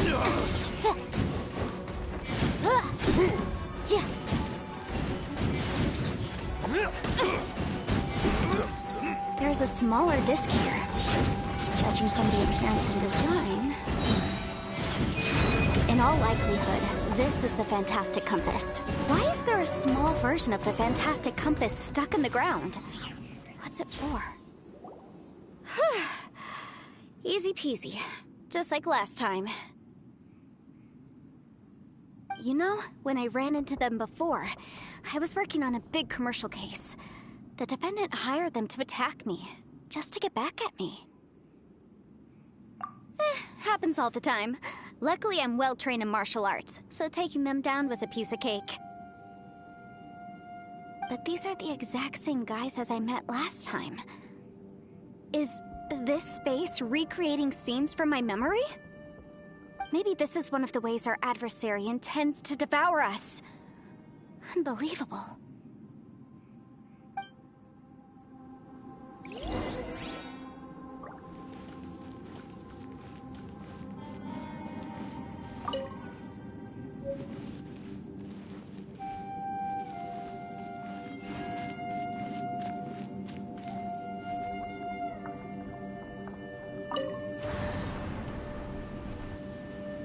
Huh? A new entrance. Great.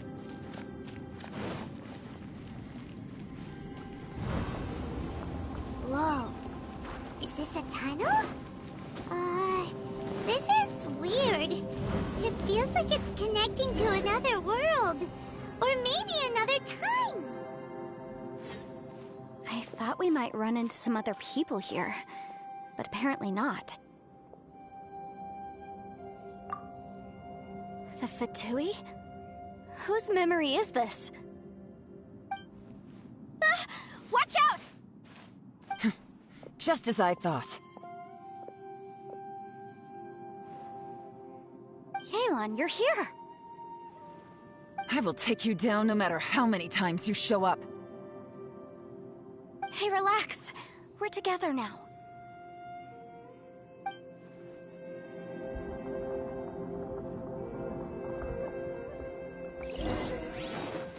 Frozen. Motion to compel! Quietly now. Flash frost. Freshness preserved. Have a load of this. You're not going anywhere. Incinerate! Busted.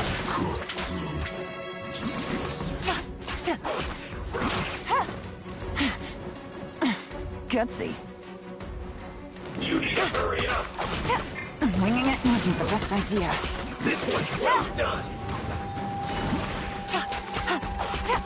Take it easy.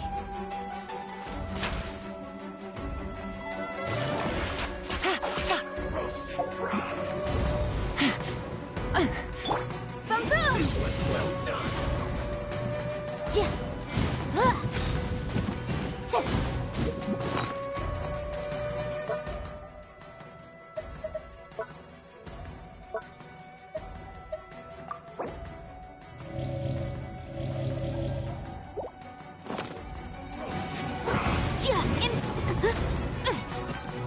Motion to compel. Gotcha. Busted. Game's up. Time's over. But unfortunately, I mustn't give up. But can I out of here? I will recall. See.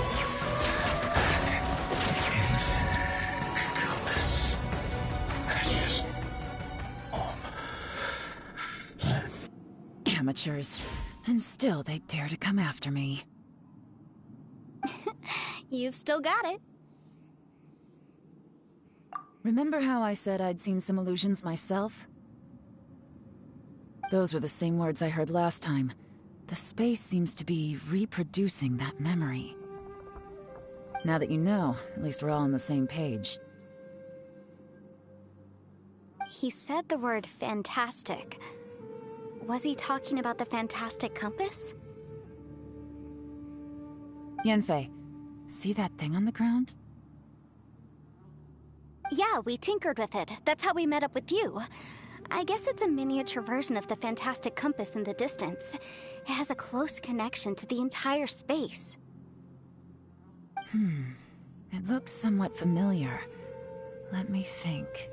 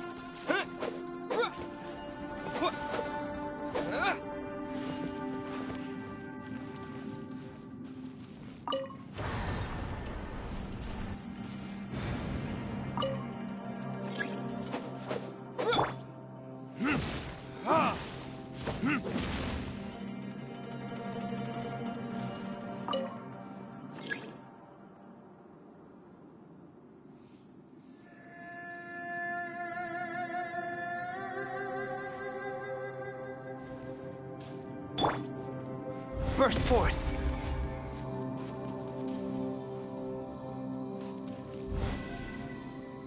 Come into being!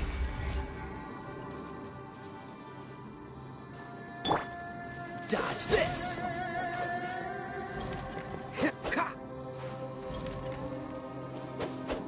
Ha!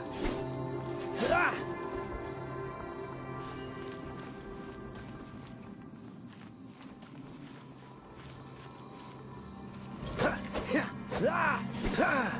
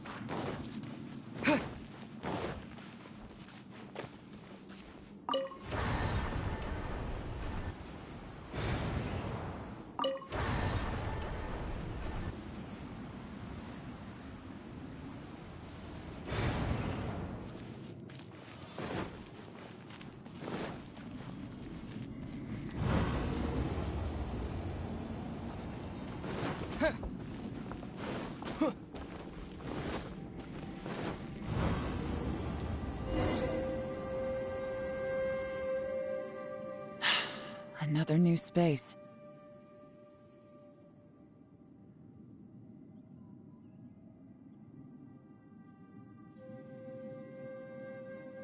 If everywhere within this space follows the same rules, there must be another small fantastic compass somewhere around here.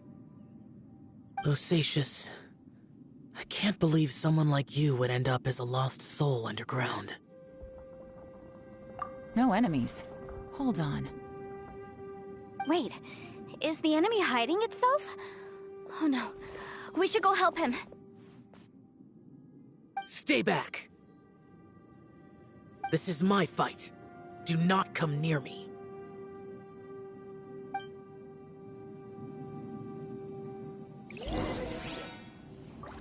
Filthy monsters! So many people have died at your hands! I lured you here to this underground space because I found your weakness. Hiding and ambushing from the dark is Bosacius' signature tactic. Die here with me! How did a valiant warrior like you die here?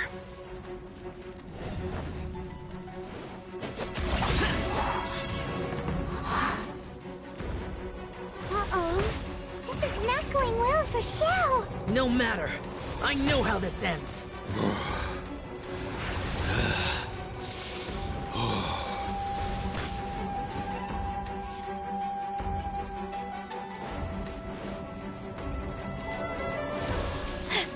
Look!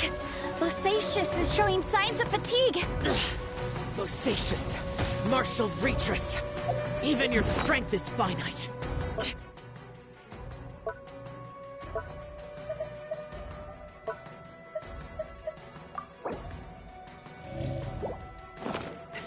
But your illusion is not as mighty as you. This is not you in all your glory.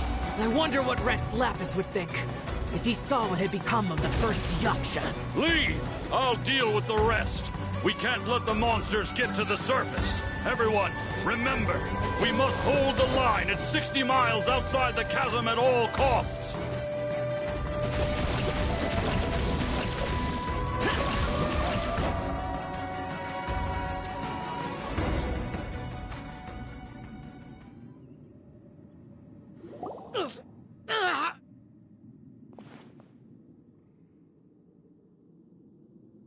Enough! Phantom, be gone!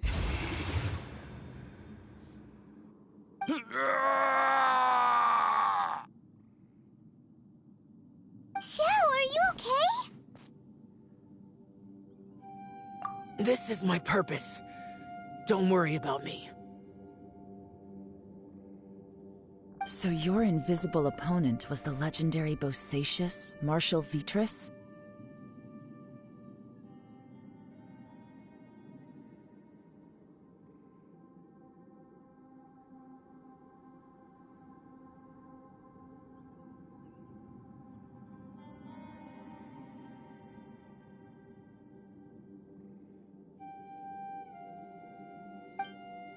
Yes.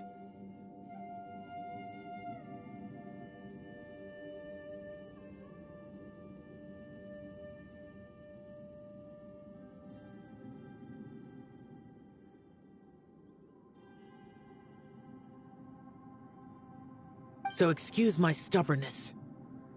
Bosacius has been missing for centuries.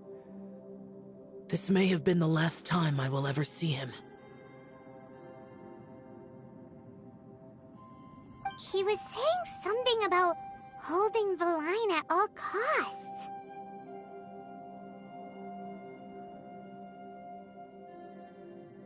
He fought here.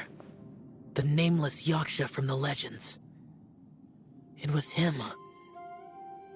But didn't you say he'd always announce his name? How could his name be lost to time? What happened?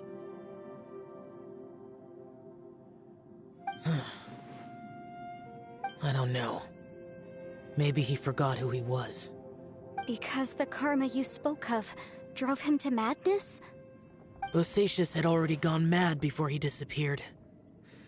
There was no way of knowing if his memories were intact. He still took part in the Battle of the Chasm despite having gone mad?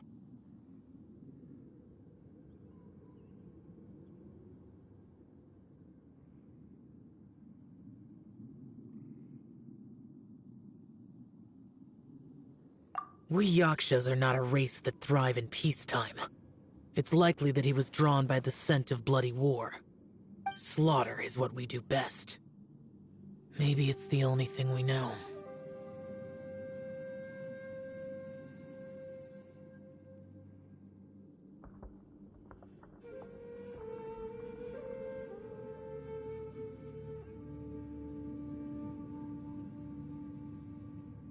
This battle confirmed my suspicions.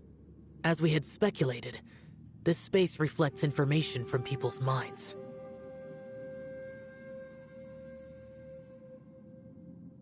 In other words, despite going mad, Bosacius came here. The illusion we saw just now is the impression he left behind.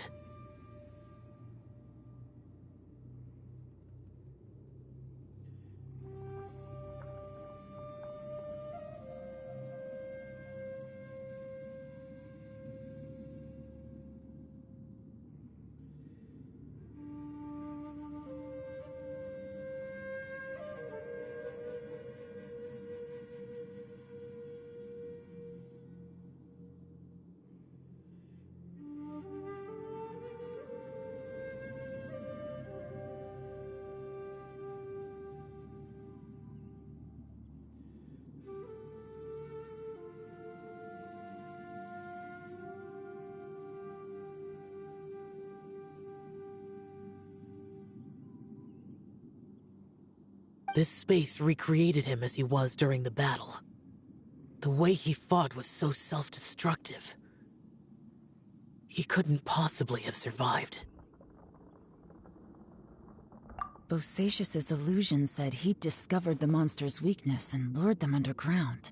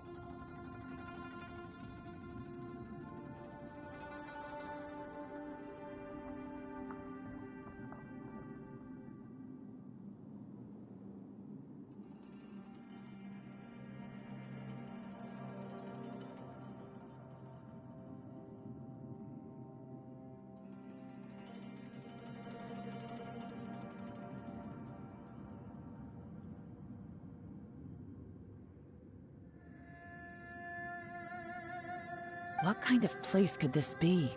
Defeating Conria's monsters is no small feat, that's for sure. Guys, it could just be me, but I think I'm suddenly feeling more tired than I was. This space is really starting to affect us. I believe Bosacius stayed here underground. But now he is gone, and only his illusion remains. If we don't leave, we may meet the same fate. Time to move on. You fought well, Bosacius. Goodbye.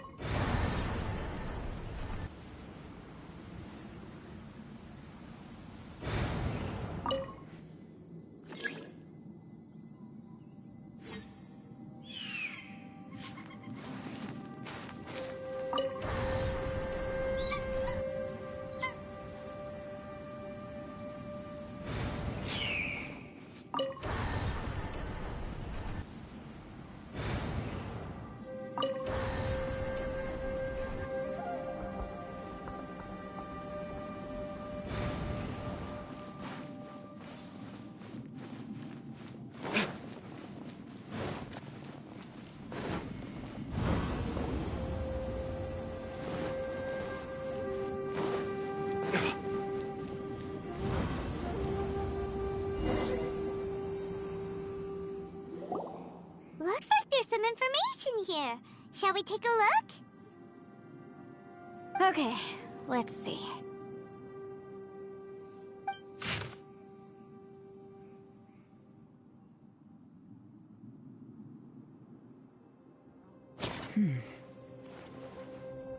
It looks like these were letters written by the Millelith soldiers who stayed here.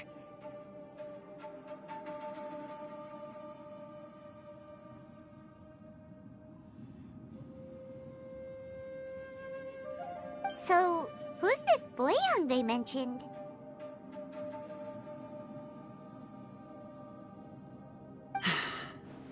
Boyang was one of my ancestors. The one who didn't make it back.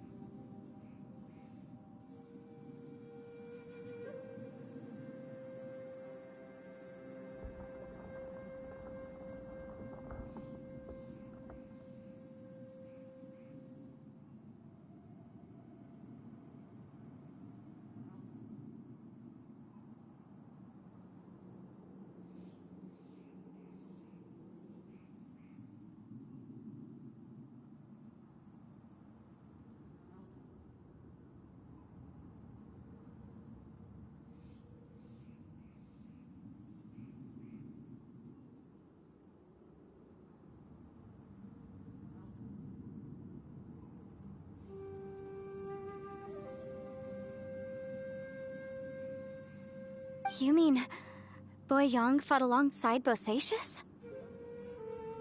I believe so. And the Millelith soldiers were their brothers in arms. I guess now we have a pretty good idea of where everyone that went missing ended up. Yes. So scary. What happened? Come on, let's not stay here. I have a gut feeling that sooner or later we'll connect all the dots. And then, we'll finally know the truth. Still, who knows how this space is planning on revealing the answer to us.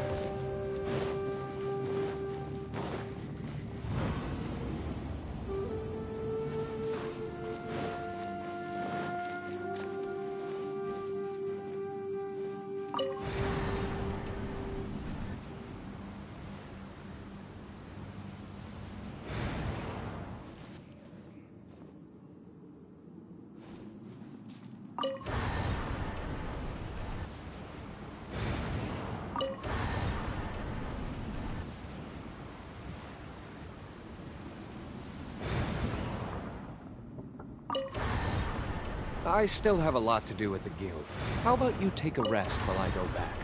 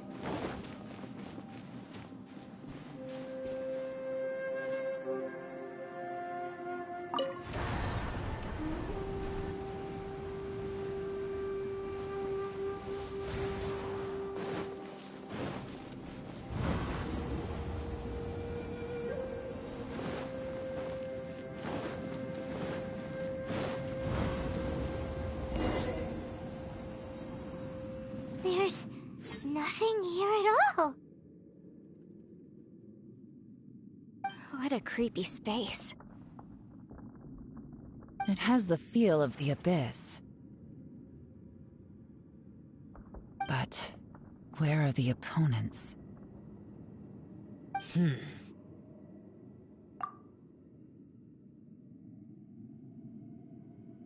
Your memory of what? The abyss? So, this place is created purely based on your memory?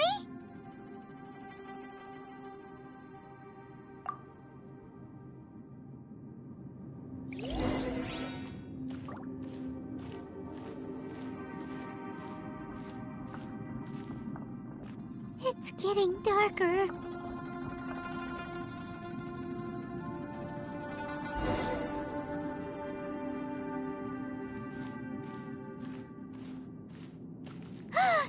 It's...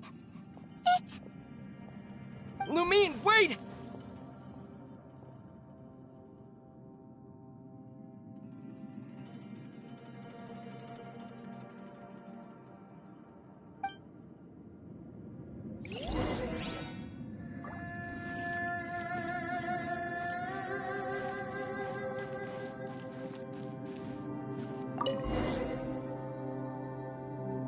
Huh?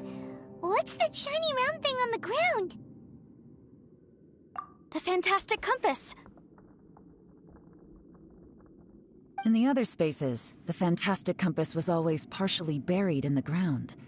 But this one is lying flat, intact, as if somebody left it here. Oh, she was just a figment of your imagination? So, she appeared as an illusion because you miss her so much, huh?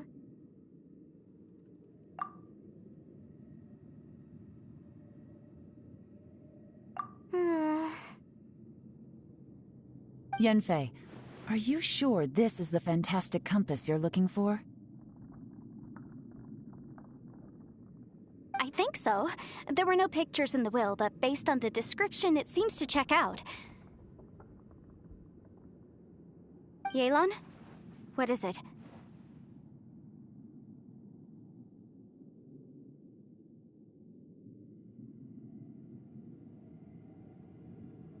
From the design and build, this fantastic compass looks extremely similar to the catalysts used by my clan. I just need to do this, and... Someone's used this before. There may be a hidden message inside. Let's get out of here and find somewhere safer.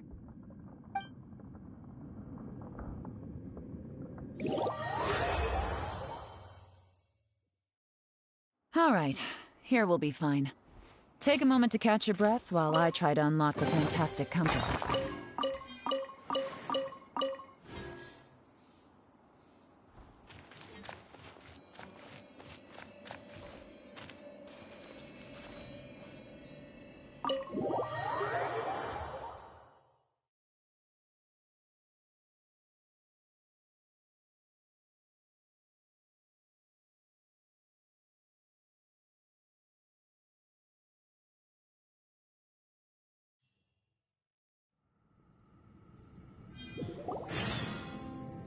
Well, well.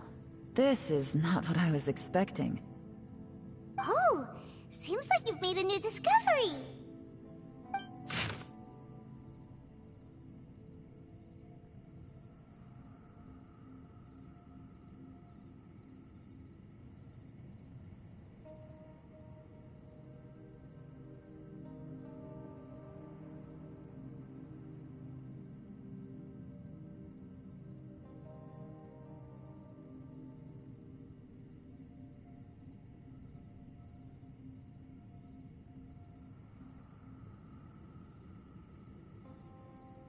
This information was left by a thaumaturge called Boyang, who, as you know, is the missing ancestor that I came here to investigate. All this information, it was left by your ancestor? Hundreds of years ago, two of my ancestors, brothers, were gifted the fantastic compass by someone of great importance. They brought this device to the chasm and joined the war against the monsters of Conria. They set out together, but only one of them made it back. Minus his sanity. Karma. Correct. One possibility is that when they fought alongside Bosacius, they were tainted by his karma. Neither of them had visions, so they wouldn't have been able to resist its effects for very long. From reading through this, it sounds like Boyang ended up staying here for good too. Well, this is just wonderful. So, that's it. There's no way out? What do we do? Are we gonna die here? But Paimon doesn't wanna die!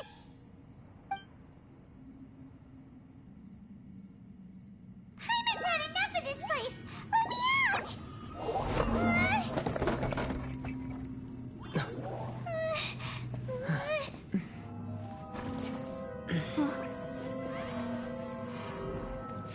What was that? Huh?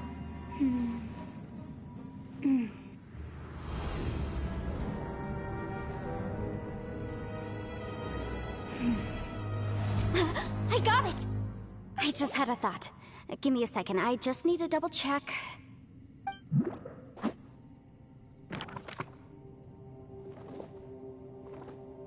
Uh-huh.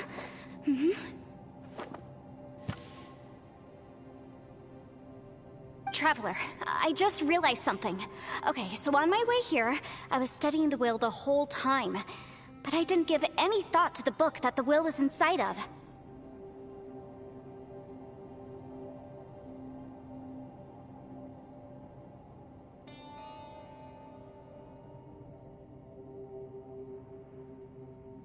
I don't know it verbatim, but I have read it before. The gist of the story goes like this. Millennia ago, an Adeptus made a magic device to seal away evil monsters. Later, he made good friends with a human and gave the device to him to use as a catalyst.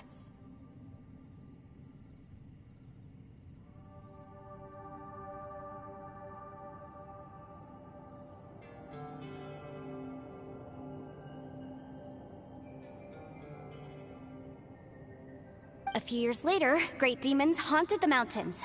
The mortal and the Adeptus joined forces to exorcise them using the same device.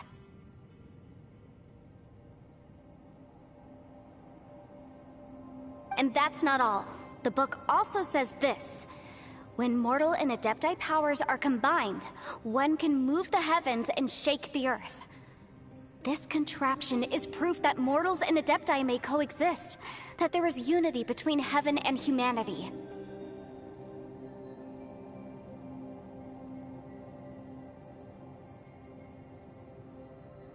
I have both Adepti and human lineage. Maybe my power can work.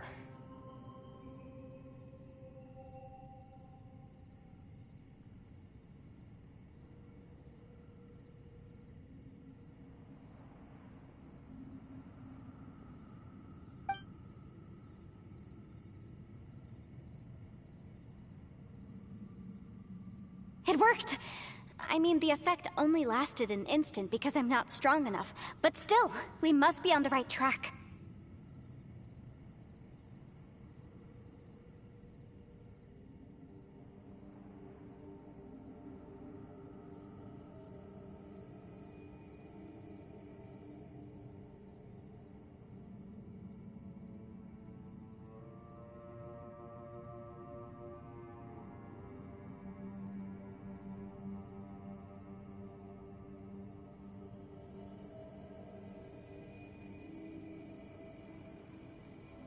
And look!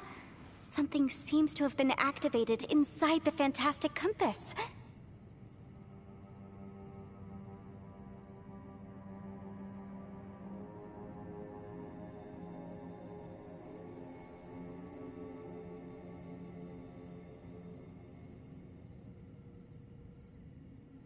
By heaven's might and the gods of the 5 regions, Yaksha and mortal together take this contraption in hand.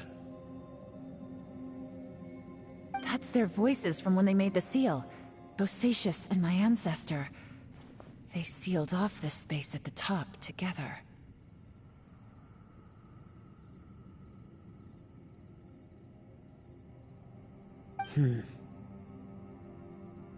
I see.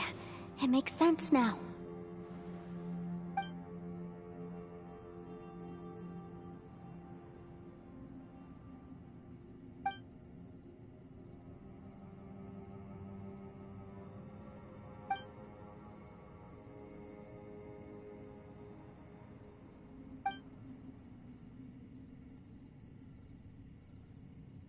Everyone, let's go back and meet up with Ito and Shinobu. I have a suggestion to make. Paimon can barely move anymore. Oh, why can't we get out of here? Paimon doesn't want to die. Paimon wants to stay with you. Paimon, just hang in there, okay? Trust me, there's still hope. Let's go.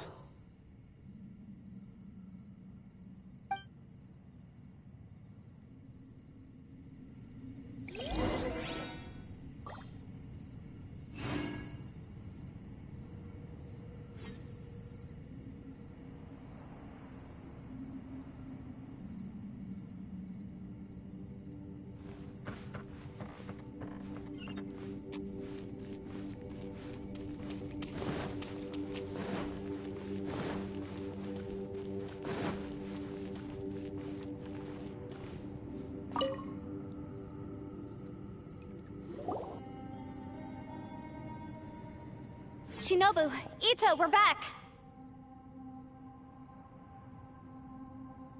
He must be exhausted, because he still hasn't woken up yet.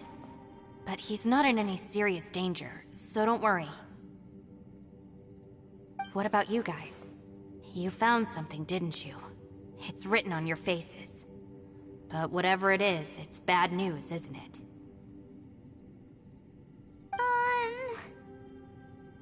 We found the fantastic compass.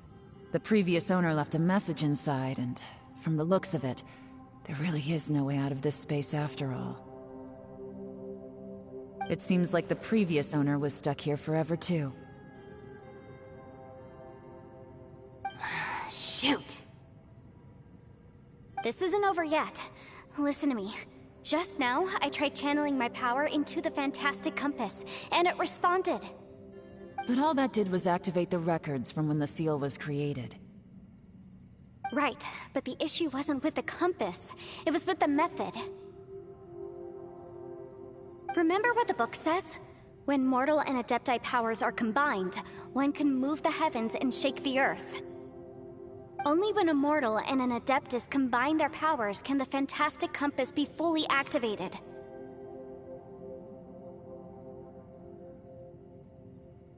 I'm a mix of human and Adeptus, so the fact that the fantastic compass responded to me shows that the system is still functional. Lucky for us, we also happen to have a full Adeptus and a human with training in the magic arts. Interesting. So that's what was going through your head. So, an Adeptus and a human need to channel their power at the same time? Yes, if my guess is correct, then when both of you put your full power into the fantastic compass, we should be able to completely reactivate it, maybe even reverse it. Last time, it was used to seal the intersection between this place and the chasm.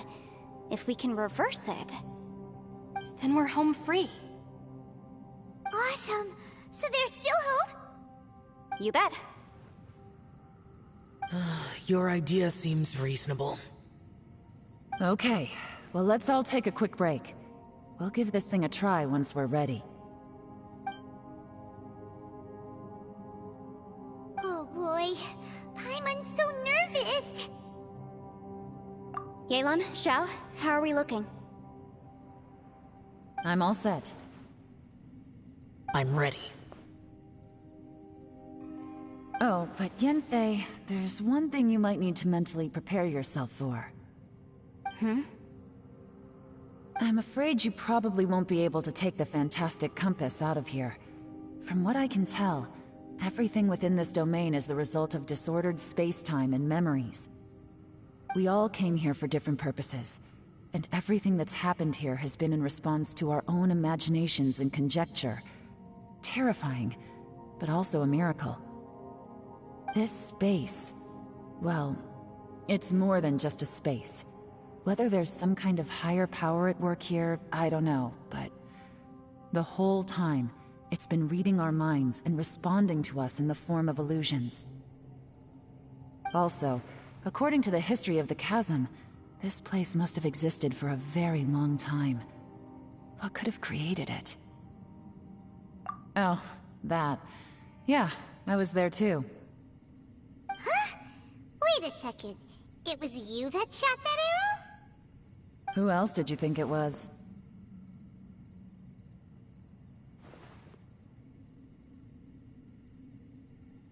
That snake is probably a remnant of Conrion's civilization, and crystals are highly effective against it.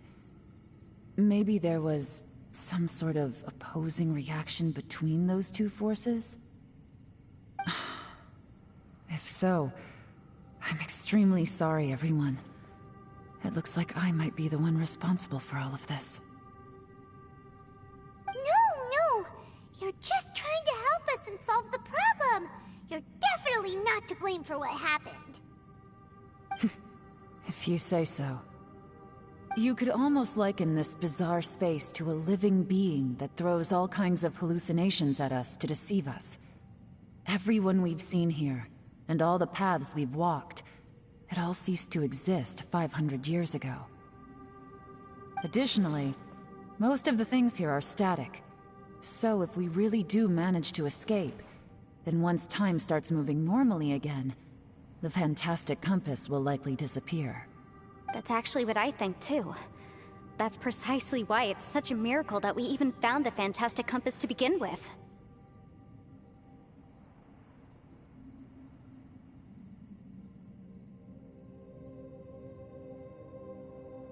This whole thing feels like we're breaking free from our shackles using a spear that by rights should not exist.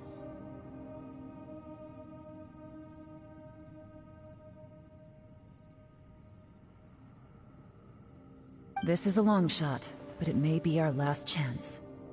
So, whose wish was it that summoned this device? Perhaps it was. But maybe there's another reason. Your incredibly strong commitment to your search. It's a shame that we couldn't find your family. But if they were here, I'm sure they'd want nothing more than to see you being rescued from this place. I gotta say, it does intrigue me, the way we all ended up here together. If this is fate, then let's grab it in our hands and turn it around. Leave the boss to Ushi and me. We're ready. Traveler, take care of Paimon. Yanfei, you might need to come closer to me when the time comes. Sure.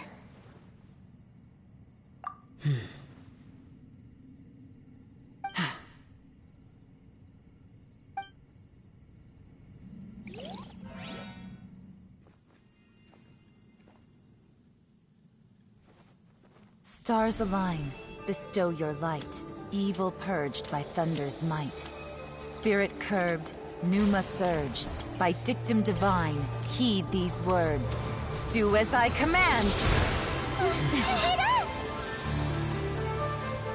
Aha!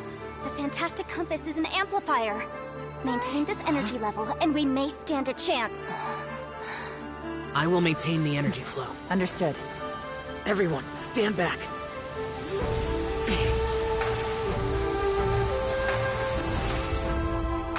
I shall hold the line by sealing the surface. As Yakshas, we must fight for this world. General Elatis, falling in!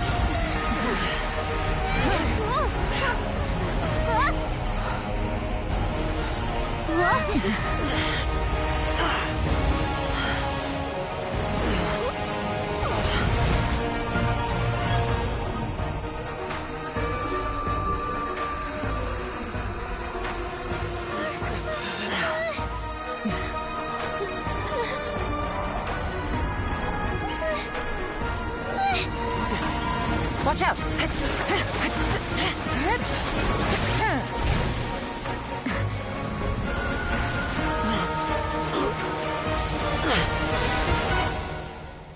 This trip may be dangerous, yet you insist on going.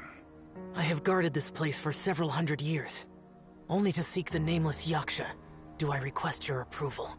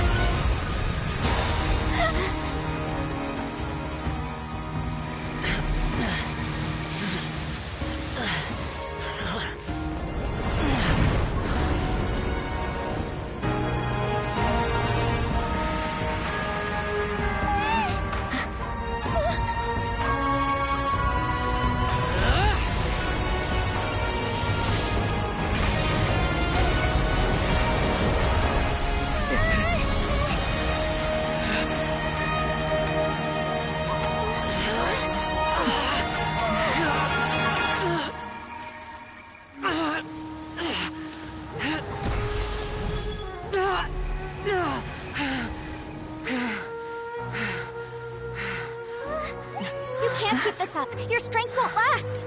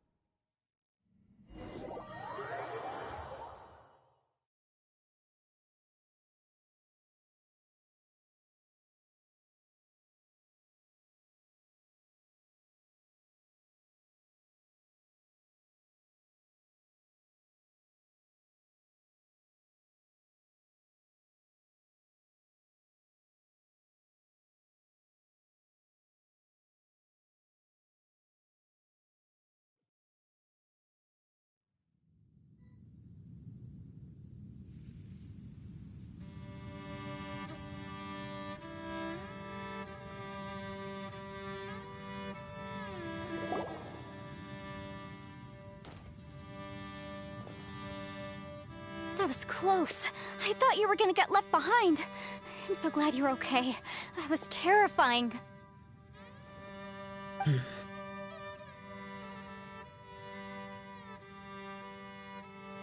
I know what you were thinking, but...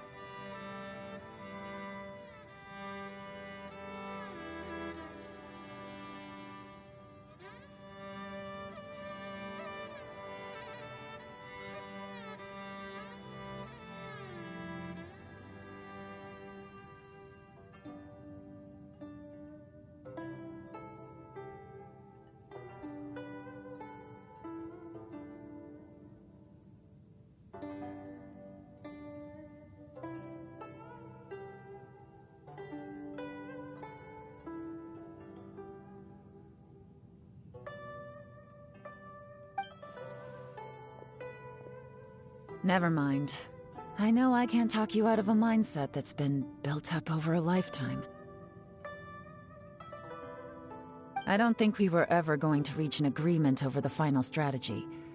But in the end, It was thanks to you that we managed to escape. So, thank you for saving us all. No. I could not have done this on my strength alone. Don't mention it. Looks like everyone got out unscathed, but you all look pretty exhausted. Rest up. There's no hurry to move on from here. As for me, I'm gonna check the area for any unusual activity. She's gone.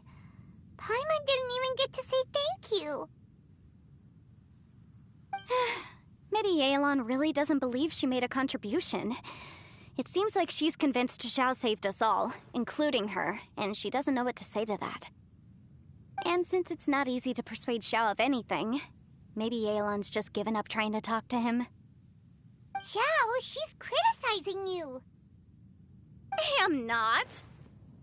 You speak only the truth. I have no quarrel with that. I will keep your words in mind. Really? Well, that's great. I count that as quite an achievement. It was a perilous situation we were faced with underground, and it took every single one of us for any of us to make it out alive. I feel lucky that we didn't lose anyone along the way. Hey, so Bullchecker still hasn't woken up yet. Surely he's not gonna stay asleep forever, is he? Let's go check on him.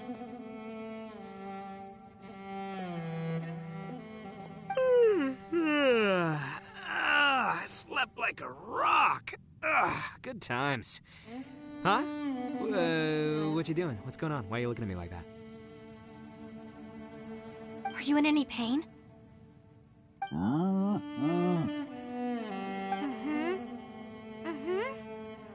The head? What about it? Is there any brain damage from the impact? You need to tell us if you're not feeling well.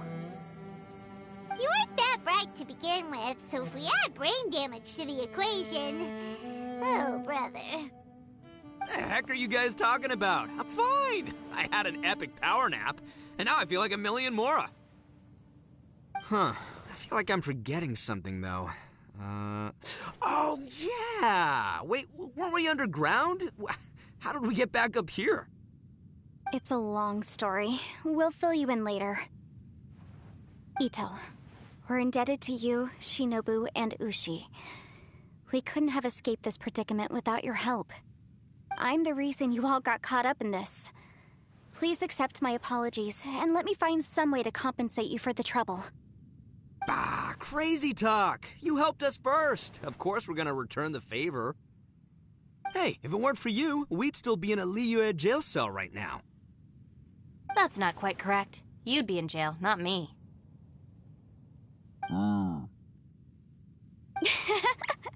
Good point. Well, okay then. How about this? To celebrate our newfound friendships, how about you let me take you to Liyue Harbor for some sightseeing and a proper meal? I like the sound of that. Now that you mention it, whew, I am famished. Oh, I can barely walk here. I'm hungry too, Senpai. Why don't we head straight over? Paimon too! Paimon wants to come too! Huh? Fine! Alright, well, I promise I'll take good care of your friends from Inazuma. Take it easy, okay? What we just went through was a lot. Oh, wait! Yelan left already. I was gonna treat her to some tea. But I'll take this to mean we're square.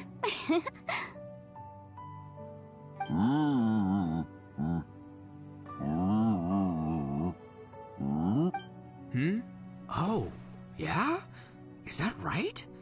Wow. Okay, I'll let him know.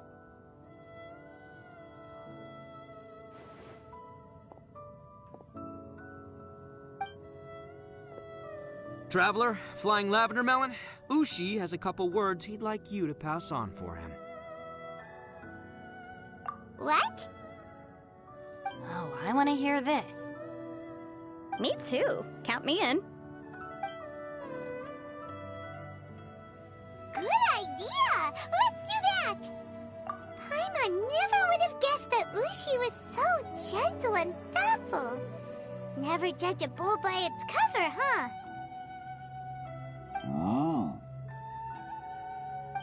Sometimes the profoundest truths can also be the simplest. I think Ushi's words may well come in handy.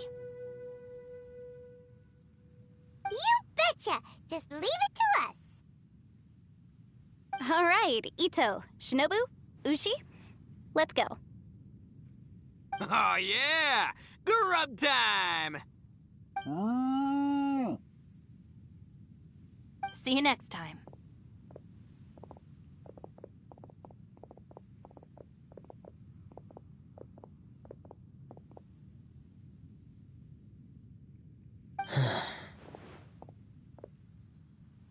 Finished taking care of business? Oh, there wasn't any business. We were just saying goodbye to our friends. You're still here.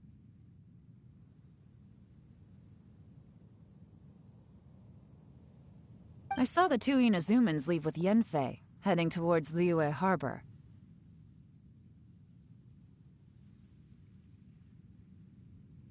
Aren't you going with them?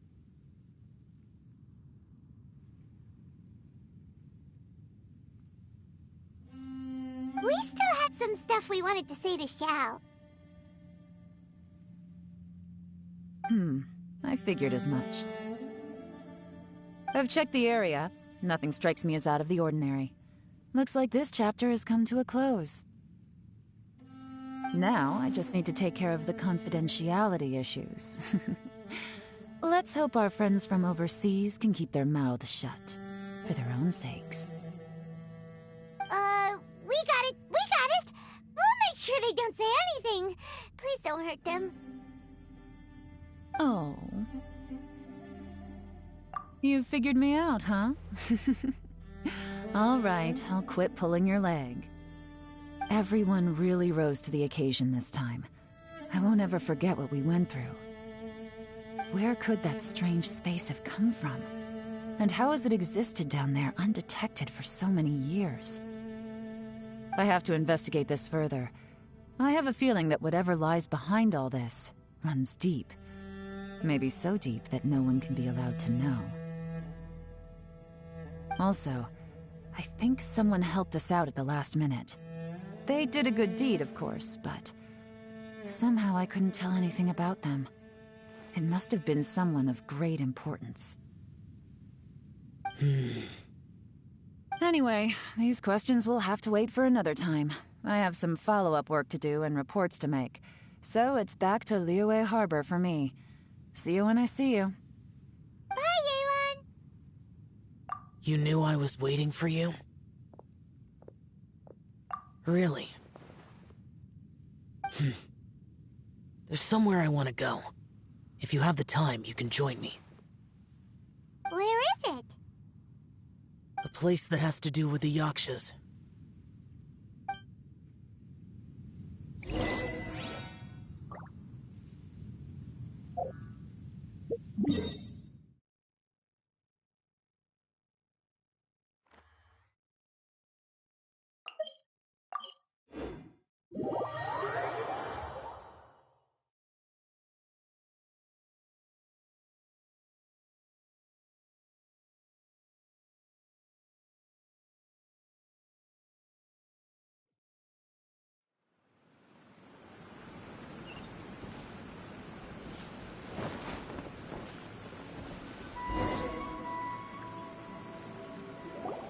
The temple up ahead was built to remember Pervases.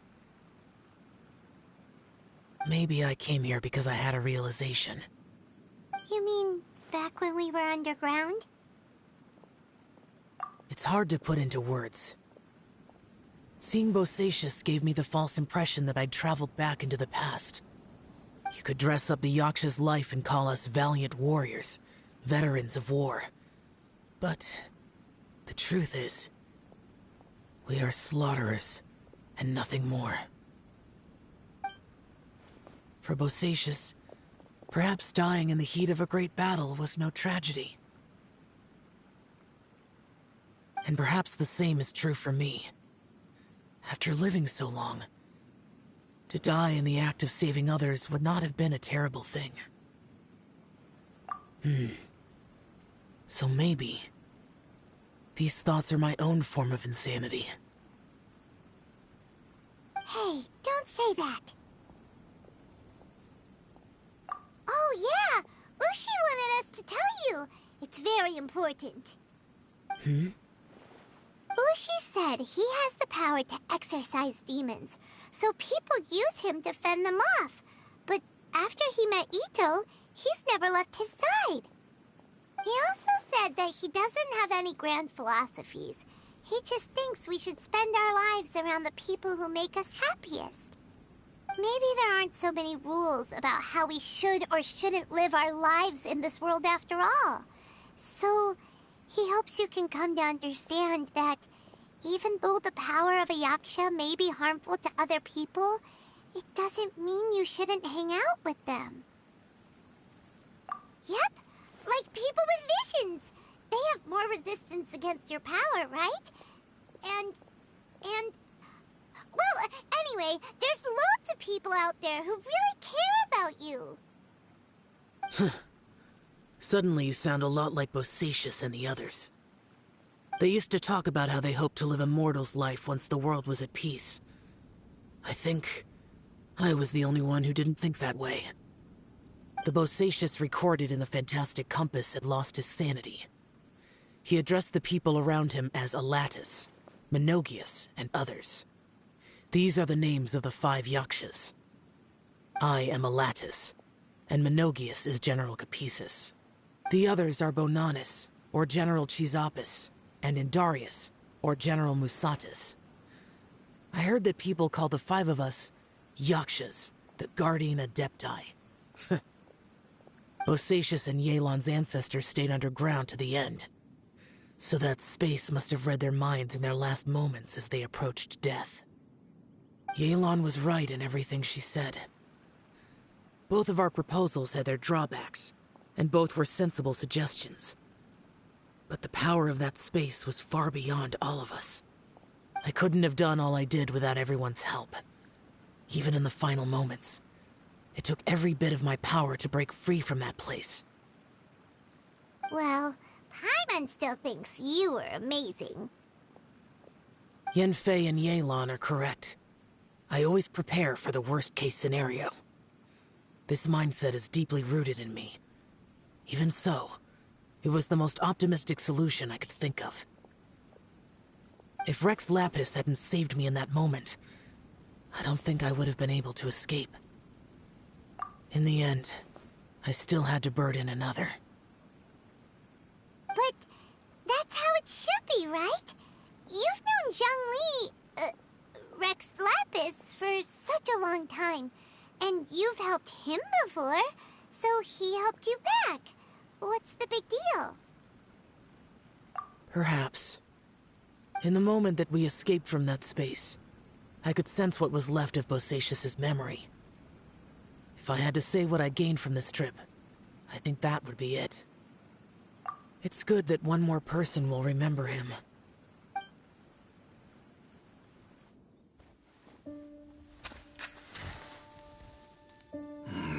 Menogius, where have you been? Brother Yaksha, you're confused again. I've told you countless times, I am Boyoung, a thaumaturge who fought with you in the chasm. Boyoung? Boyoung? You are Boyoung, but who am I?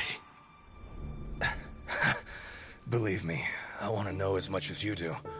Here we are, the two who agreed to stay here together, and I can't even call you by your name. It's a shame.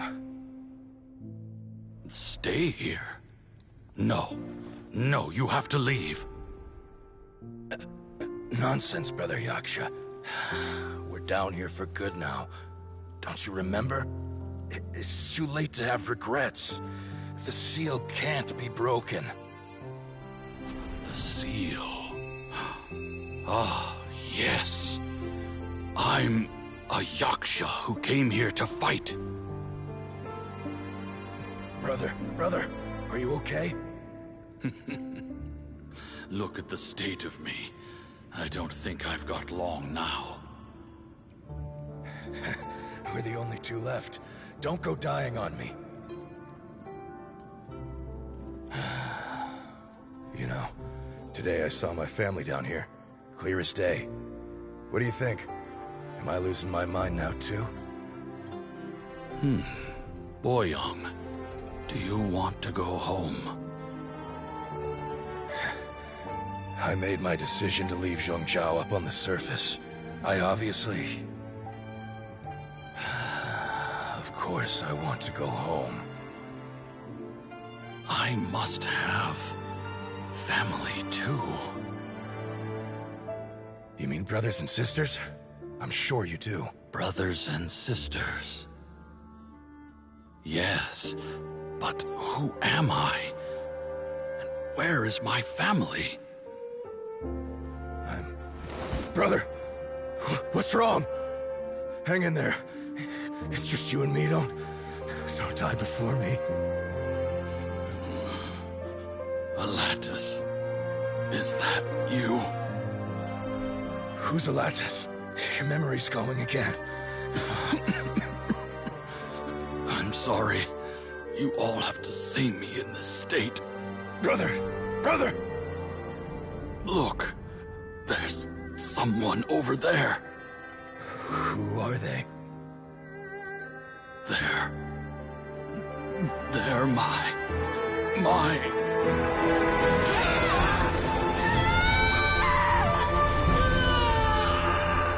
remember now. I know you.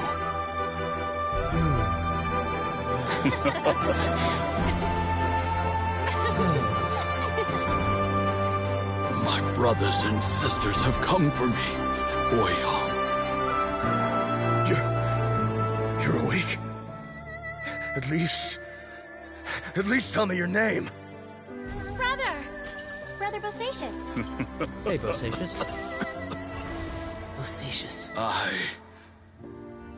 I am Bosacius, and my destiny is to make the ultimate sacrifice.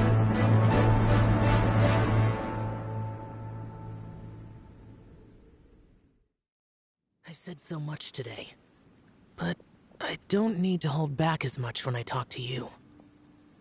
Have you ever had a moment where you felt like you were aware of your destiny? The potential of life? The approach of death? Whatever it might have been. By now, I have accepted that destiny is the one disaster that the Yaksha know most keenly of all. We are destined to misery. And yet, we have no fear. How? It matters not. Rex Lapis had said that you are a witness. It is right that the events of the world are relayed to you.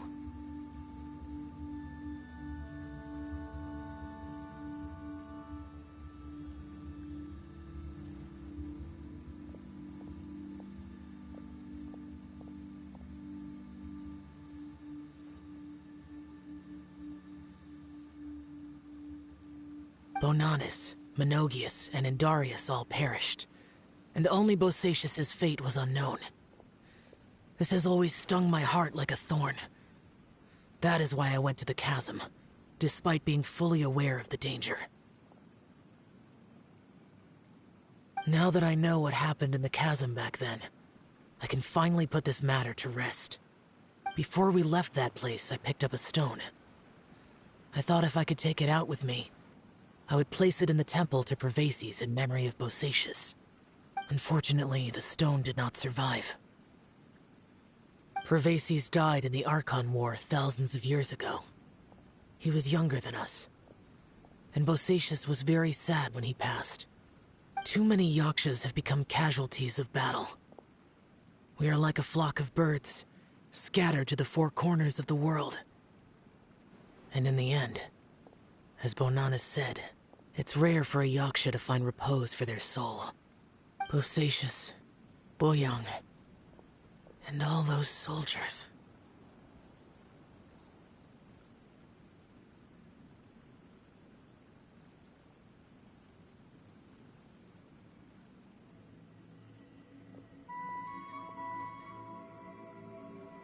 Heroes. I like that word. Maybe the world will never be free of disaster. But there is good in the world, too.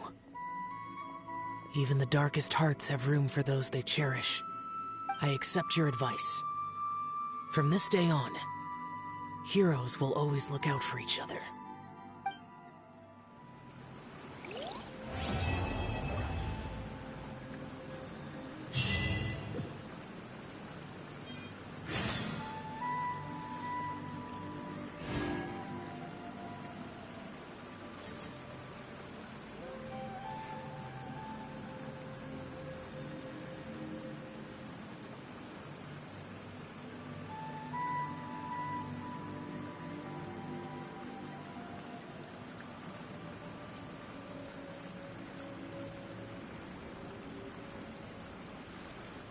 I